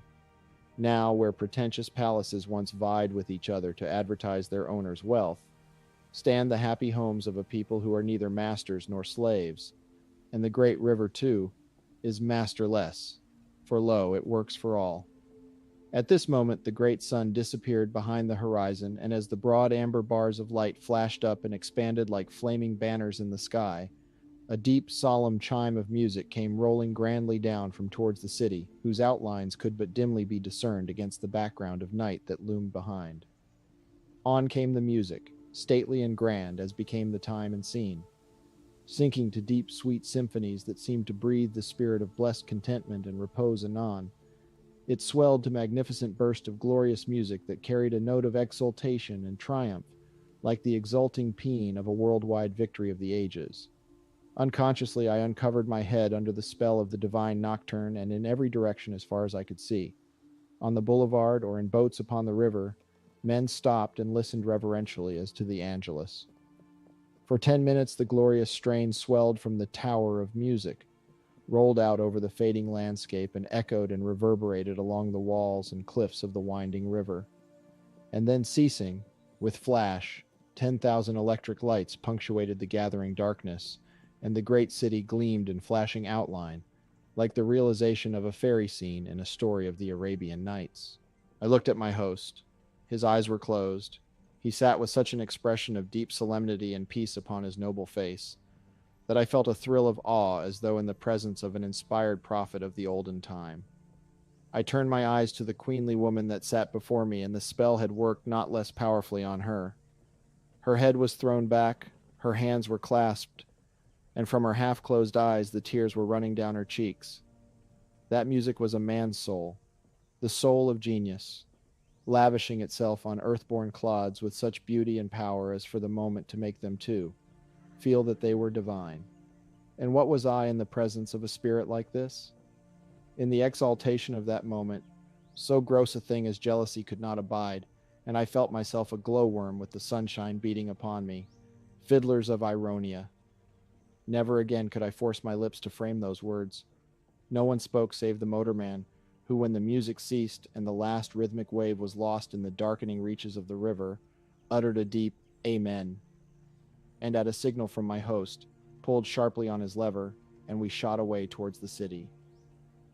The critical reader may observe that the conversation and discussions just recorded are better suited to an industrial congress than a drawing room or carriage ride through a beautiful country in the company of beautiful women.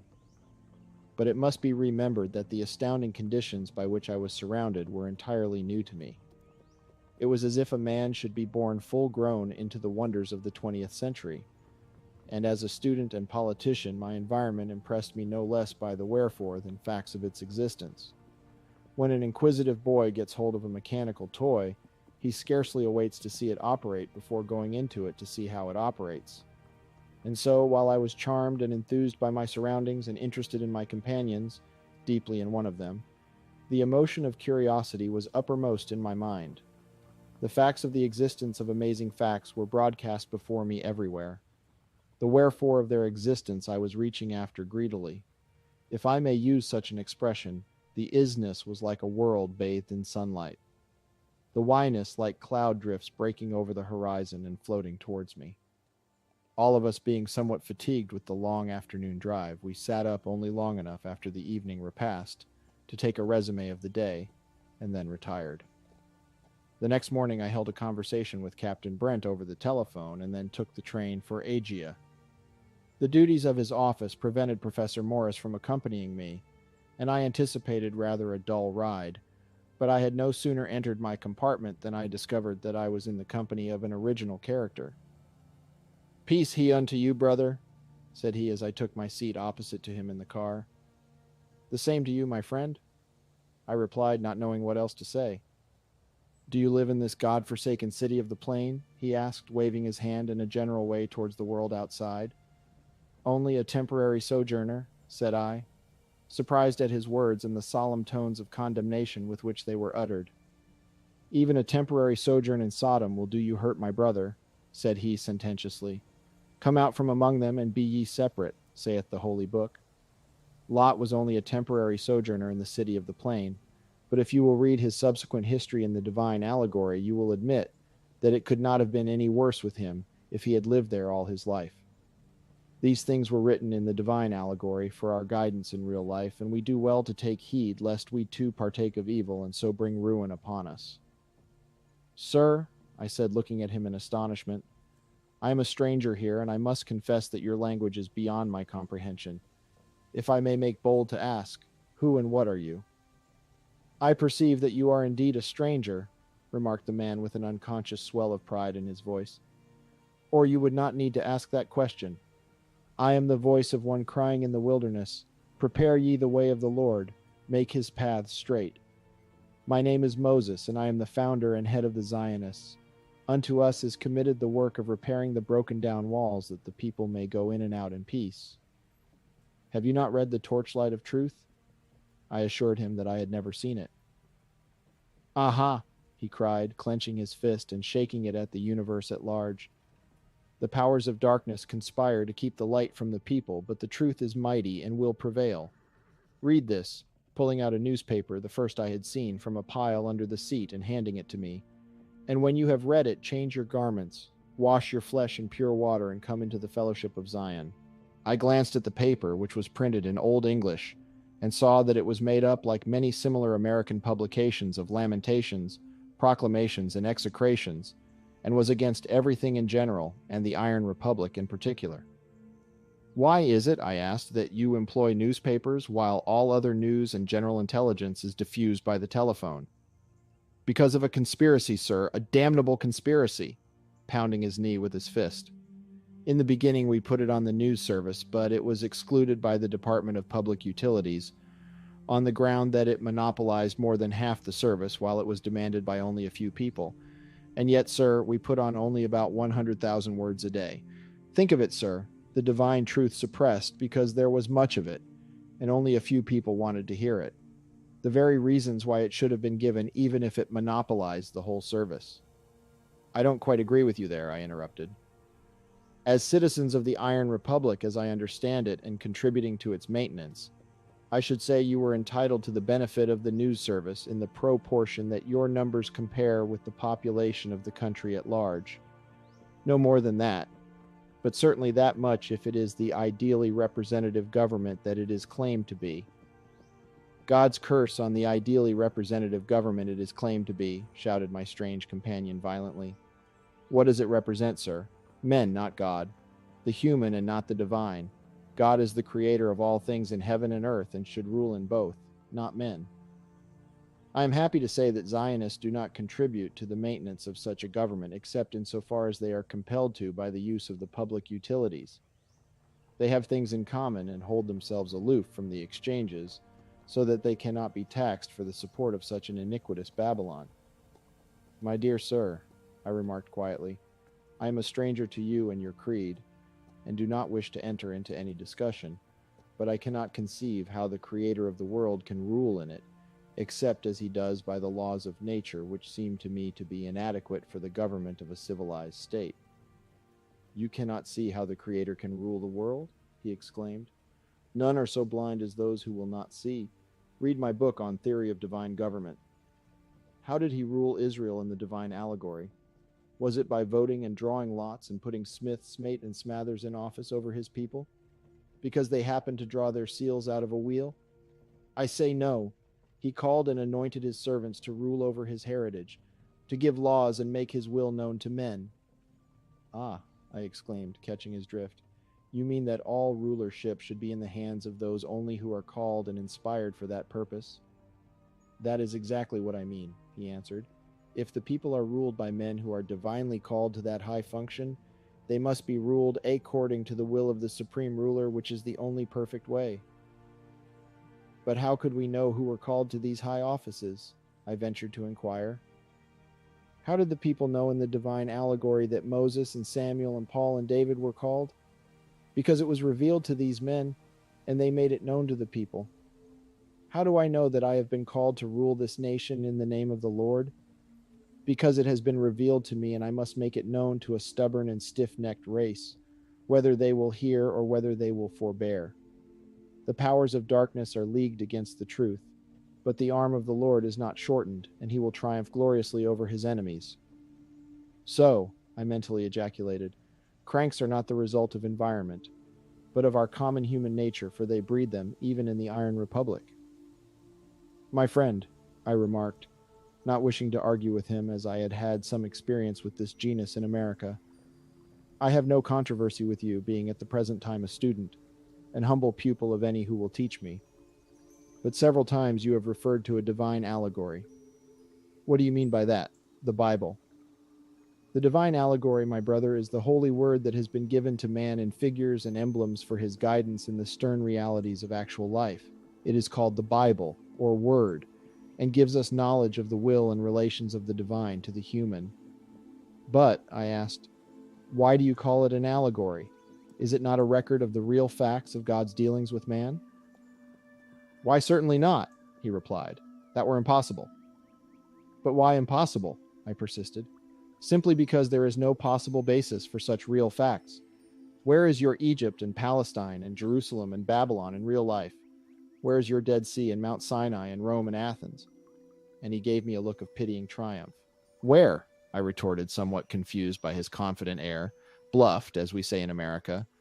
Why, they are where they have always been, of course. Egypt is in Africa, Palestine is in Asia, Rome is in Italy, and Athens is in Greece. What's the matter with you anyhow? Been eating prunes? So, my brother, with a commiserating leer, do you cover one impossibility with another? Where then is your Africa, Asia, Italy, and Greece? Where are they? I replied, still further confused by his domineering insistence. Why, they are where they have always been too, of course. Well, my brother, you ask me to teach you, and yet you appear to know far more than I do. I have been through every province of the country and have circumnavigated its coast and have failed to find these places or anything answering to them. Why, man, I exclaimed in amazement, they are not in the Iron Republic, but on the other side of the world. I tell you, I have been all through and all around it, said he contemptuously, and I repeat, they do not exist. What? I asked, being now convinced that the man was daft. Do you mean to say that there is no world beyond the confines of this Iron Republic? I mean to say that this is the world, and if there is any other, it has never been discovered. Why, my friend, I exclaimed, your own histories must record the fact that this country was settled by colonists from England as late as the 16th century. Lies, said he, snapping his fingers contemptuously. Scholastic lies to deceive the credulous and make foundation for evil practices. The children of the truth know better. Now see here, I said, warming up and getting interested in spite of the whole thing. You have literature, hundreds of books, histories, philosophies, poems that were written in other countries. How then can you deny their existence?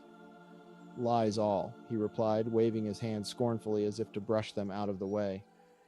All lies, my brother. You have had ships and men come here from America during your lifetime. There are men here now that were born in that country. All lies, he reiterated, cunningly devised fables to deceive the unwary, but the children of the truth know better. The devil, I'm from America myself. Lies, all Thunderation, I cried, seizing him by the collar and yanking him out of the seat. Do you mean to call me a lie? Help! Help! He shouted lustily. The man is crazy.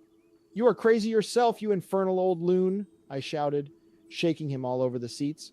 Friends, fellowmen, save me from the clutches of this maniac, he appealed to the other passengers.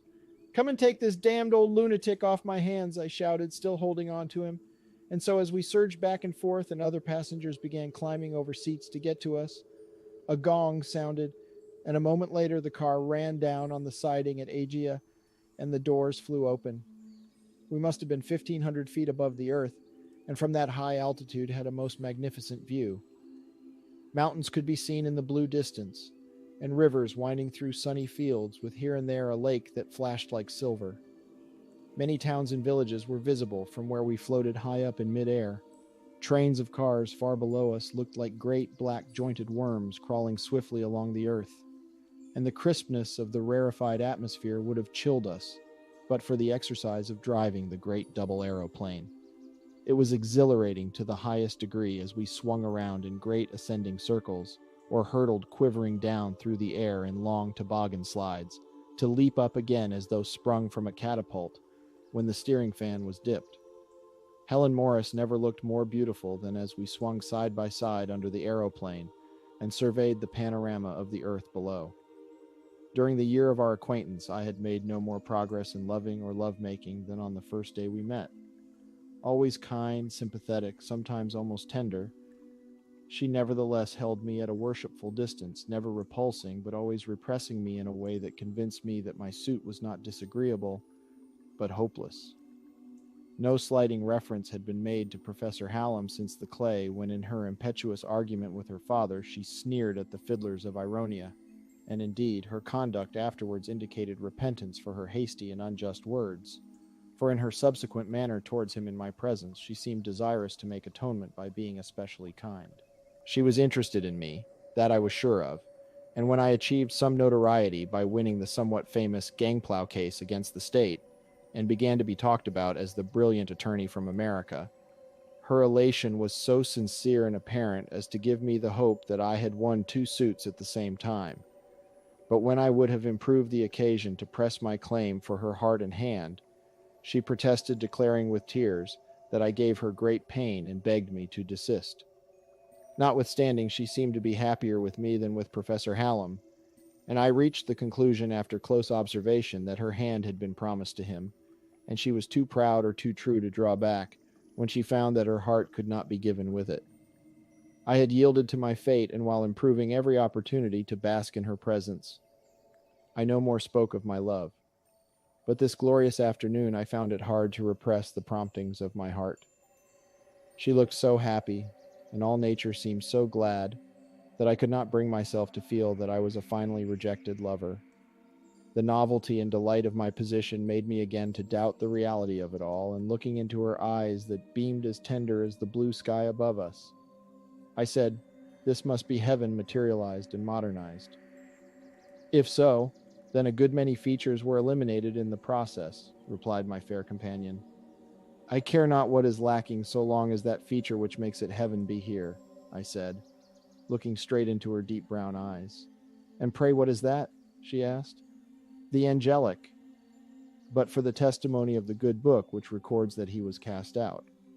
I would be tempted to retort that Lucifer is also in evidence, she replied, blushing and laughing.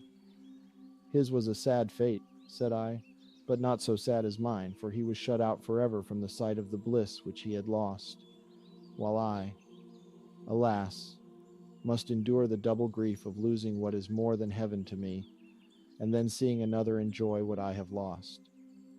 She blushed deeply and dropped her eyes before my ardent gaze, and then turning her head looked away towards the blue hills that broke the northern horizon. "After all," she said, and speaking as much to herself as to me, "after all, the Christian philosophy teaches that the real heaven and true, the peace which is above all earthly passion, is as much the fruit of sacrifice as of love."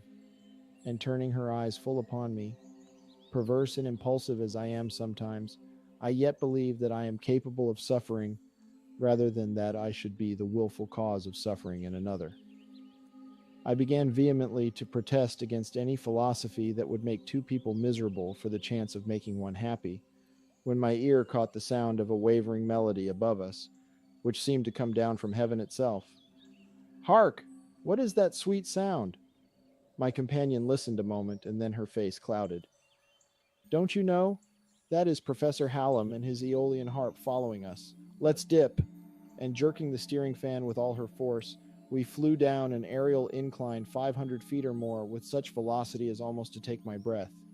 In making these dips or downward glides, only a slight inclination is necessary to send the aeroplane whizzing through the air with the speed of an arrow. But my companion, either with reckless abandon or by accident, threw our machine down almost to an angle of 45 degrees, and when, at the bottom of the incline, the head was thrown up to make it leap into the air again, the great aeroplane bellied upward with a strain that made the frame bend and quiver, and then with a report like the crack of a pistol, it burst almost from end to end and seeming to shudder for a moment, began to drop towards the earth. In this moment of deadly peril, I believe that all that was best and noblest in me asserted itself. And like a flash, it occurred to me that the rent canvas, while not sufficient to bear up two, would probably drop gently enough with one to avoid fatal consequences.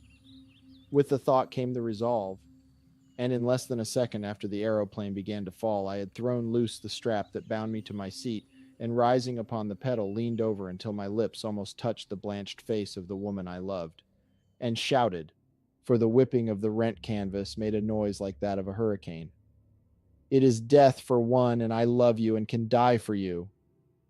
"Then let it be death for both," she cried, letting go of the bar and throwing both arms around my neck with a vice-like grip, "for I love you and cannot live without you.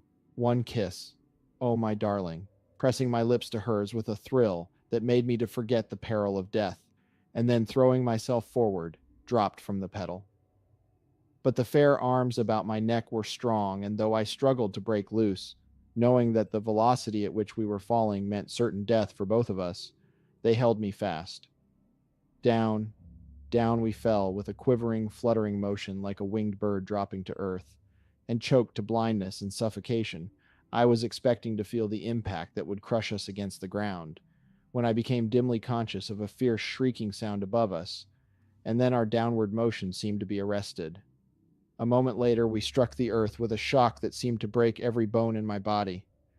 With a great wave of thankfulness, I realized that we were saved, and disengaging the fair arms, that still wound around my neck like bands of steel, I struggled to my feet and hastily unbuckling the strap that bound the beautiful form of my heart's idol to the wrecked machine, dragged her fainting from under the aeroplane. My first concern was to ascertain if she were killed or injured, and laying her gently on the grass, I found to my unspeakable joy that she was alive and bore no marks of injury. Loosing the close-fitting bodice at the throat that she might breathe more freely, and fanning her vigorously with my handkerchief. I was rewarded in a few moments by seeing her open her eyes and look up at me with an expression of inexpressible tenderness. "Oh, my love," she said, holding up her hands to me, "then you would indeed have died for me." "1,000 times," I cried rapturously, seizing her hands and covering them with kisses. "Now you shall be mine forever and ever." "No, no, it cannot be," she exclaimed hastily, withdrawing her hands and springing to her feet. "What does this mean?" Running back to the aeroplane with an expression of terror. I followed her and saw with astonishment that another aeroplane was foul with ours and lay upon it. "What indeed?" I cried, seizing the end of it and lifting it up. "Oh, can't you see that it is Professor Hallam's? Don't you see his harp? Oh my God!" And with a shuddering cry of horror, she covered her face with her hands and fell upon her knees, moaning and crying. Then it dawned upon me that the noble man had swooped down, and attaching his machine to ours, had thrown himself to death to save our lives. Leaving the weeping woman, I ran to a group of people who had gathered some little distance away and were talking and gesticulating wildly, and there, crushed and dead, lay the noblest man and greatest genius that ever lived. In his godlike nobility of soul, he had caught our aeroplane several hundred feet above the earth, and seeing that it could not sustain all and prevent us from being crushed against the earth, he had thrown himself down to a horrible death that his affianced might escape with his rival. I wonder not that at last, when earthly passion had been chilled by the cold touch of death, and the dross of mortality scarce intervened, that it was of him she thought, that it was the wondrous melody of his nocturne that she heard above the roaring of the frozen sea rolling down from the beyond ere she passed. And I felt no pang of jealousy. If, in the house of many mansions, where there is no marrying and giving in marriage, but all are as the angels of God in love and purity, I may be accounted worthy of the humblest station in their sphere, I shall be content. And yet she loved me, and not him. Kneeling by him, I raised the noble head and chafed the poor broken hands that held within them the potency of such divine harmony as the world will never hear again. But the great soul had passed. Death was doubtless instantaneous, for though his face was unmarred, his body was horribly crushed and broken.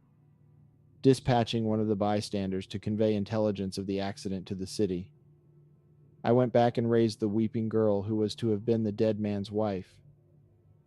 "My darling," I said, lifting her gently, "you would have been true to him, and he was a godlike man and worthy of your troth. But surely the hand of Providence is in this terrible thing. Will you go and look upon him?"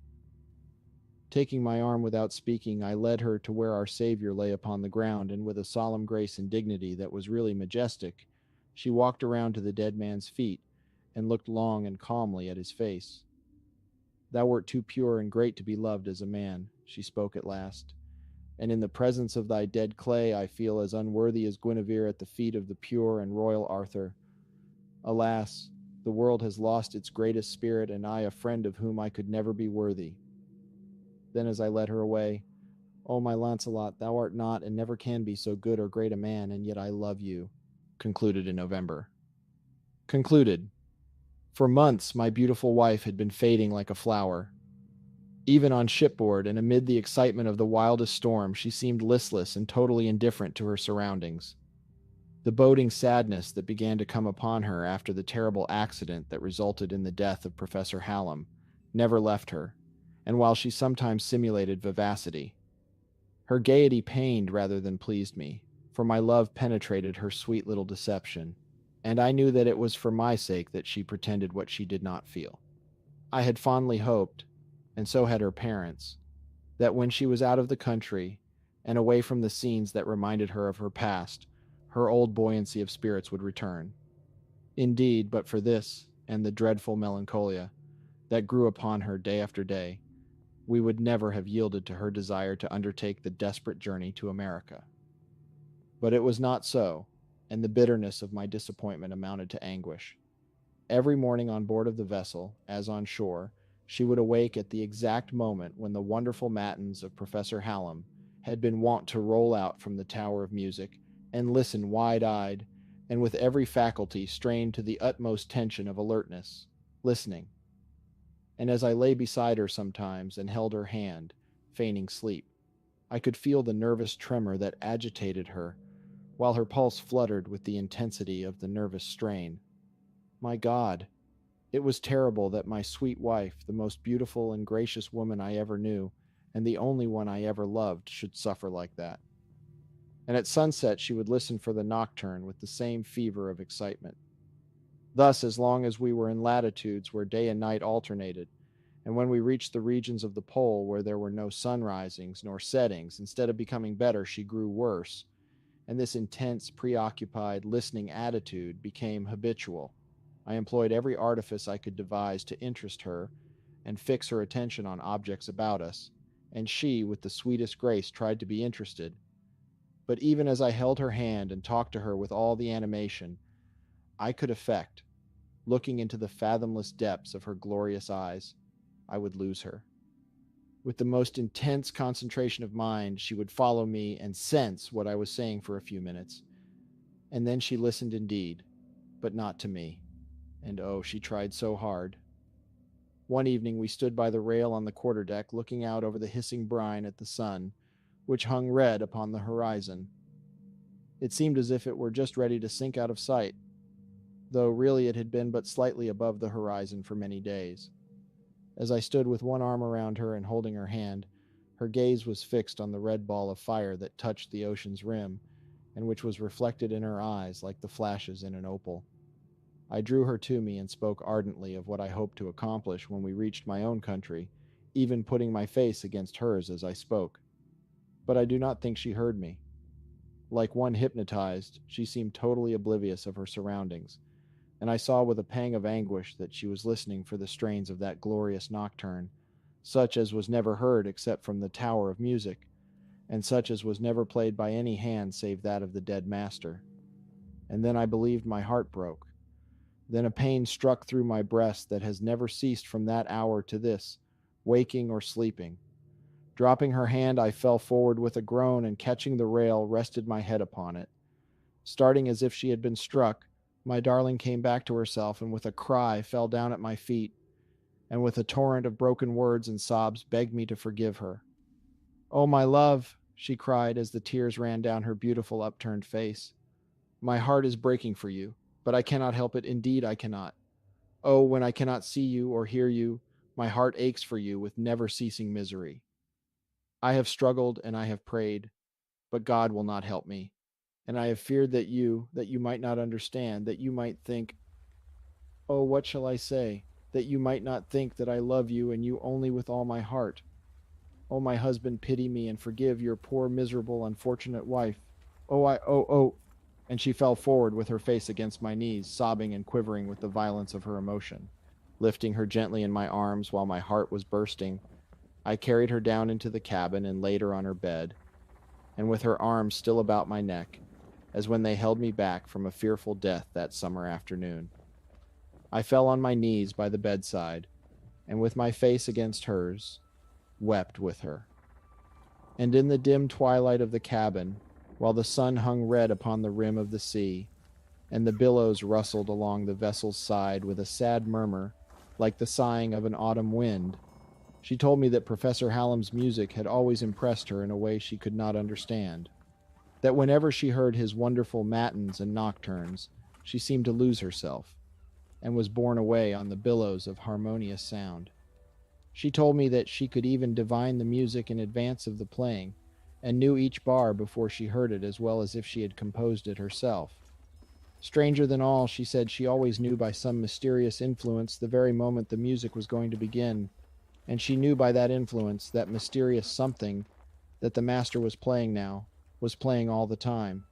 And while she could not hear the music, by this strange power which dominated her, she felt it and knew what unutterable strains were being rendered in heaven or somewhere.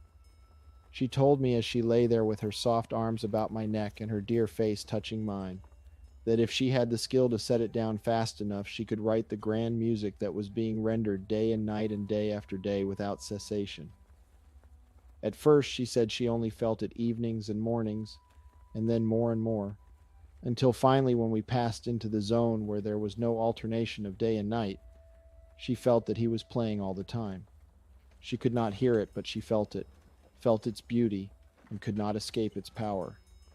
She had kept this from me till now, Seeing my suffering, she could no longer conceal it, but told me all, that I might not doubt her love, but pity and forgive her the pain she caused me. If she had done this at first, the great physicians of Ironia might have cured her of the malady, for such it must have been, and I entreated her to let me take her back then, but she would not consent. Why, it has stopped now, she cried, holding my face between her hands and looking up at me with the love light in her eyes. It stopped short off when you fell against the rail, and I know he would never play again even to the angels if he knew it caused me sorrow. And as I gazed into her face and saw the old look in her eyes, I thanked God and prayed that the spell might be broken, and that she might never again fall under the power of the dead man's music. I knew not that the end was so near, and when it came, it was as if God had struck me with a thunderbolt out of a clear sky. For a week she had not come on deck and had scarcely been on her feet during the time. The hallucination that possessed her had not recurred since the day she told me all, and I was sure that in some inexplicable wave, her violent emotion at that time had been the means of breaking the spell. But the improvement I had looked for from that did not come, and she grew weaker, physically day by day, or rather from hour to hour, as there was no alternation of day and night. We had sighted Barrington Strait, and was laying off and on, keeping the towering ice wall in sight and waiting for a wind that would drive us through the current that runs like a mill race through the channel. For hours my beautiful wife, now so frail and white as to seem almost ethereal, had reclined on the lounge in the cabin with her eyes half closed and such an expression of heavenly peace upon her face that I felt awed, as though in the presence of an angel. I was sitting at table trying to fix my mind upon a chart that I was making of the ice coast and the entrance to the strait, when with a slight cry she clasped her hands and opened wide her eyes with that look of listening expectancy I knew so well. Springing to her side with a half-uttered imprecation, I kneeled beside her and caught her clasped hands in mine. "Listen," she whispered excitedly. "He is going to play. I feel it. Ah, now he is playing. It is the glorious nocturne he played that evening when we were by the river. Hark, I can hear it. Oh, so grand." Her eyes closed and she moved her head forward and front side to side for some moments, keeping time. "Edward, my husband, where are you?" "I am here, darling," I cried passionately, pressing her hands and imprinting a kiss on her partly open lips. Then "I am content," and withdrawing one of her hands from mine, she put an arm around my neck.